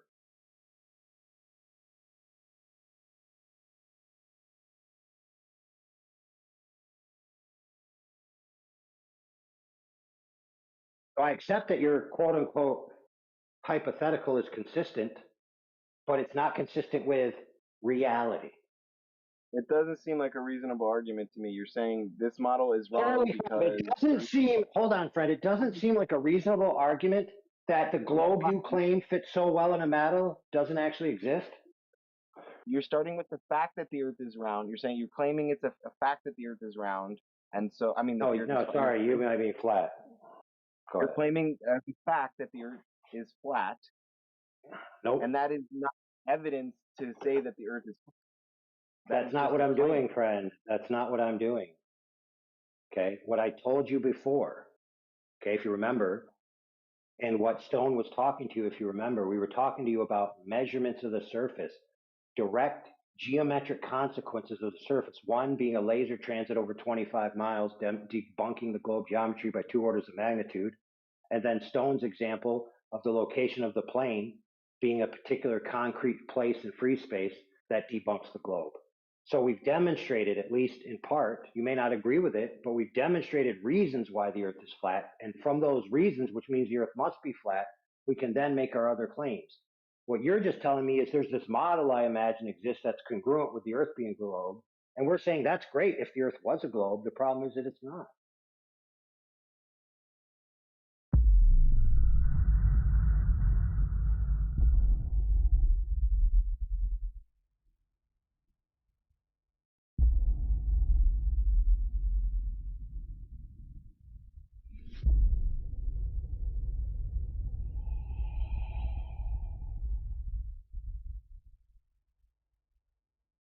Okay, so I guess what I'm saying is, what I'm asking you is, I'm trying to ask you, what is your idea beyond the word flat, right? That's what I'm saying by shape. Beyond the word flat, what is your idea of how it looks like if you were to zoom way out and look at it? Oh, well, you know what? Here, you know what? You're in luck because me and God are homies. So I'm just going to go to God's house and then I can look out the view from his house and I can see the whole earth. And then I'll tell you, oh, wait, I can't do that. So you have no idea? What? That's How okay if could I you don't have an possibly idea. have I'm an just idea? asking. No, think about it. How could I possibly have an idea? Like, what reference do I have to be able to give you an idea? Well, we have images of the planet Earth taken from outer space. Okay, that would be one Oh, idea. I see. I see. I see. You need some spacecraft to image the flat Earth, and then when you look at this image, which can't be prima facie proof in any scientific journal anyway, no scientific journal accepts a photo as prima facie proof of a thing. It needs corroborating evidence. But let's just say I had a photo that I claimed was from outer space of a flat Earth. That would convince you of the overall shape. I mean, sure, I guess, but I mean, my point Hey, is, how if many spacecraft? How it, many it, it, spacecraft in the history of spacecraftery have been far enough away from the Earth to even see the alleged entire Earth? to see the entire Earth, well, you can only see some sides of the Earth because it's in three-dimensional space, unless Okay, you were so to how many agglomerate them all were together. able to see the entire alleged full circle of the Earth facing them? How many? I don't know, but quite a few. Really, quite a few. That's interesting. How many people saw it with their own eyes in the history of mankind, excluding religious texts? More than zero. Really? Well, that's a claim, but how many? I'd have to look it up. I don't know how many, what the number is, Less but than it's more. 40. But the number is The answer is greater less than than 40. zero, and I can say that. Yeah. Okay, I less agree with than you that 40. there's a claim. I agree with you that there's a claim that they saw the Earth in totality with their own eyes. Yeah, that's a claim. But only 40 people, less than 40, have even been able to make such a claim, allegedly. So, all right. They've made the claim, and you're saying it's a claim because you don't think it's true, or because you think you just don't have enough evidence to believe it's true? Would you say that you're No, because confident that it's it not is true? a claim, dude. Like if somebody says I went far away from the Earth and I saw the Earth as flat, that would be a claim. If somebody said I went far away from the Earth and I saw the Earth as a triangle, that would be flat. If somebody said I went far away from the Earth and I saw the Earth as a globe, that would also be a claim. They're all claims. Are the photographs claims? No, I already told you the photographs aren't prima facie evidence on themselves. What is? But I it don't know what depends that on what you means. mean by photograph. Yeah, if I show you a Image. photograph of Bigfoot, you're not going to believe it, dude. Okay. Well, let's be clear here. You're not going to accept photographs as just on its face evidence of any particular thing per se. You're going to have different biases and different rules that you apply to different imagery and different alleged photographs. Okay, so let's assume. So let me believe that the photographs are fake or don't accurately depict the reality of the shape of the Earth. What is the alternative? What do you mean alternative? Like alternative to what? I mean, what is Alternative to the alternative? photographs? The primary right now, the primary amongst the world is that The it is a primary. That's an globe. interesting way All of right, putting it. primary thought, Okay, yeah. the So I would agree with you dominant I would thought agree is with a you globe. that yeah, I would agree with you that the globe is a pervasive belief among humans that are alive today. Okay, does a pervasive belief being held by many people mean it's true? The answer is no. So that's what I mean by alternative. I mean that's the dominant thought. Then what is the alternative? Why does there Uh, need to be an the, the, alternative? the well, because if there isn't an Yeah, alternative, look, I know you then laugh at then it. the I know truth you is that laugh it's a at it, globe. but just think about the logic. If a whole bunch of people are wrong about something, does that mean that to prove them wrong, you have to offer them something in exchange, or can you just prove that they're wrong? The point The is answer the is you could just globe prove that they're model wrong. is That's a the actual answer, in mathematical case you didn't model, and know. we use that model to make predictions. But the flat Earth model Great. does Okay. not So have the same right. level of So if you say it's predictive a accuracy. mathematical model, right? If you say it's a mathematical model that has utility, therefore it's true, that'd be a reification fallacy. Why is it? Why? What does that? I don't know what that means. Okay, you can model many different things in many different ways. You can have multiple models for the same data. It doesn't mean each individual model has an underlying truth of reality to it. To say it does just because it has utility, you're committing a reification fallacy and a utilitarian fallacy. So a model I doesn't don't prove know. anything. I don't know. I still don't know what reification means. But my Okay, a point model is is a concept. A model is a conceptual abstraction. Okay, it's right. not the real So thing, do you? right? So So if you and you're say the saying model is that the real thing, that's reification. It means you're oh, realizing something out of thin got air. it. Okay. No, I'm not saying it's the real thing. I'm saying it has more predictive accuracy. If it To has what more end? predictive, What does it predict? What does it if it predict has so more, predicty wise? if it has more predictive accuracy, and the flat I Earth could care model less. What does it predict? has What does it less predict? orbitals. Orbitals? What does that even mean, dude? Orbital trajectory of bodies launched from You another could orbital predict body. orbital trajectories of bodies with epicycles. Don't need a globe Earth at all. No, I don't know what that means. Well, yeah, in case I you don't know. didn't know, I don't know how you. back in the day when people were making models of the cosmological objects, they were making kinematic models, right? So there was no need to describe any forces. They just made observations about how they saw them move, and they made different models based on the movements. You know, they made all different kinds, and they were all sufficient in describing the kinematics. So the underlying truth of these models, right, if they were each all true simultaneously, that'd be a contradiction. So to pick one over the other is just a preferential bias.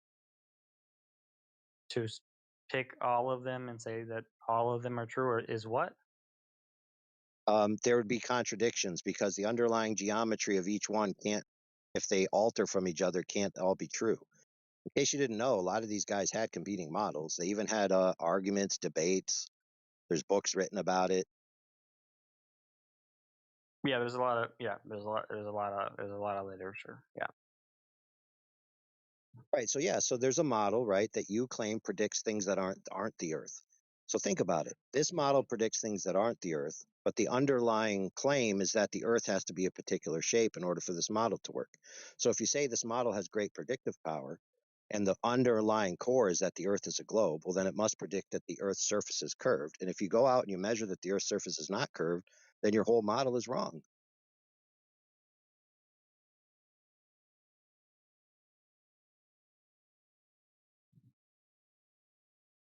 Okay, I'm And reading since we your. know I'm reading your. models, well, real quick, since we know models are not necessarily reality, right? It only takes one thing to prove the entire model wrong. Go ahead. I'm reading your reification Wikipedia that you shared, and I don't. So, and just to clarify, I'm not saying a model is reality. What I had said was that it has very good predictive power. More predictive. Right. So if you, right. So imagine what you just said. If you model the cosmos in relationship to a globe Earth, I can make predictions, but I'm not saying the globe Earth is real. Well, you're not. Yeah. Okay. No, you wouldn't be either. You wouldn't be either because in order to avoid a reification fallacy, you can't say I'm modeling the Earth as a globe. It has predictive power, therefore the globe Earth is real, because then you'd be committing the fallacy. So to avoid that, you have to say I'm simply modeling this phenomenon with the Earth as a globe, and it has predictive power. Okay. And whether the All right. Earth is really a globe or not is separate answer. Okay, that's fair. But now, do you think that it's possible for the conclusion to be correct while using classically illogical means? And by classical illogical, I mean you using a fallacy. Okay, say one more time. I had to smack somebody in the text chat. Okay. It's possible to have a correct reason with incorrect Yeah, that's reasonings true. Yep. in accordance with classical. Yeah, I would agree Logic, with you. right? Classical. Yeah, I agree with you. So pointing out fallacies is it can be good, right? I'm not saying it's completely terrible. No, I'm just saying but that it what I'm pointing out is that the utility of a model doesn't prove the underlying facts of the claims of the model when it talks about reality to be true. And that is true, and that is relevant because a lot of people attempt to prove the globe by presenting models. And so that doesn't prove the globe in itself. I mean, but it makes it very hard to deny it in my personal experience. It Well, makes I it mean, very that's hard to say, great, but well, the easiest way to deny it is the underlying core of the globe model is that the Earth must be a ball, which must have curvature. And you can just go test for the curvature, find out it's not there, and then the whole claim falls apart immediately and in totality from the ground up. okay, and what is this curvature test? Oh, that's simple. So if the Earth is curved, the water's curved. The water's the gold standard of level. Level is either curved or it's horizontal and flat. So you just measure it, and if it's not curved, ergo it's horizontal and flat, it's 70% of the known territory to which the elevation profiles, the peaks and the troughs, are measured. We end up with 190 million alleged square miles covered by 70% flat level water. Therefore, you end up with all the elevation profiles between two horizontal parallel planes with a swing of 15 miles. That makes the Earth flatter than a piece of paper. Okay, so Yeah, 190, again, yeah, but again, you 190 just said, million square miles with a peak trough differential on the mean of 15 miles. That's literally in a flatness index flatter than a standard piece of paper, in case you didn't know. okay, well, it depends. Okay, all right, that's There's no fine. depends about it. That's how the geometry works out. Where do I you put some links in? I'd like to put. Oh wait, is this it? Are you Dr. Copatine or are you someone else? What is your name? No, that's Oh, just my AI crew. Overlord. Okay. Yeah, we roll together. We help each other out. So like I'm busy doing things, so he's posting. So there's Oh no, not just that's one all good. test. There's That's many, all good. many, many tests demonstrating that the water isn't curved. Oh, okay. All right. Well, I mean, For example, the Dr. John D channel there, Dr. John D was a PhD level physicist specializing in optics. He came upon the idea the Earth is flat, and he said, "You know what? I'm an expert. I'm going to go out and I'm going to measure the Earth with dual laser setups, so I can mitigate certain factors." And then, based on his own expertise, he came to the conclusion: every time I do these tests, there's no curvature showing up. mhm, And he okay. was forced to conclude, but you can watch his videos and you'll see his journey. He was forced to conclude there's no hump of Earth curve in between point A and point B when I'm shooting my lasers. Earth cannot be a globe.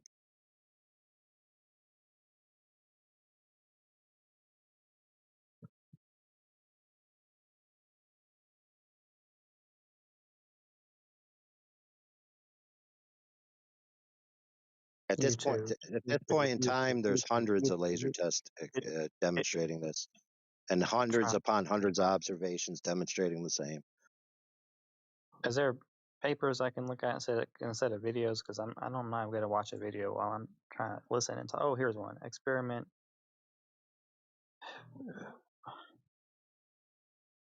That PDF goes with the last video that was posted. Decimal Z one. Terrestrial laser targeting. Okay. Yeah, even recently, the government commissioned a test to be done in the Hawaiian Islands that disproved the alleged globe assumptions. Then they did a new one recently, which we are currently researching. We're to start talking about here in the near future, which wrecks the globe even harder. Oh, okay.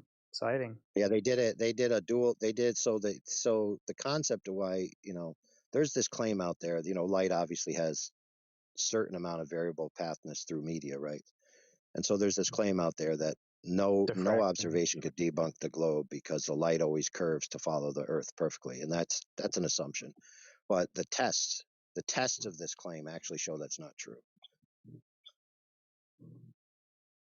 and it's getting worse for the globe as the time goes on, because the more and more tests are done and the more facts come out, the more and more people can appeal to nebulous models, and nebulous claims are just getting thrown in the garbage can. What do you think about people that have, well, I use the word that you use, claim to have flown around the Earth? Could care less. They're not high enough to see the whole Earth. As far as they know, they're just traveling from one location to another and then interpolating in their mind a mental model of how far they came or where they came from. Okay, like I said before, there's only Right. 40 people, less than 40 people, who have any firsthand knowledge of the Earth as a globe. Period. Everybody else is interpreting at best. Well, what I'm saying is, like, if you circumnavigate it, right, that means you start at one point and you go in a Yes, but linear nobody straight line, and you end up in circumnavigates it, the Earth. Yeah, but nobody and you circumnavigates the Earth in a straight line and arrives back where they started. It's never happened. end up where you started. Never happened. All circumnavigations are east to west around a center point, which is essentially a circle. I could do that at my house. I could go out my front door and circumnavigate a point on my living room and end up at the back door. That doesn't mean my house is a globe. Now, if I went up my roof and then down the side of my building and then under my basement and then arrived back at my front door, maybe you'd have a case. But guess what? When it comes to the Earth, nobody has ever taken a circumpolar north to south course on a single pathway and arrived back where they started. It's never happened. So there's no circumnavigation that proves Okay. the Earth is a globe.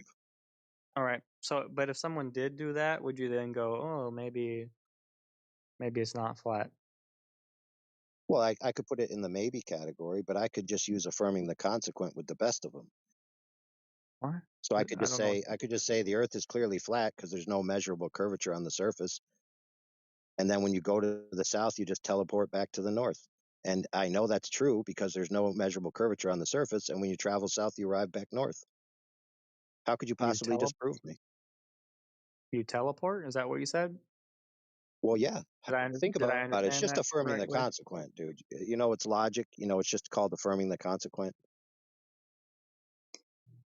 Well, you said if you go east west, then it doesn't prove anything. But Yeah, if you well, go don't you north believe in south, teleporting? Hey, listen, friend, don't you believe in teleporting?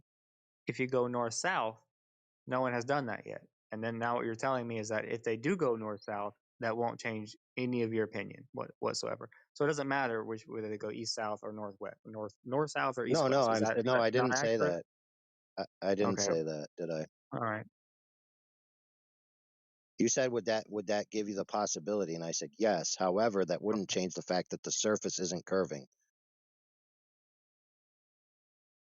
Okay, so in case you didn't know, what you actually need to provide is direct measurements of surface curvature, not Well, I'm not somebody here to traveling debunk in a direction anything. and arriving I'm just back where here they to have a started. conversation. I know, but I'm just telling you, like, the categorical necessity to prove the proposition requires direct surface curvature, not traveling in a direction and arriving back where you started.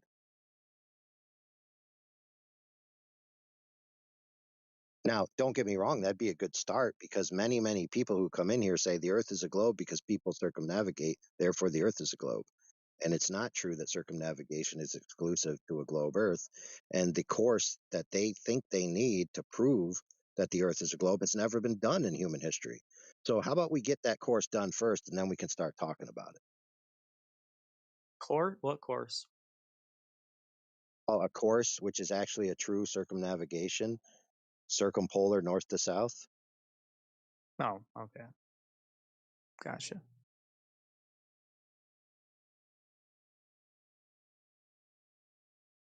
Now listen, don't get me wrong, there are alleged circumpolar north to south, but if you actually look at the course they took, they go down to the south, then they skirt over, and then they go back to the north. They don't actually go up and under the earth and then come around the other side.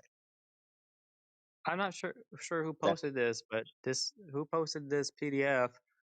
I've been reading it, and it's pretty long. I don't know I honestly don't know what the function of it is, but here's a sentence in the PDF That that got PDF, posted. Joseph, that PDF accompanies the video that's directly above it. So some people prefer documentation, some people are happy to watch a video. You put both there, it covers all loves and likes. Okay.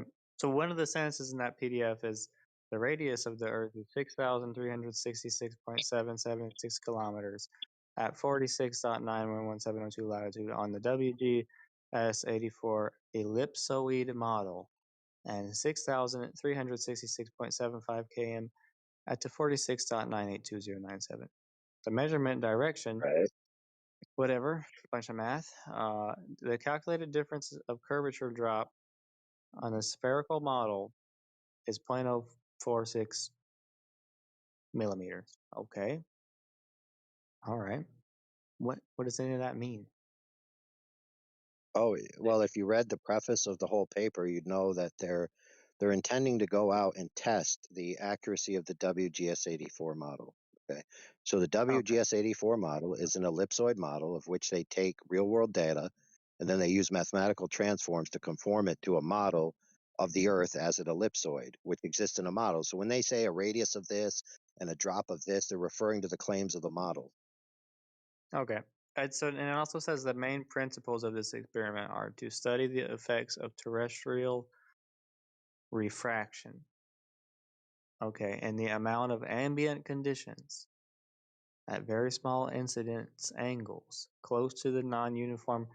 I don't know what the heck that is. Non-uniform density transition zone above water surfaces. Well, yeah. So Determine the the shape of air the above surface. water, yeah, the air above water is kind of like different than the air 20 feet above water and 30 feet above water, right? The marine layer. Okay, gotcha. Yeah, and it's definitely different. You know, like lake effect snow, all these, like over water, the air is a little bit different than over land for various reasons, which include the water becoming part of the air faster than if it was on land. But the fact that the water holds temperature through the night different than land, et cetera, et cetera. But the main reason, my friend, is because the water represents a surface that would be adhering to the equipotential of the gravitational alleged conformity of the Earth's surface to a ball shape, right? So, in other words, a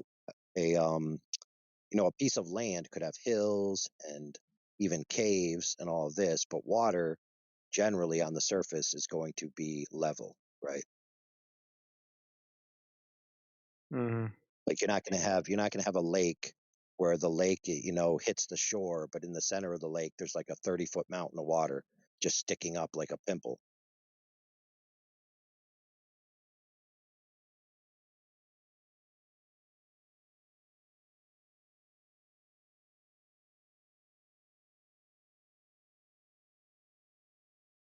Yeah, so they did multiple shots and tests at different locations, culminating in their biggest one, which was done at Lake Idsel in the Netherlands at 25-mile range. I think they did 17 in total.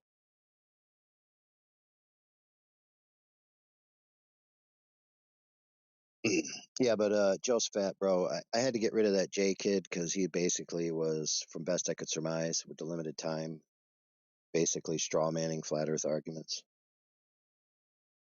So I didn't have the time to vet him properly. But we don't just let people fill up our airtime acting like they represent flat Earthers with a bunch of nonsense rhetoric. Yeah. Okay. I mean, yeah, sure. So no flat Earther who is sincere says that the Earth isn't flat because it's not platonically, idealistically a concept. I mean, good grief, dude. I mean, like you said, like you can say it's a straw man. That's fair. But yeah, there's I don't know how many flat Earth people there are out there. There's quite a number of them, and you would find if you were to poll 100% of them, you would find a variety of beliefs. But Oh, absolutely. straw man to But see, say that we got trolls that follow us around. One of the groups is called the Bevites, and they just like to join our chats when none of our main speakers are around and just like to talk crap. And we've dealt with them for years. It's kind of annoying. So if I get a whiff of the Bevite rhetoric, I very quickly eat that person until they prove themselves otherwise. Because I ain't got time to have people who don't represent. See, our group isn't just quote unquote flat earthers per se, in the sense that any flat earther can come in here and just say whatever they want unchallenged. This isn't an open forum for freedom of speech for flat earthers, okay? It's scrutinized, critiqued, and curated. And nobody gets to just talk smack without being challenged just because they're allegedly a flat earther. We've had flat earthers infiltrate our main server and pretend to be flat earthers for years, gain the trust of certain people. Then turns out they were just Glovers trying to get rank in our server so they could sabotage us.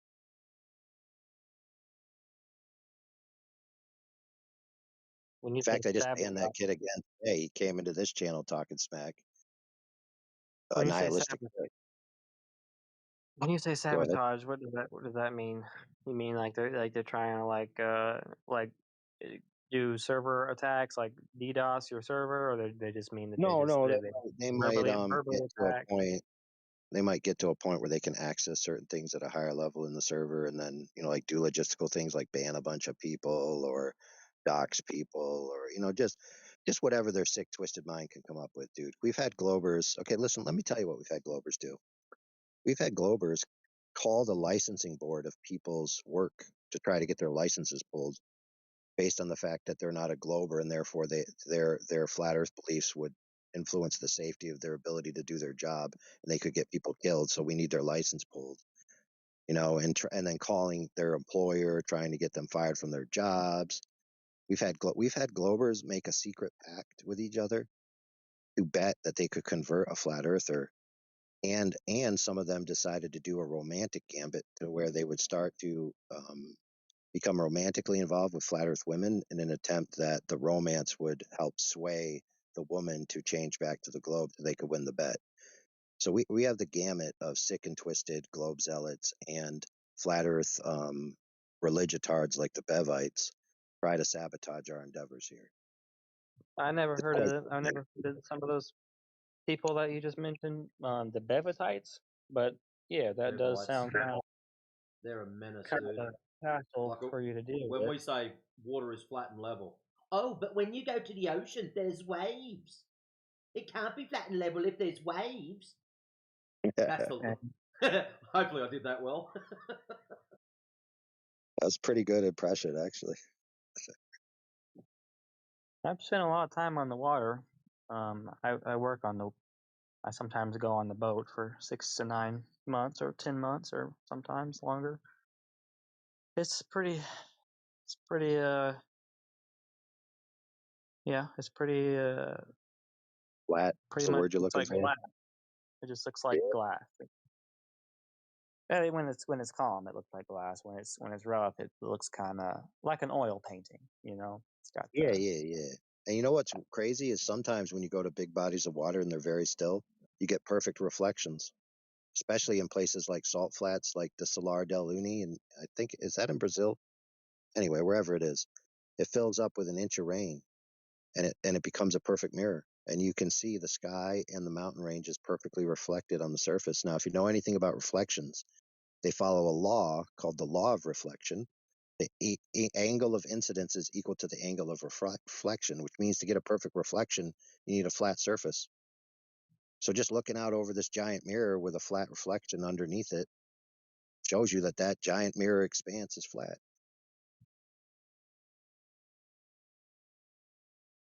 I don't know what to say about that. I haven't heard that before. That's something to think about. I will say that's something to think about. I think some of the earliest, and so maybe you can discuss this a little bit. Maybe I think some of the earliest experiments or math that was done about geology and the shape or the curvatures or the lack of curvatures have been done using shadows and the angles of shadows. I don't know much more than that, but Well, to be fair, the men who did these alleged angle shadows already believed the Earth was a globe. They weren't trying to prove the Earth was curved. So those things aren't measuring Earth's okay. curvature at all. Okay, and then those things were repeated or improved. I mean, those.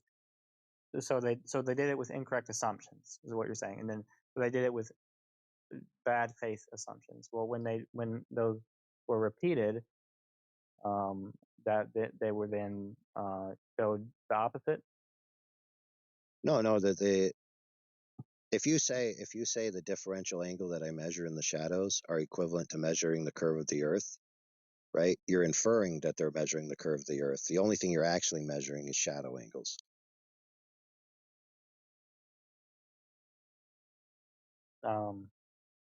Okay. What? Yeah. Okay. All right. What is the shadow angle? What produces a shadow angle? What are the factors of shadow angle? And look here, I'm not a mathematician, so I'm not gonna. Well, the only thing that can produce a shadow is a light source being interrupted, right? That's true. Yeah. And so the Yeah. angle of the shadow is going to depend on the arrival angle, the local arrival angle of the light at the stick's interface, right? And that's the only thing you can truly know. So you have to interpret from the local all the way out to the non-local, and then that carries a bunch of assumptions in there. So, for example, the same guy who posted the Decimal Z documentary, he has another thing called where he basically proves that his desktop table is a globe by taking a differential media above the table, then taking a light above that media, and then splaying the light out over his table, and then getting differential measurements of shadows, then using the same formulas that they assumed in the Eratosthenes style sticks and shadows tests, and then he calculates his table to be a globe. And he also shows that you can't actually reverse calculate the location of his lamp because of the differential media. So you have to have all these assumptions before you know what you're really working with. Yeah. Now, don't get me wrong, friend. Some of these assumptions are not unreasonable. It's not like they're crazy. It's not like somebody just thought of this and they're like, "Wow, that's just totally wackadoodle." I mean, some of them have good reasoning, but they just don't carry the conclusion necessarily, and they certainly don't prove it necessarily. Okay. Well, so you said this before, and I know that other people. What's his name? Jen. I was talking to him this morning. He mentioned basically, and you mentioned the same thing. Basically, that I can say that something is not true and have no alternative explanation. So, and you're right. You can do. You're free to do that. You don't have to offer an alternative explanation. There's no reason that you don't. However, some of the biggest conceptual problems that I have with flat Earth theory are related to what I have heard, and so I don't know if this is the opinion of this server or not, or this server members, but it seems like there has been some different kind of ideas about other than Earth planetary bodies that to me don't make any sense when it's put against uh, put against the physics of, for example, solar physics and how much energy is required to create nuclear fission inside of the sun. Nuclear fusion. You need a Well, lot of that's energy. assuming it's You need a lot of nuclear energy. fusion in the first place. A lot of okay, that's a different claim. Okay, but just saying it requires a lot. Just saying it requires a lot of mass. It requires a lot of energy to have. The energy requires a lot of mass. All right, boom, there we go. Some of the claims that I've heard are that the sun is very close to the Earth and that it just kind of circles over the top. And so for me, I have a hard time looking at that and going, yeah, certainly it's not 8 light minutes away. Well, It's wait a actually minute, dude. Wait a minute. Can't you do nuclear fusion on the Earth in a lab? theoretically. No, I'm Nuclear pretty sure they've done it, dude. I'm pretty sure they've done it, Holmes. Theoretically, I think maybe there has been some limited success with nuclear fusion, right? But that doesn't mean that it doesn't require a massive amount of energy. And on the Right, scale, but if you're doing it on Earth, think about it this way. If they're doing it on Earth, it doesn't require a sun-based amount of energy. Because if it's able to be accomplished on Earth, then it only requires an Earth-based amount of energy. an Earth-based amount of it, no, at the scale, because at CERN and at the particle accelerators, they use very, very tiny pieces of particles and they accelerate them very, very quick, so the energy Right, so you do it right. So you create a is setup where the less. initiation of the energy is effectuated by direct sentient agent causation, correct? So in other words, a Wow. sentient agent is interfering with naturalistic processes, right? Sure. Yeah. Oh, there you It's go. a There's the answer. So the sun artificial. doesn't have to be a naturalistic process. It could have been interfered with by a sentient agent, and then all your assumptions can just go in the garbage can. It could have been, but do you think that's, in your opinion, do you think that's more likely? Absolutely. No, that's not only more likely, that's the truth. That the Okay. universe was created by a sentient agent who particularly set it up in a way by design to do the things that it does. And so the idea that everything must be naturalistic processes alone is just laughable. Oh, okay. So, oh, wait, hang on. So, uh, naturalistic doesn't have to be naturalistic processes. I'm not sure what the Nope. question I'm trying to ask is, but I guess what I'm trying to ask is, so it was so just trying to understand the position. There is a deity, if you want to use that word, that set up the universe. And so, are you saying that the deity then set up some processes to kind of what's the word, artificialize them, like it's like Oh, no, no, specifically no, dude, designed? dude. Yeah, but you think this is a connotation of the word artificial. I mean, Well, it depends on what you just mean ask by them. that, I forget. because you're assuming that things should be natural, and for them to be artificial, there's something wrong with that. What if things that you assume are natural were always artificial? No, I'm not saying there's nothing wrong with it, but I'm not saying there's nothing wrong with artificial, except for in the sense of just completely separate topic. But I mean, there are some things that are artificial that are bad to consume, for example, for your Sure. body. That, but I don't mean there's anything morally wrong with it. What I'm trying to figure out. I mean, we can just go back. We can go back to the sun because we didn't fully get to where I was going. But Well, you were kind well, of let me getting there, throw but this word out. Let me we throw this skipped. word out for you. So you have the terrestrial, right, which is our local Earth, and then you have the celestials, which is everything that's not the Earth. And for the majority of human history, people thought of those as being two different realms. And then a certain time, people synergize the realms and says, no, everything must be the same, as above, so below. Uniformitarian assumption of physics, rules, the way things happen, everything. And so they started having to explain everything in the sky based on everything they understood on the earth. Now, that, my friend, is philosophy. There's no empirical necessity or scientific necessity that everything you see in the cosmos must behave according to the same rules that happen in the local. That's just philosophy. All right. Well, that essentially was what I was trying to ask you. Is that, do you think there was two different sets of rules? And I guess I wasn't going to ask it because I thought it would be ridiculous to ask that question. But but you've answered the question. So Yeah, it's a very pertinent question because let me explain it. It's very simple. The assumption of uniformitarianism and retroactive uniformitarianism is how a lot of misconceptions in the alleged sciences happen, because they have a Okay. philosophy that they're adhering to. They're not naturally following the evidence where it leads. They're constructing the apparatus to investigate the evidence to lead to conclusions that are consistent with the materialistic uniformitarian assumptions.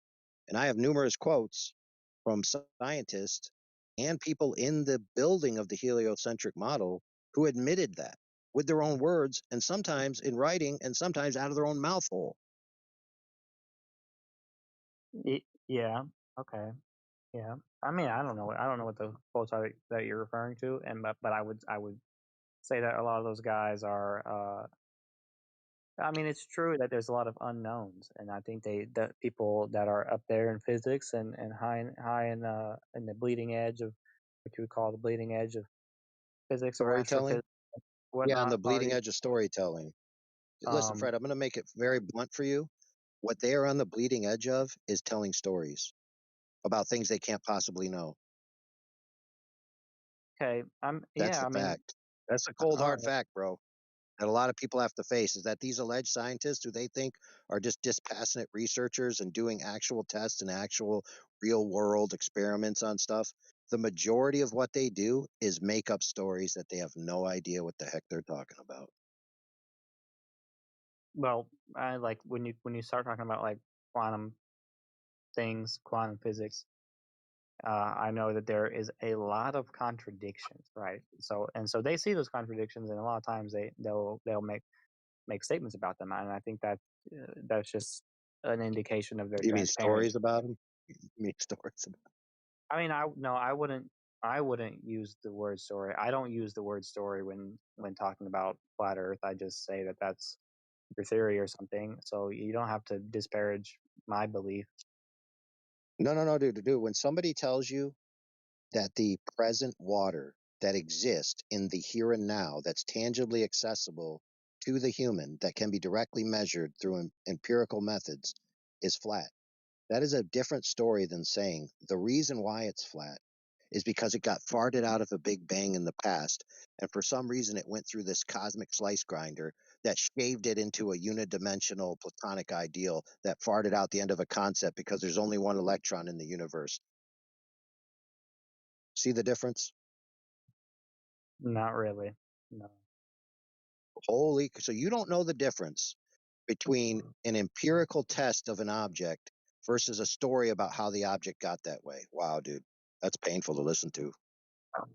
Well, let me try to understand what you're saying. On the one hand, you're saying the sum total of current general consensus, general dominant thought of science, the sum total sort of big theories about how the universe came to be, or what the Earth looks like, or what happens in space, and what happens in black holes and supernovae and so on. You're saying juxtapose that against a simple experiment. That's what you're saying? Sure, there's a difference. There's a difference between simplistic experiments and the sum total of Homo sapiens have been around, according to geologists Dude, and so you're on, glorifying for about these endeavors as if they actually did science along the way before they told you these stories about black holes, dude. Like I'm getting things in my feed all the time that this guy has this interpretation of black hole works, this guy has this interpretation. There's new stories about what black holes do day in and day out, dude. Some of them even say black holes don't exist. Some of them say that black holes actually have to have all the mass of the universe or zero mass. I mean, there is no, dude, real truth about a black hole, dude. It's all stories. Every Well, no, single thing they talk about black holes are stories, dude. Not one shred of truth in any of it. I tend to empathize with that statement in that, yes, it is true that there's a lot of competing theories, and yeah, it's true that we don't know completely. But I tend to take I tend to take a similar stance, Hey, but well, it's a little bit go different. ahead and give me one.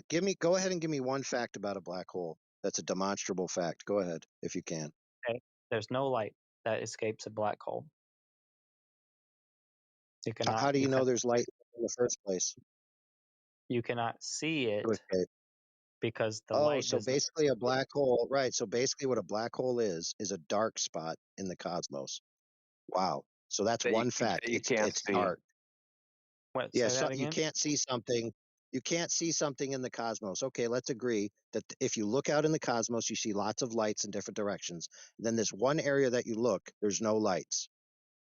So now that there's nothing there to see, the absence of something, you're going to start inferring the presence of something. So now it's true that let's say in that zone there's no light to see. What does that mean exactly? Because let's say that's a fact. Now, what does that mean exactly? Are you saying what? What does what mean exactly? Sorry. There's a dark spot when you're scanning the cosmos, and you say, oh, this way I see light, that way I see light, this way I see light. But when I look this direction, I see a dark spot. Now, let's say that's true. When I look this direction, dark spot. So now, what stories are going to be told about that dark spot? Yeah. So, in order for you to say that dark spot is a black hole, there has to be a little bit more to it than just simply there is a Like what? black spot, because there are a Okay, lot what of other things? Other planetary body, they make predictions, right? We use predictive modeling, and they can see predictions. Other They go, okay, there should be X amount of mass at this location. They can approximate. There should be this much. Like I said, I'm not a scientist, but I am aware of the theories, and we can Google. I can Do they Google have them. mass? Do they have mass I can meters or Google them if something? They you'd like. point up at the sky and it tells them how much mass is there. No, it's gravity and orbital mechanics, a little bit Holy based on crap! You know what's how one of planets the orbit. On everything, you Right. poured syrup on the fucking pancakes, dude. Pancakes. What? Could you say that again? Yeah, you're just He said pouring you're syrup glossing on it the up. You're pancakes, glossing dude. it up. You're just getting more and more to the top of your stack of your claims. Okay. All Here, right. I'll just preempt you with my story. So the black hole is actually a Type 7 civilization. It's not a gravity hole with a star imploded and then created a massive mass that sucks everything into it. It's just a Type 7 civilization, which is using all the energy of their solar system. And so nothing is leaving. There you go, problem solved. Now prove my story wrong. Oh wait, you can't. That's right, I forgot. You can't prove it wrong. Okay, but So whose story is that's bad? a Whose little story bit- is the best? that's a little bit more ridiculous than to say No, I that it's like a the people story. I like the invisible people that are It's holding only all the light ridiculous gas because story. it's only ridiculous because it's repugnant to your presuppositional biases, dude. That's the only reason why it's ridiculous. repugnant to my presuppositional biases.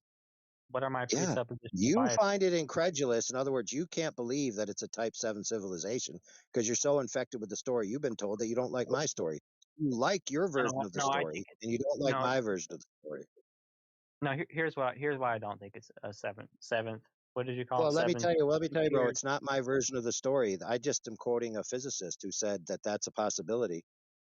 Right. Okay. Well, that version that you mentioned, seven tiers civilization. Well, here's why I don't like that idea because Oh, here's why you don't like it. Finally, you're starting to get it. it requires way more explanation than does a black hole. No, it doesn't. You have to explain a It requires very little explanation. Here's how simple the explanation is. Pay attention. It's so simple. The society advanced beyond the energy levels of taking hold of the energy of their whole planet, then the energy of their whole host star. They essentially built a giant CERN ring around their entire solar system. Yes, Just like but we're progressing, it's like we're progressing, and if you map that out, eventually we'll achieve this greatness. They've already achieved it in the past. Problem solved. Wow, that was hard. no, it is because I then have to take into account the statistical improbability of there being life that has persisted long enough to get to that point and multiple iterations of it. So not only one time, but for each iteration where a physicist says we believe there's a black hole there, we then have to assume that this statistically improbable event of life persisting long enough to get to that point. So it's just an Occam's razor type thing at that point. Right, so But a we can preference, we can basically. Yeah, I agree. but we can go backwards because we didn't. I guess Well, don't kind forget of. I think we kind of you're skipped forgetting some steps. you're forgetting the multiverse.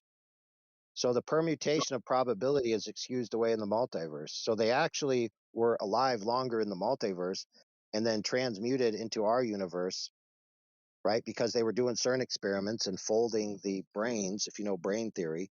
And so they actually permeated the brain and entered into our universe and then set up shop. So they actually had more than 14 billion years of permutatable time to work with. So sorry, you lose again. My story wins. I don't know anything about that. Okay, so I don't have any. I mean, that would make for a very cool science fiction book. I think. I think it would be Well, fun to read. don't forget that the expression of the multiverse is used as an excuse for the fine tuning of this universe to avoid a sentient agent creator being the necessary cause.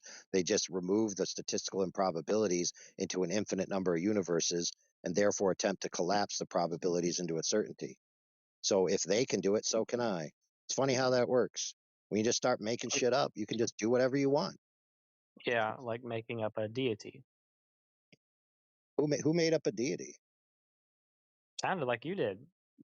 Is When? that your opinion? Is that your opinion, or is it not your What? opinion? When did The I make hell? that up?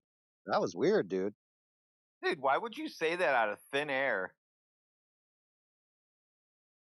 Is that your opinion, or is it not your opinion? That you made that Dude, up? Yeah, I think you made that shit up, dude. I said that the people arguing for the multiverse are attempting to skirt the presence of the statistical improbability of this universe existing via the anthropic principle and other such permutations of chance. By rather than having it attributed to a single agent causation, which will remove the chance altogether, they attribute it to an infinite number of universes in attempts to collapse the probability, of which they have no evidence for. All right. Now, whether or not I Um, believe in the deity yeah. specifically is irrelevant to that point. All right. Well, so that's a good point. So you'll have that point, and now my question is that your opinion that a deity is the creator of the universe, or not, or is it not your opinion? Oh no, It's that seems to be the for me, necessary fact. for me, it's not my opinion. Okay, it seems to be a necessary fact. All right, all right. Well, I'm sure as you've heard, it's a very common argument. We've all heard this argument. Uh, if there's a deity that created the universe, who created the deity? Well, we may as That's well a go stupid there. argument. But anyways, dude, it doesn't matter What? because according to your own logic from before, you said that the overwhelming consensus of the scientific community is a certain model. Well, guess what? The overwhelming consensus of the populace of the human race throughout all antiquity is that a deity exists. And so by your own logic, therefore it must exist. Mm, Yeah, no. most people today believe in deity of some style, and most people throughout human history have believed in deity. So the majority of humans that have ever been alive, including Okay. present day, have believed in a deity. Therefore, according to your logic, that if it's consensus and most people agree that the deity exists, therefore it must be true. How could it be otherwise? Statistics. All right. But it's missing a couple steps of my own logic. So it's not my logic is not a bunch of people believe it, therefore it's true. If you have a car problem, you go to a mechanic, right? Not If you've got analogous. Mechanics Who's have the firsthand globe priority earther? knowledge. if you Hey, go listen, in to case you didn't know, mechanics have firsthand priority knowledge of the cause and effect relationship between the mechanisms of the car and the output of the result. So, no way is this analogous to making stories about black holes, brother. Not even close.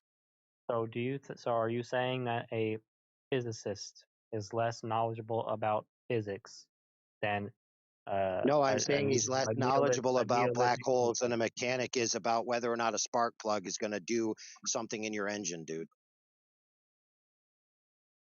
Well, I'll tell you this: they know more about it than the average person. Well, Physicists yeah, that but study listen, physics, listen, they listen, know dude, listen, dude. more. People at a Star Trek convention know how to speak Klingon, and they know how many trilithium crystals are needed for the Warp 7 core. Who cares? Who cares? Most people. I think most people care. I'd say Yeah, most yeah, people. we do. We agree. You're right. You're right. So You're finally starting to get it. Many people love Star Trek, and many people love space stories from alleged space story wizards. Yeah, it's like deities. Yes, many people like Yes, you're deities. correct. They treat Yeah. these scientists as if they're deities, as if they have the gospel truth and what they say is the truth, because quote unquote they're doing it under the auspices of science when actually they're doing pseudoscience.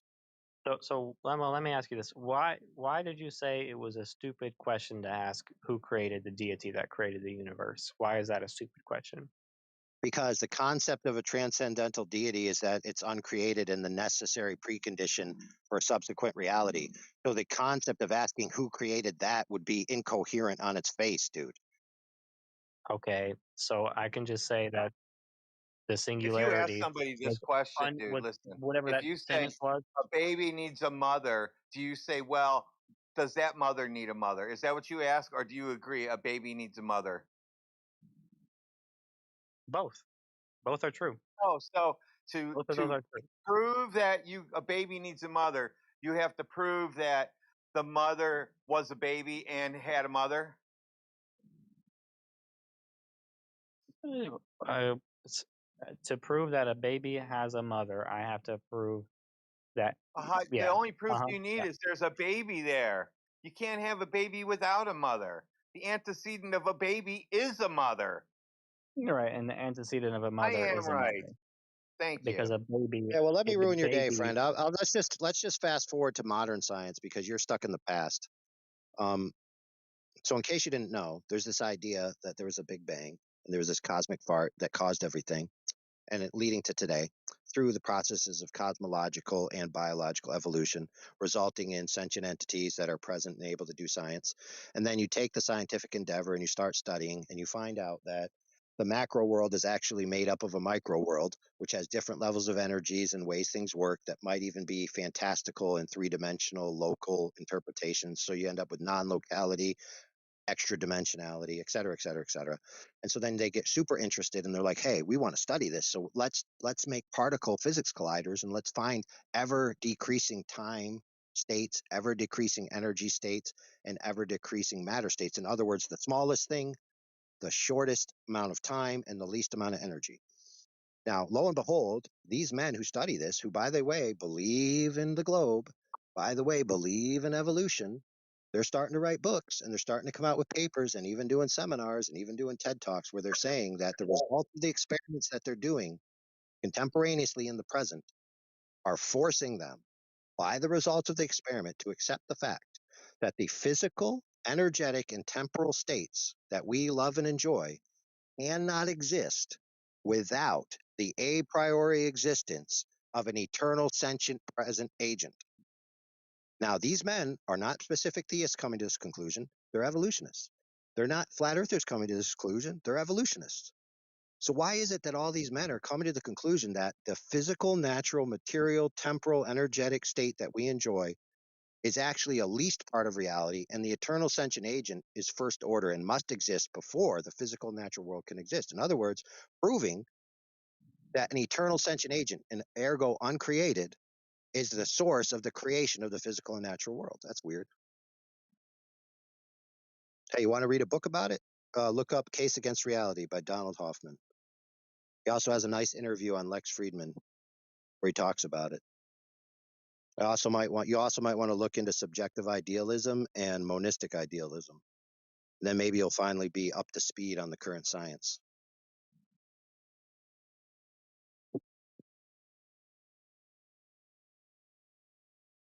Can I ask a question?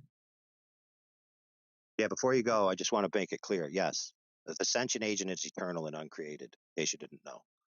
Now you know. Scientifically validated, be the case. Anyway, go ahead, ask your question. I'm not here to argue about God or anything. I'm not really sure about that. So for a flat Earth, do you think it's possible? Do you think anyone currently right now has the technology to fly into space and take a photo of whatever the Earth is right now? Do you think that technology exists? Allegedly, but the amount of technology that's actually able to achieve what you just said is very limited. So, for example, Katy Perry. Well, let me give you some examples. So, like, Katy Perry allegedly went to space. Bezos allegedly went to space. Kirk allegedly went to space, et cetera, et cetera. None of them got high enough to see any significant portion of the Earth to be able to tell anyone what it was or take a photo of the entire thing. Now let's go up to the ISS. The people on the ISS are 240 miles away from the surface of the Earth. From their vantage point, they could only see less than 3% of the total surface area of the Earth. Again, not high enough. They can't take a picture of the Earth that would tell you what it is one way or the other. They can't give you eyewitness testimony that could tell you what the Earth is one way or another. So the only people that could tell you are people that have been approximately greater than 1,200 miles from the surface, which is only the cislunar astronauts, right? Who've been into the cislunar space beyond that range. And of them, there's only 40. And of those, there's only the 4 who allegedly went recently and the 2 who are left alive from the previous missions, meaning 6 people. Now, of the technology that isn't humanoid in origin, right? So not a person telling you, hey, I saw it with my eyes. The technology that allegedly has been far enough away from the Earth and taken photos, right? For example, the Himawari 8 satellite supposedly takes a photo of the entire Earth every 10 minutes. That's been proven to be a composite. They actually accessed the FTP server and found that it was using Robert Simmons, who is, by the way, a NASA artist. They were using his data set and overlaying NOAA, the National Oceanic and Aeronautics Administration, data. And so it's just a composite image, not a photograph at all. The alleged Voyager, which took an image of the pale blue dot, you can't even tell what it is in the image. The alleged 72 blue marble, there's no way to validate whether that's actually an image of the Earth, right? So all this is specious at best. Now, if you could get far enough away from the Earth to take a whole photo of the Earth, maybe you'd have something to say. And if you could present an image that was actually validated to be the true Earth, sure, maybe. But as of now, there's nothing really compelling. Okay. First of all, to SSG in the comment section, I do know what NASA is. I'm just asking a bunch of questions, just to gauge what the consensus opinion is of the flat earthers here. Because you could argue a lot of different things, right? I've seen a lot of different flat earth sort of models. But anyway, so So first of all, you claim that the astronauts in the ISS, they can't actually see the whole Earth. So if the Earth was flat, No, it's not a claim. That's not a claim. That's geometry. So if you're 250 miles away from a surface, you have a certain angle of approach, right? And if the surface is claimed to be greater than 190 million square miles, it's either laid out flat or in a ball, depending on how you look at it. Even if it was a ball, you could only see less than 3% because you have a limited viewing angle, right? So you can't see 360 degrees simultaneously. So if you're looking at less than 3% of a surface, you're not going to be able to tell me the shape and form of the entire surface. So that's not a claim that they can't do it. They just can't. There's no way. They're not in a position to be able to do it. yeah, okay, I understand that. So what are they doing then in the ISS, for example? Like, are they orbiting or are they just stuck in the same place? What are they actually doing? Well, what do they claim that they're doing? Here's what they claim they're doing. They claim that they're in an area which has alleged quote unquote microgravity. But the reason it has microgravity is because they're constantly falling around a ball. Okay. So they're not even in floaty space. Okay. They're in No, low Earth orbit allegedly, which no, really you can development. just translate to high altitude, right? So they're just at best a high altitude away from the Earth. Now let's just say for sake of argument that whatever's going on in the Earth that makes you buoyant or makes you stick to the ground or whatever, that when you get up where they are is a little bit different. There's nothing wrong with that. And by the way, if you think like the more to your question, like how are they staying up there? Well, things float. And you say, well, how could they No, no, float no, no, on? no, no. No, if they Go were ahead. floating in the same place, then they wouldn't be moving. Like the photos that we've got in the ISS, No, they unless you're can going to move. claim You that can you're move and fake. float at the same time. You can move and Exactly, float at the exactly. same time. But if they move, if they've been constantly moving, why haven't they reached the edge of the flat Earth? Oh, because they're moving in concentric pattern. They're moving within a border pattern. So you think they're purposely avoiding the edge of the flat Earth, which would they're purposely avoiding that edge. Is that what you're saying? No, maybe they're in an environment which the natural flow of that environment leads them on a path that keeps them within a certain area. That's entirely congruent with them being able to float and move, but without any thrust because they're being carried along by forces that aren't in their control. And now we can demonstrate, but check this out real quick. We can demonstrate for a fact that things can float in high altitudes, and we can demonstrate that things can be propelled by energies that are within high altitudes. That they already do this with balloons and other type things. But let's say that's aside. You can demonstrate quantum levitation, right? So when things get super cooled, the properties change. And if the nature of the environment up there is different than the nature of the environment down here, for example, when you get into superfluid states, right, where things are super cooled, they allegedly become frictionless, and they pass through solid objects. So the thing could Okay. move freely with no friction and just be floating in an energy layer. So it's Yeah. not unreasonable. So in that case, why has the ISS passed over Antarctica and it hasn't? No one has noticed that there's a giant edge. Assuming that you believe in the model where Antarctica is the edge of the flat Earth. Well, yeah. Why would I assume that? I don't know whether Antarctica is an edge of a boundary of the limits of the Earth or not. For all I know, it's a continent or a C-shaped thing, and there's more land beyond it. And so when they do a little loop-de-loop Okay. around Antarctica, that's not the end of the Earth. For all I know, how could I possibly Okay. know So that? do you think that Antarctica is the boundary around the world that we live in, like the world that we know? I don't know. You don't know. Okay. So, No. and what's the alternative? Like, there's not really much alternative if you're a flat earther because people have gone around Greenland, around the North Pole multiple times. I'm sure people have done it with Antarctica, but that's easier to claim that it's also conspiracy because less people have done it. There's not many people there. You're not really allowed to travel around Antarctica. So if you're not going to claim that it's Antarctica, if you don't know, then how can you claim that the Earth is flat at all if you don't know what's around the edge? Like, Oh, well, that's simple. That's simple. Very simple. So when somebody says something flat, they're not making a claim about the boundary condition. So, for example, if I measure a surface area to be flat, that could be a portion of a surface area which is the boundaries are a triangle, the boundaries are a dodecahedron, the boundaries are a star shape, and I could go on a list of infinite shapes in which the perimeter has Yeah. a surface area that's flat, right? So the boundary Yeah. condition is irrelevant to the claim whether the Earth is flat or not. But you have to have a model that No, works with no, how people are you don't currently have to. navigating around the world. Well, otherwise it's just not true. Like I can travel right now. I can travel from New Zealand. I can take a flight to Singapore. I can take a flight to the USA. Yeah. And I can look out of the window and I can see everything below me. So there is a point where you can't say that some countries are on the other side of the earth as other countries because people are already traveling and the flight times are shorter. But the only Oh, model dude, that could you're just kind of not work. even making sense anymore. You looked out the window, therefore, countries. No. So if you take a flight from one country to another, that on the globe model it's closer. Then so Yeah, if I let's took a try flight this. from Let's try this. Well, let's just get rid of the hypotheticals, okay? You've been on a flight, yeah right? You've allegedly, somebody could infer that you're claiming you validated these paths and these land masses, right? While you were in the yeah. flight, correct? Okay, so stop talking hypotheticals and just tell us your story of what you witnessed. So my argument is I've taken a flight to Australia. I've been there before, and I've also been to Europe. The flight to Australia is much quicker than the flight to Europe. That's kind of obvious, right? So I'm arguing that Well, it there are only. depends on where you are. It depends on where you are. You haven't told us where you started from. I said I started from New Zealand. Okay, New Zealand. Okay.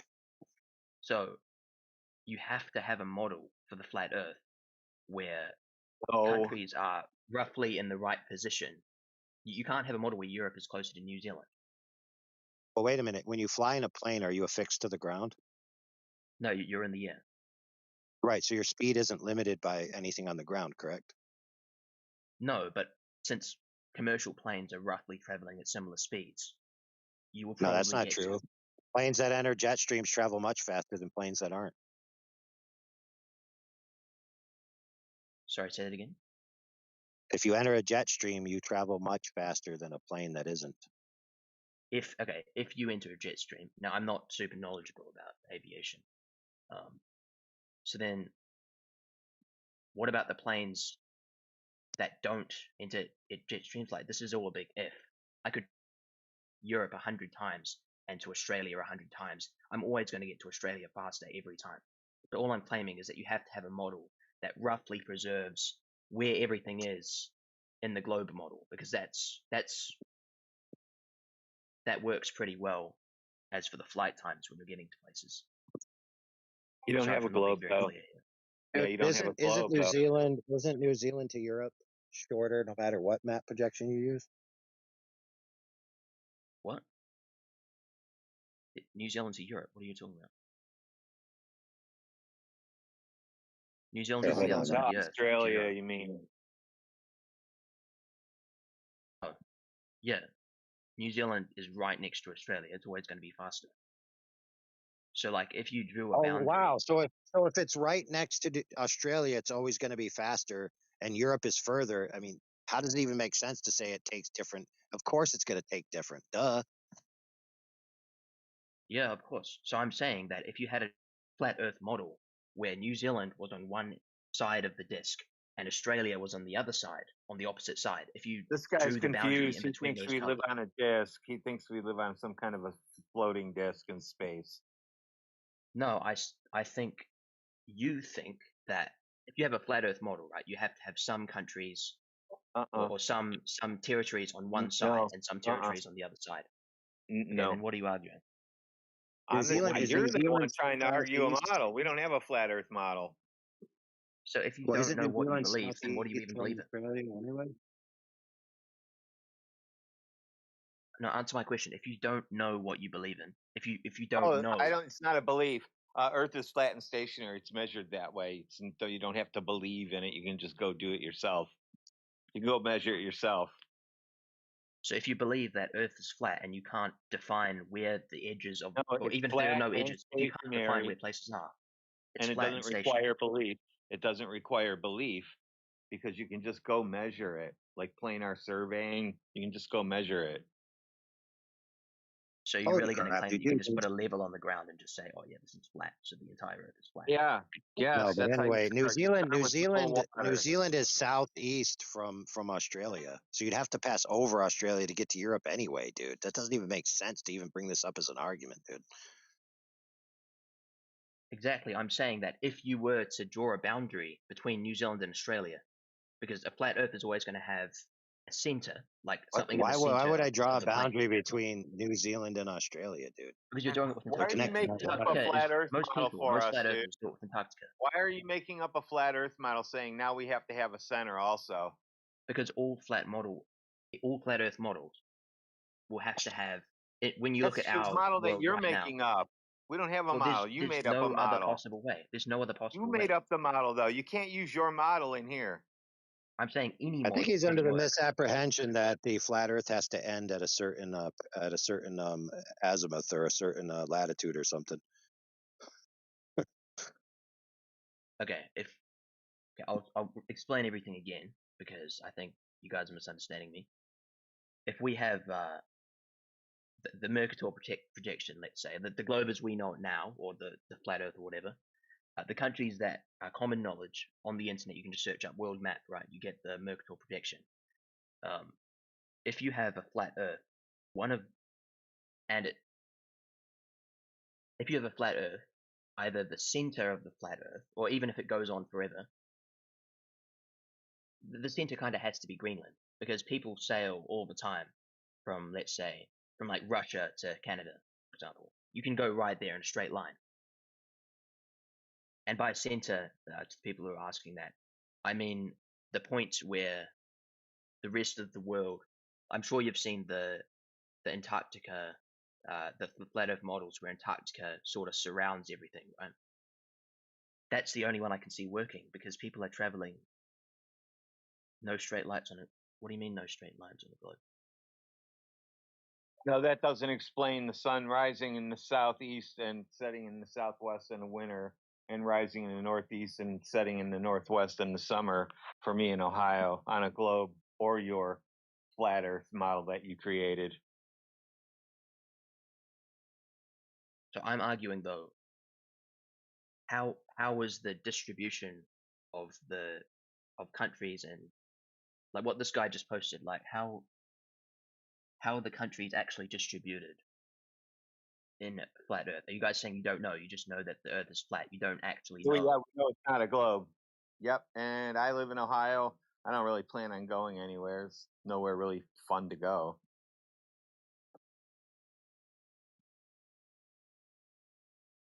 All right. So you're basically saying you know the Earth is flat from Yes, whatever sort of measurements you've done. You just don't the know yeah. how the countries are. It measures flat. Water is always flat and level. If there's no wind blowing over it, you know that, right?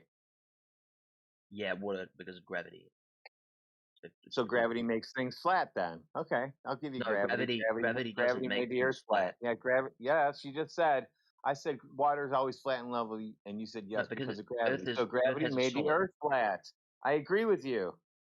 Gravity did not make the Earth flat. If you Yes, have a it glass did. of water and you Check it pour out. water Pour inside the water out. glass, it's pour flat. water out. It doesn't turn into a ball. It goes flat.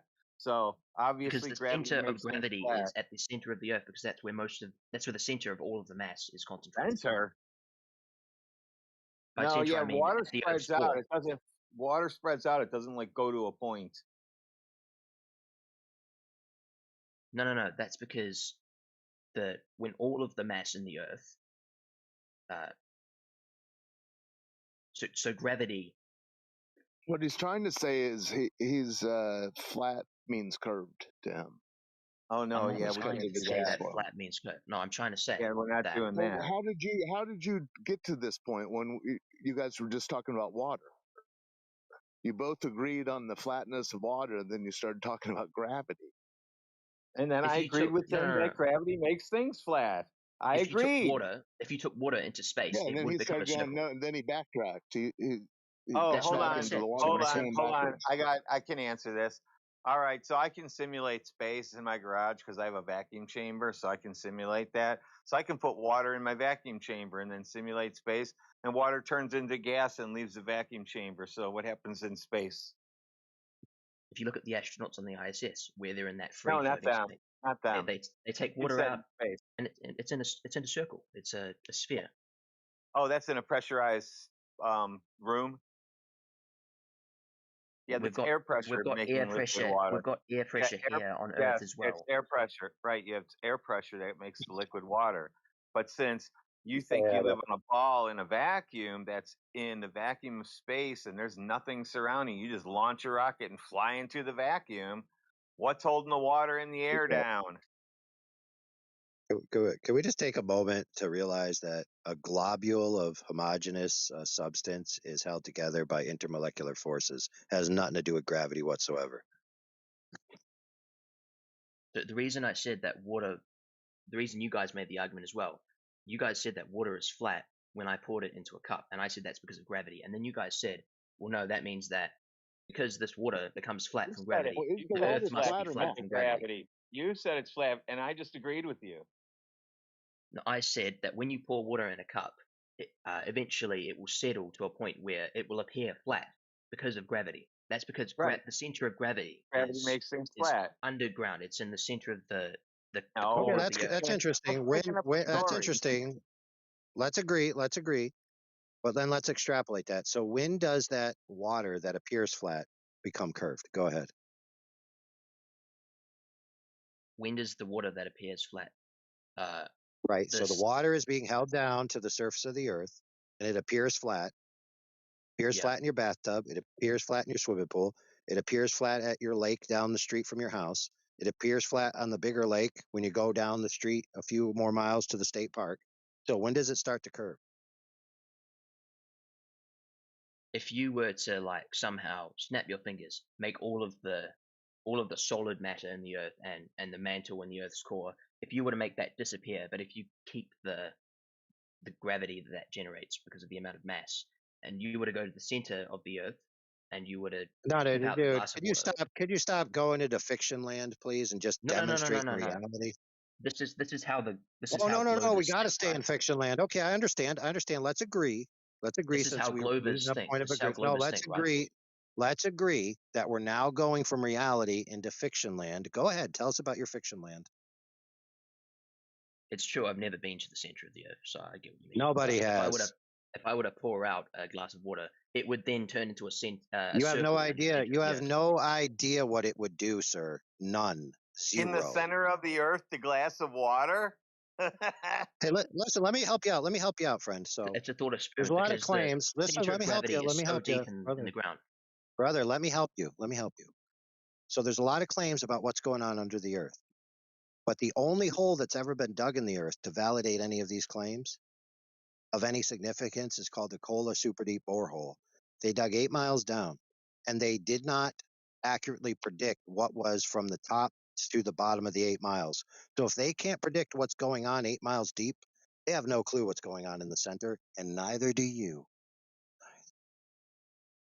Because gravity, you don't have to go down there to understand that. Because Well, I understand. Yes, yeah. Okay, hold on, bro. Hold on. I need to PSA the audience. Okay, audience, we're going back to fiction land now. Okay, go ahead.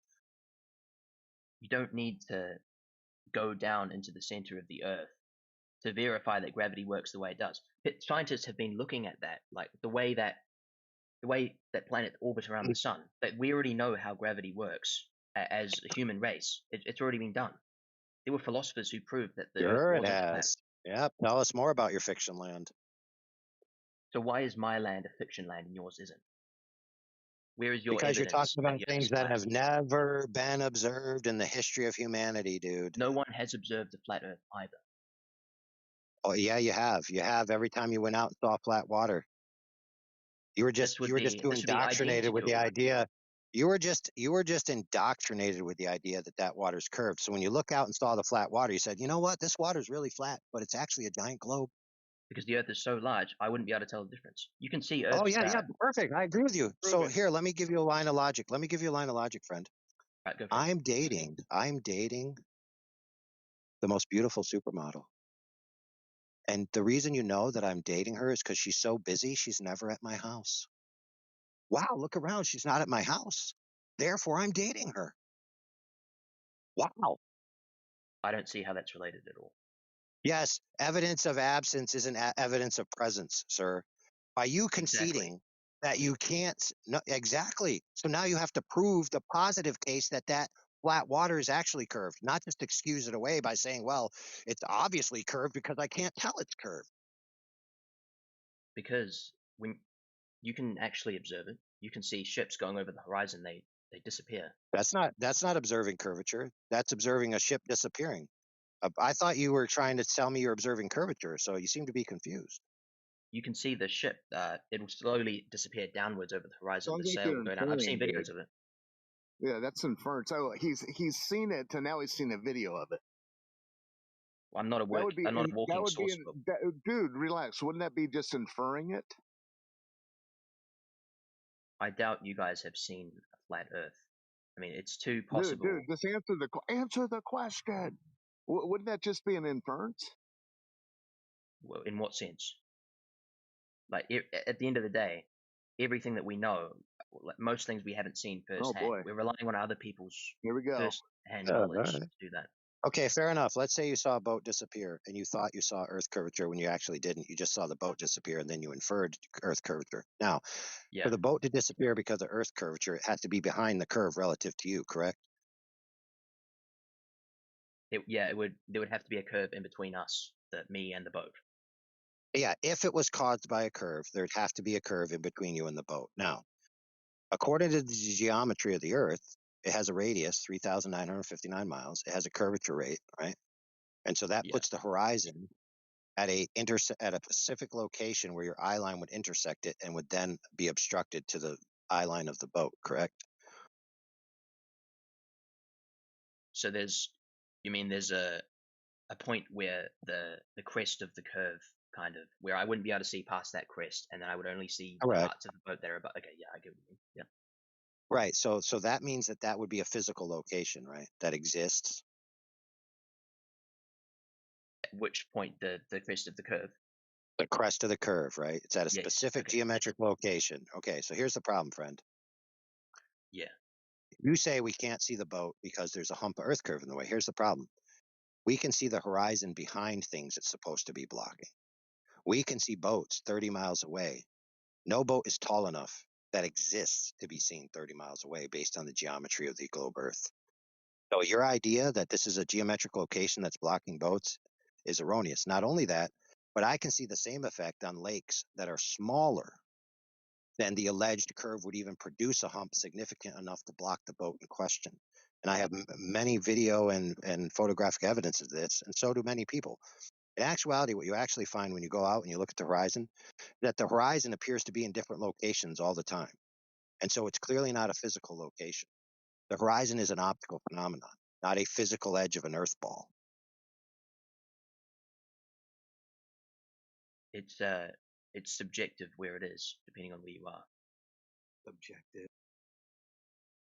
Dude, The even from the horizon is same going to be in a observer different location, place. even from the same observer location that's in different places and shows different effects and different results. And my lake that I told you that I see things disappear is only 1,014 feet long, dude. The alleged hump of the Earth curve would be like less than a 32nd of an inch. So, sir, I'm just going to put it to you bluntly, in case you didn't know this. The horizon, by definition, is an optical phenomenon. Okay? It's not a physical edge of a ball. The horizon is an optical phenomenon. So you're saying that it's just caused by whatever the effects of light are going across large distances. What do you mean? Yeah. It's caused by the fact that you see with an angular field of view that you have limited angular resolution, that there's atmosphere, that there's differential conditions throughout the day, et cetera, et cetera. Yeah. None of the factors are a curved Earth getting in the way, dude, because the curved Earth getting in the way has to be in a physical location. And if it's constantly moving around, it's not a physical location. And no, I'm not talking about the relative differential of the horizon if you're at a different observer location. I'm talking about the same observer location. So no, it has nothing to do with the subjective. It has nothing to do with the subjective viewpoint, dude. So are you saying the same observer will witness different horizons of kind of The same location at the same location on different days or even different times of the same day. That is pretty interesting. Sometimes they'll observe things disappear at a shorter range. Sometimes they'll observe things not having disappeared at ranges that supersede the globe geometry by 10 times. Sometimes they'll see the horizon behind an object that it's supposed to be in front of. What? So no, sir, the horizon is not a edge of a physical ball. So if you're going to claim that it's because of optical effects, I could just claim the same No, thing. it is because of optical effects. It's the only category it can be in, sir. There's I could just claim the geometry same and then thing. there's optics. I could claim the same thing, that the Earth could be curved, and even though I shouldn't be able to see these whatever ships on the horizon as they disappear, or even though it's changing, I could just claim, yeah, it's just optical effects as well. The only difference being that That's great. That's great. Now prove your conditional if that if the Earth was curved by demonstrating actual curvature rather than inferring it from the fact you can't see something. Go ahead, prove it. Well, from both of our observation, if the Earth was flat or if it was a giant globe, we wouldn't be able to tell the difference just from our position here. So you can't Oh no, claim we that the can. globe We is know the we can. exception. Let me tell you why. It's very simple. The flat Earth observations supersede the globe by orders of magnitude that cannot be explained by optical effects. So, for example, the optical effects needed are refraction coefficients approaching 1, like 9.93, 0.96. These don't exist in the ambient atmosphere. So the refraction conditions you need don't exist. They've never been displayed. They've never been measured.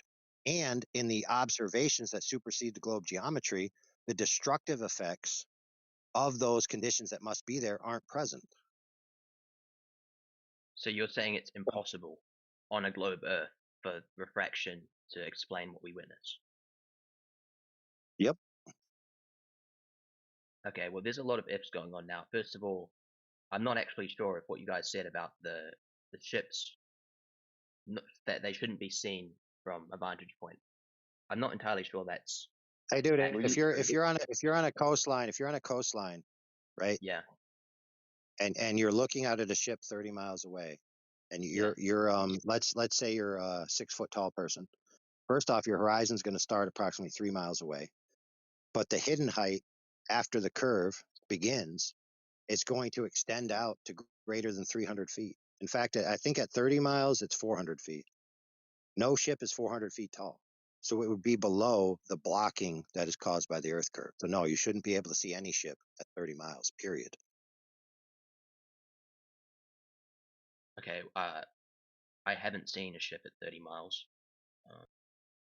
Where you guys actually have photos or videos, or do you Dude, guys we have got hundreds personal of them. experience? Personal experience. Yeah. You can see that. Dude, we got a video. You can one of our dudes at Boston Harbor tracking a boat with marine tracker and buoys, and he gets the ambient weather conditions from the buoy, showing that there's no significant refraction that day. That could even if there was, it wouldn't be at the value that would be needed to lift this boat up, right? So you can know the size, you can know which ship it is, you can know what size the ship is, you can know how far away the ship is from the shore, you can do the globe geometry and find that the boat should be well hidden below the hidden height off of the hump of alleged earth curvature that's there, but yet the boat is witnessed straight from an iPhone camera.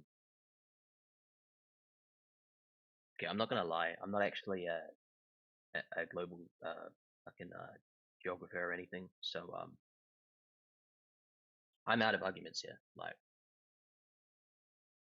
so I'm not conceding that you're right. I just don't have an explanation for that. Like, that could just be Yeah, that's something fair. I don't know. Yeah, it could be that the Earth is actually a bigger globe than they told you, and they were lying about that. Well, yeah, I mean, like, to accept that the Earth is flat would be to accept that NASA is lying. Plenty of scientists are lying. It would accept that pretty much everything Let's just is say a some. Let's massive just agree. conspiracy.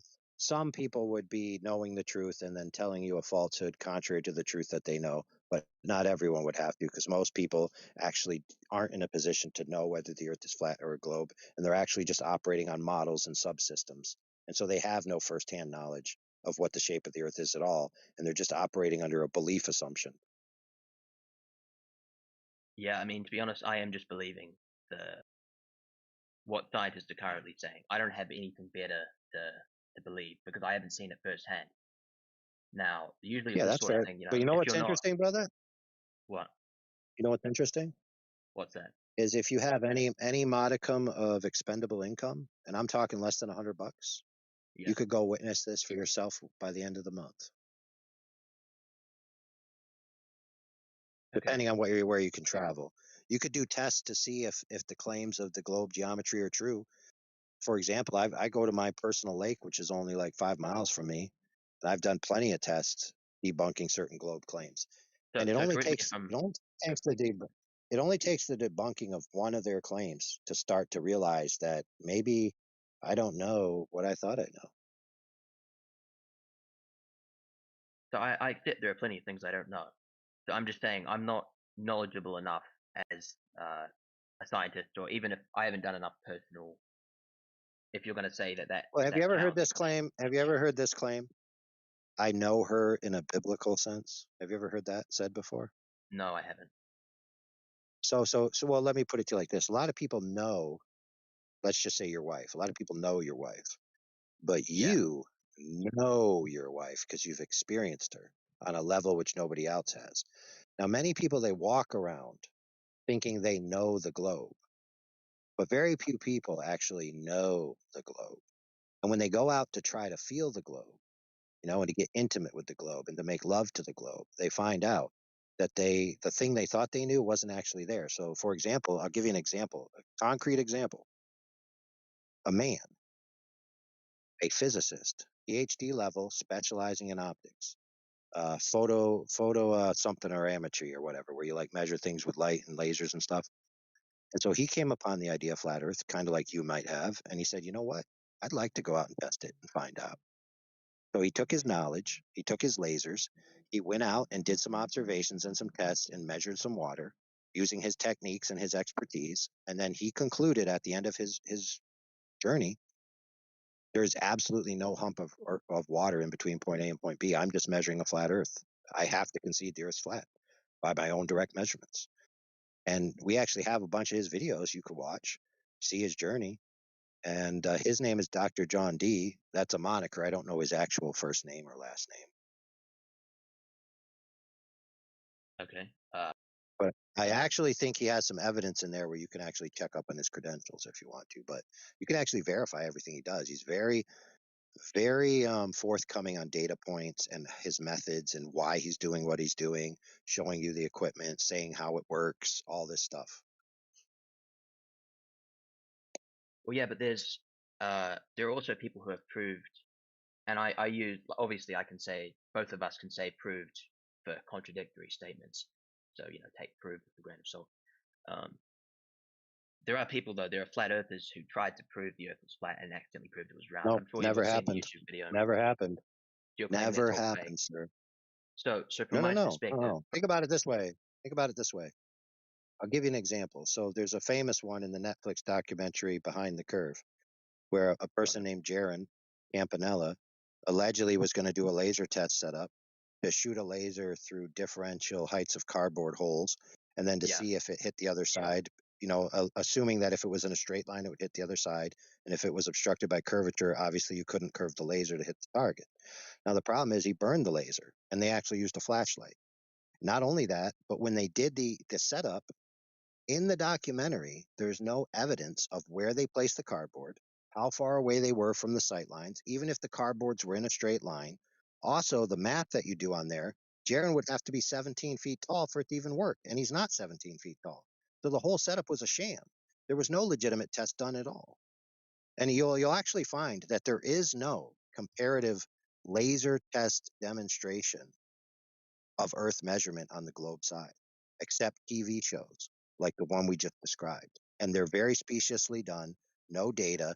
And the other one that was done on Discovery Channel, which was hosted by Speak and Spell himself, Stephen Hawking, you watch that one and they allegedly do a laser test and you could see there's a million jump cuts. There's no way to see if anything actually happened in reality or in sequence, or to even see a continuation of the laser to the target.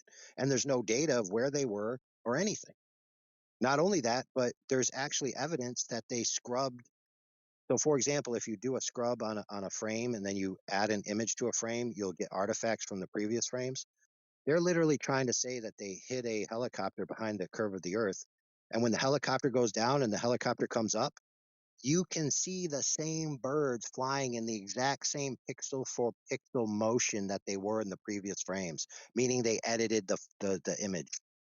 So no, sir, there is absolutely none comparative to what the flat earthers have done to conclude the Earth is flat when it comes to laser measurements on the globe side. There's none. Zero. Okay, I'm gonna take what you're saying for granted. I'm gonna so if all of this is a sham, like if the tests that they've done are a sham, just search it. There's a philosopher, what's his name? I don't know how to pronounce his name. Eratosthenes or something. No, he wasn't a philosopher. The librarian at the library. Sorry, yeah, scholar, librarian, poet. While you're thinking of the right thing to say, I'll throw another example on. There was another one done by National Geographic, right? So we got Netflix, National Geographic's now added to it. We're Discovery Channel. So on the National Geographic one, they took some flat earthers out.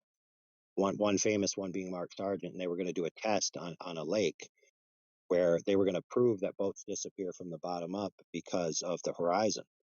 And so what they did is they took a kayaker and they gave him this board which had stripes of color on it, so they could see, this stripe represents 2 feet, this stripe represents 2 feet, et cetera, et cetera. So the idea is as they go out, they're going to see that it disappear.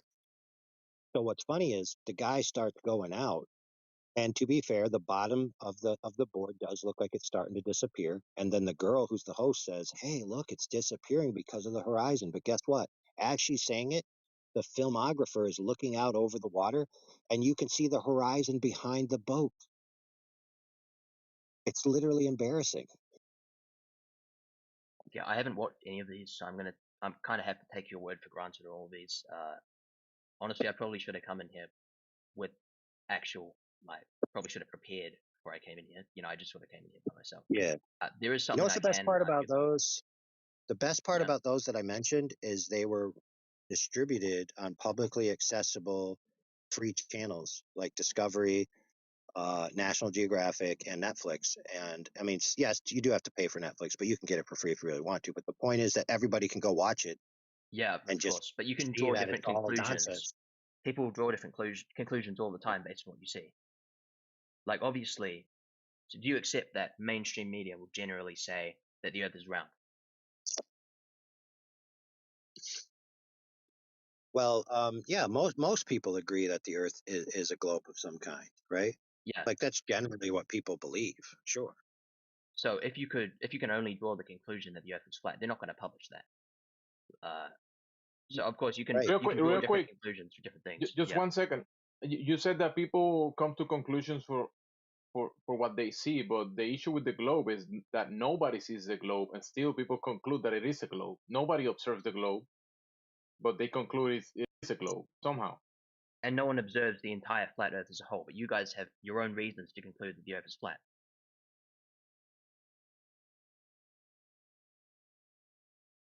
Anyway, Yeah, that's true. Yep. So what I can argue though is first I have a question. How do you think the sun and the moon will? How do you think that works with the flat Earth? Because if the sun and the moon circle around the flat Earth, I mean, I guess that could work, but are you going to claim that the sun and the Earth orbit around the flat Earth so that they're both one of them is underneath the entire plane? No, they're never underneath. They're never underneath the surface. They're always observed above the surface. There's never a time where they're observed below the surface. That makes zero sense. Yes. Okay. So we know that by looking at faraway planets like Mars, Jupiter, even Neptune, Pluto, they have some illumination from the sun. Do you agree with that? Perhaps. How would I know where their illumination comes from? But where else is it going to come? Do you think they produce their own light? I'm going to disagree with you because you can't prove why they're lit and why the light looks like it does. No, I can't prove it, but it's the most likely because Our No. Earth is illuminated by the sun. So, and No. Do you hear how silly that sounds? so you're claiming the Earth is not illuminated by the sun. Well, let me No. ask you this, friend. Are you trying to get to the claim that if the sun is above the earth, everyone would see it at all times? Everyone should be able to see it at all times. Yes. No, If that's the Earth based was on flat. assumptions. That's based If on the the Earth was assumption flat. that the sun is powerful enough to reach all surfaces at the same time, and that there's nothing Exactly. directing the light. Now, if you remove that assumption, your claim that everyone should be able to see it becomes moot. And that's why I said we can all see. When you look at Jupiter, that's illuminated. Like So? it doesn't. So the only way Right. to claim that So the sun isn't powerful enough is to claim that yeah, there's but some other light source that's illuminating Jupiter, or it's illuminating itself. dude, you don't even know how far Jupiter is away, dude. I don't know the exact number, but that's a lot further away than the sun is from anywhere on Earth. How could you possibly know that? Yeah. Can I ask him So, a follow up? are you claiming that Jupiter Yeah, is because closer? it's because we have technology to actually measure things accurately. It's like how it's like asking like how do you know like what chemicals Hey, are made of water? Maynard, Like, what are you a technology? chemist, What bro? technology? So what All right, oxygen? Like so like Maynard, what is get water? muted. What is Yep, get muted. You're too dumb to be here, bro. All right, sorry, bro. Let him You speak. don't know how. You don't know how You heard him sentences speak for work. 20 seconds, and then you immediately muted. Yeah, hang on, Dude, dude. Maybe no, jump 25. Stop. In case you didn't notice, friend, he's just machine gun rattling point after question after question, and he's just going to keep doing it. We've dealt with him before. He literally never stops to engage or for you to even be able to answer his questions. So don't worry about it. I want to answer your questions because you're actually sincere. He's a troll loser. Okay. So my questions were: do you believe that Jupiter is? I'll first ask the question: do you believe that Jupiter is further away, or any other planets that, according to science, are further away than Earth to Earth than the sun is to Earth? Do you believe that they're actually further away? I don't know. You don't know. Okay. No. Okay. In that case, I can't really claim that the sun is not powerful enough. It is powerful enough that everyone on the Earth can see it. Well, let's go this way, brother. Let's go this way. Let's meet somewhere halfway. Would you agree that allegedly? See now Maynard's joining incessantly because he's trying to do a trick where he gets unmuted so that he can go on his verbal diatribe again. So now I have to ban him permanently. See the problem here, friend? I'm trying to talk to you, and he's just constantly spam joining. So I have to hear his little dingly dings, so I can't concentrate on answering your question. But anyway, so let's just agree that on the Earth there's a thick atmosphere, right? And allegedly between the sun and the celestials is something that is nothing like the Earth's atmosphere, right? Yeah. So in other words, yeah. So in other words, there's a differential in the approach of the light from the sun to us versus the light from the sun to them. So that alone gives you pause to say, well, it's not going to be the same. So you're claiming that because in your model of the world, you're saying the sun is in the atmosphere. Is that what you're saying?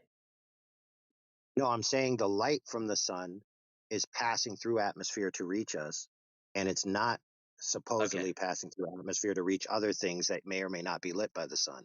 So in other words, the relationship between us and the sun is different than the relationship with things that are not us. So then, if you were on whatever part of the flat Earth that you wouldn't be able to see the sun from, wouldn't you still be able to see in the atmosphere the effects of the sun lighting up wherever it's hitting? Listen, I'm not an expert on how. Well, dude, did you know that nighttime it's not pitch dark? Did you know that there's actually light there? Well, the sunlight reflects off the moon, and No. I just mean there's never a time where there's an area on Earth that has zero light, right? Let's agree to that. Yes, things are emitting radiation, like not So, as for much. example, you can use but I mean just light. You can use a starlight scope, which is not in the radiative sense. It's not IR, it's nothing like that. It's just a enhanced light scope that just magnifies the amount of light that's being cast into the sensor by like 1,000 times or whatever the heck. I've used these in the military, and you can see Okay. like it's broad daylight.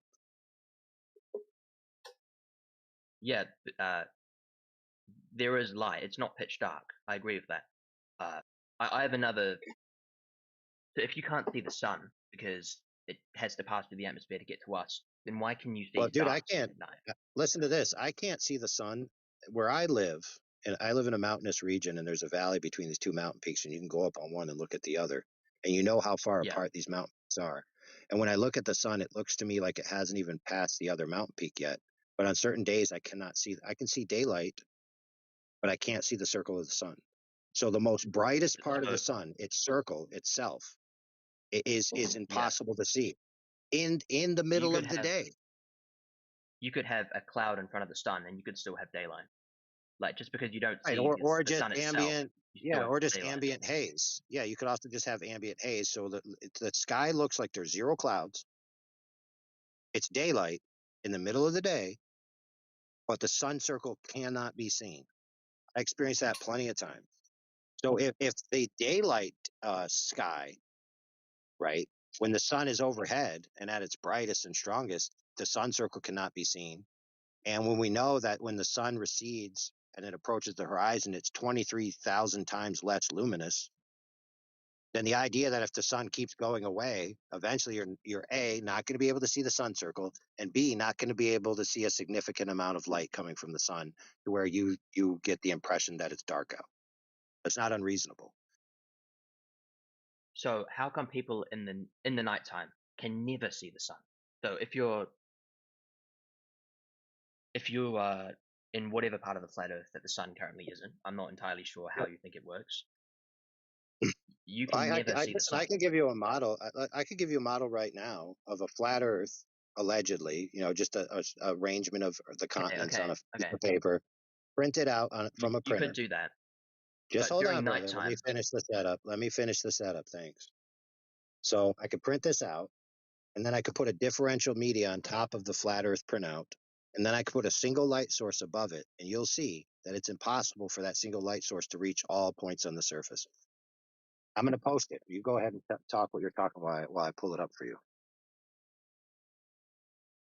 so around about roughly for the Earth's surface, maybe slightly less, we'll be currently experiencing nighttime right now, so you can't see the sun. So you can't see, no matter where you are in this region, you cannot see the sun itself. So then if you're claiming it's because the sun is too dim, why can you not see, why from these areas, why can you easily see stars? Where stars are just, I don't know, they could be smaller or larger versions of the sun, really, because the sun is a star. The stars still have to No, the have sun light that is a passes sun. through the The atmosphere. sun is a sun, dude. There's no evidence. There's no evidence the sun is a star and the stars are suns, dude. But anyway, that being said, Okay. in case you didn't notice, the stars the stars that you can see are above the occlusion rate of the ambient atmosphere. So there's a diagonal occlusion. So when you look out horizontally, you have this thing called the Rayleigh extinction coefficient, which is essentially the ambient atmosphere after about 3 to 350 miles is opaque, so you can't see anything. So if you were looking out at the sun horizontally and it was beyond this extinction rate, and of course it wanes diagonally, but the lower the sun is in an angle comparatively, it's going to fall into that zone. It'd be invisible. But the stars are above that zone, so they're visible. So in other Listen, words, the I can't stars argue. are I the can't stars are engage most with this at all. likely in a diagonal relationship where it's the least amount of occlusion accumulating through the atmosphere. You can still see But yeah, go ahead stars and on the horizon. no, you You can can't. still see stars. Yes, you can. No. I've No, seen it. 15 degrees. I've seen it No, firsthand. nothing lower. Nothing really lower than that. It's too distorted and gets all crazy looking. I've seen it firsthand. Stars pretty much right on the horizon. Then you were looking at Okay. them behind a mountain. In a hilly Okay, location, but maybe. here's the problem, friend. Something you forgot is you don't see in distances, you see in angles. Okay. Right? So something that appears to be on the horizon relative to something else isn't necessarily on the horizon relative to that thing. Okay? It could be Okay, at listen, a different from my altitude. perspective, I can't engage with this argument because first you've claimed that the sun and the stars two completely different entities. Like they're not the same class of thing. And now you're claiming that what I'm actually seeing on the horizon is not actually on the horizon. That from my own two eyes, when I've Yeah, witnessed this let me help you firsthand, out. that's Yeah, not true. let me help you out, brother. Let me help you out. It's very simple. If you go out to a street and you have a bunch of street lights and you look down the corridor of street lights, the first street light you'll have to look up to see. The second street light you don't have to look up as much, and so on, to where basically you can see a majority of the street lights by just looking out towards the horizon. Now, the street lights will eventually reach a point where they appear to merge with the horizon. And so let's just call it the 75th street light. So street light 75, 76, 77, 78, all the way up through 150 will all appear to be on the horizon. But rest assured, they're not touching the horizon. And rest assured, they're at different distances, even though angularly they're occupying the same space in your field of view. So yes, it is the case that something can appear to be on the horizon, but be closer to you or further away. I understand that. I mean, you could do people know, like, we know where the stars are. So I'm willing to bet, like, maybe one day I could actually go out. There's a beach I go to sometimes, Whangamata Beach. You can see the stars sometimes. There's not very much air pollution here, so it's quite easy to see. We know. Do you agree that we know roughly the position of the stars in the sky relative to the Earth from using telescopes? So that could be telescopes in space, telescopes on the Earth, from what we currently have. Do you agree Oh that no, that's we not know the way roughly they're where the stars mapped. are? No, the celestial sphere isn't mapped to a globe Earth. It's mapped to a point, and that's observer centric. So if I was an observer, though, do you agree that with whatever knowledge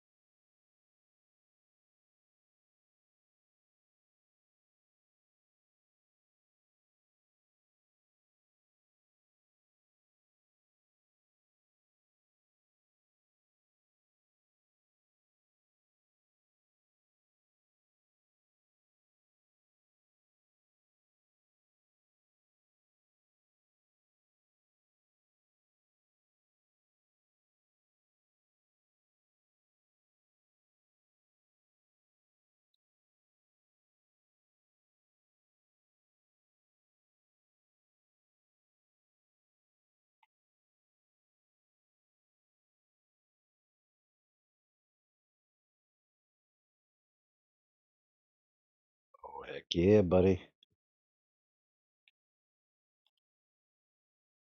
This gun is absolutely disgusting, bro. Oh,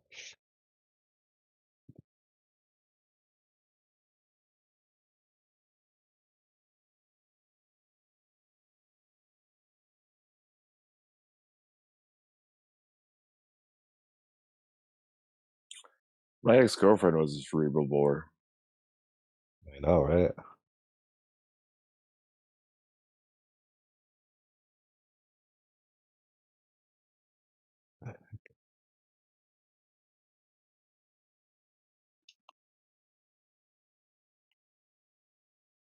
Went around in a circle.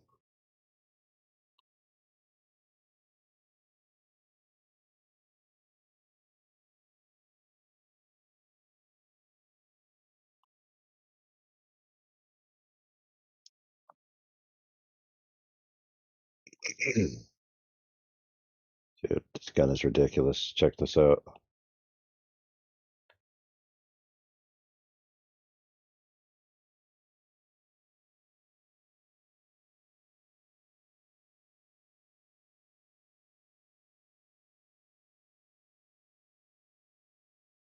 That's awesome.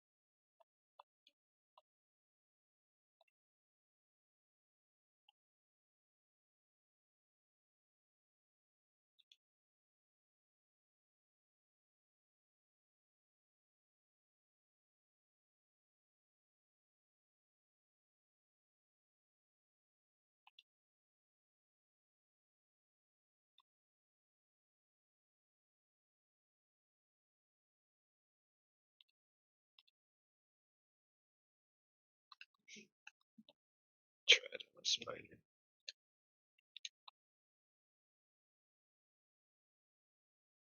Doesn't work.